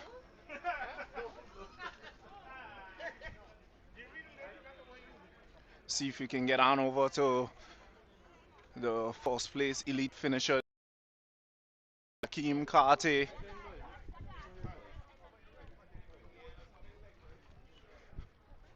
Going up to the champion right now as his fan base, his sister, and everyone is here.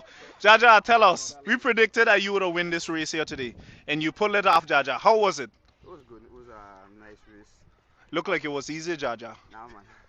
Come on, I Jaja. went Looking at like 20 that. Lap, not 10 laps, but 10 lap was good for the time, so we do that, and it was a good race. But Jaja, it looked like you take vengeance for your father. We wanted to see Blade with that guy there for the first place, but you look like you did it. Yeah, I do it. I didn't know what race he was going to do, but I tell him anything, I will do it for him. Perfect, perfect. Anything else you want to say, Jaja? Big up everybody, the sponsor, the team, my team, East Football, Okay. and my family. So there's the family. Gotta give everyone a little highlight for sure, the cart is. There we have it, straight out of St. Martin. Blade, tell us. But you know, today was a whole family day of pure first place, but you know, the father ain't get to complete his mission because of Definitely. mechanical problems, stuff like that. But you know, all that's part of the race. So I say thank God it's that and something worse, you know what I Of mean? course, of Most course. important, I still on the podium, I just third place, you know what I mean? Yeah, you made a good comeback, Yeah, Blade. man, That yeah, was a man. So real good I comeback, wasn't, honestly. then I had planned to push so much today because tomorrow I want to push up more. Right, right, But I right. think I forced too much, so I said I got to go sleep, I go to rest. Ah, that's joke for man like Blade, man. That's true, but you know, sometimes we gotta still make it seem that it's hard, you know what I mean? Definitely. I like that. I Yeah, like man. that. All right, man. But Congrats. I want to big up my sponsors too because you see, we got some sponsors, you know, that's the thing. Yeah, you know. Yeah, man. There's pure sponsors too. Keep us going. So, you Definitely. know. Anything on the back that you Yeah, want to man. show? Not the same thing up in the back, you know what I mean? We just giving thanks, you know, because we got a young team and we trying to develop the future, man. Definitely. Yeah, man. So, Blade, it was good chatting with you and the guys.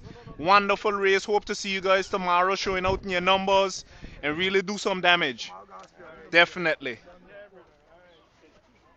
All right, guys. So that's a wrap on today.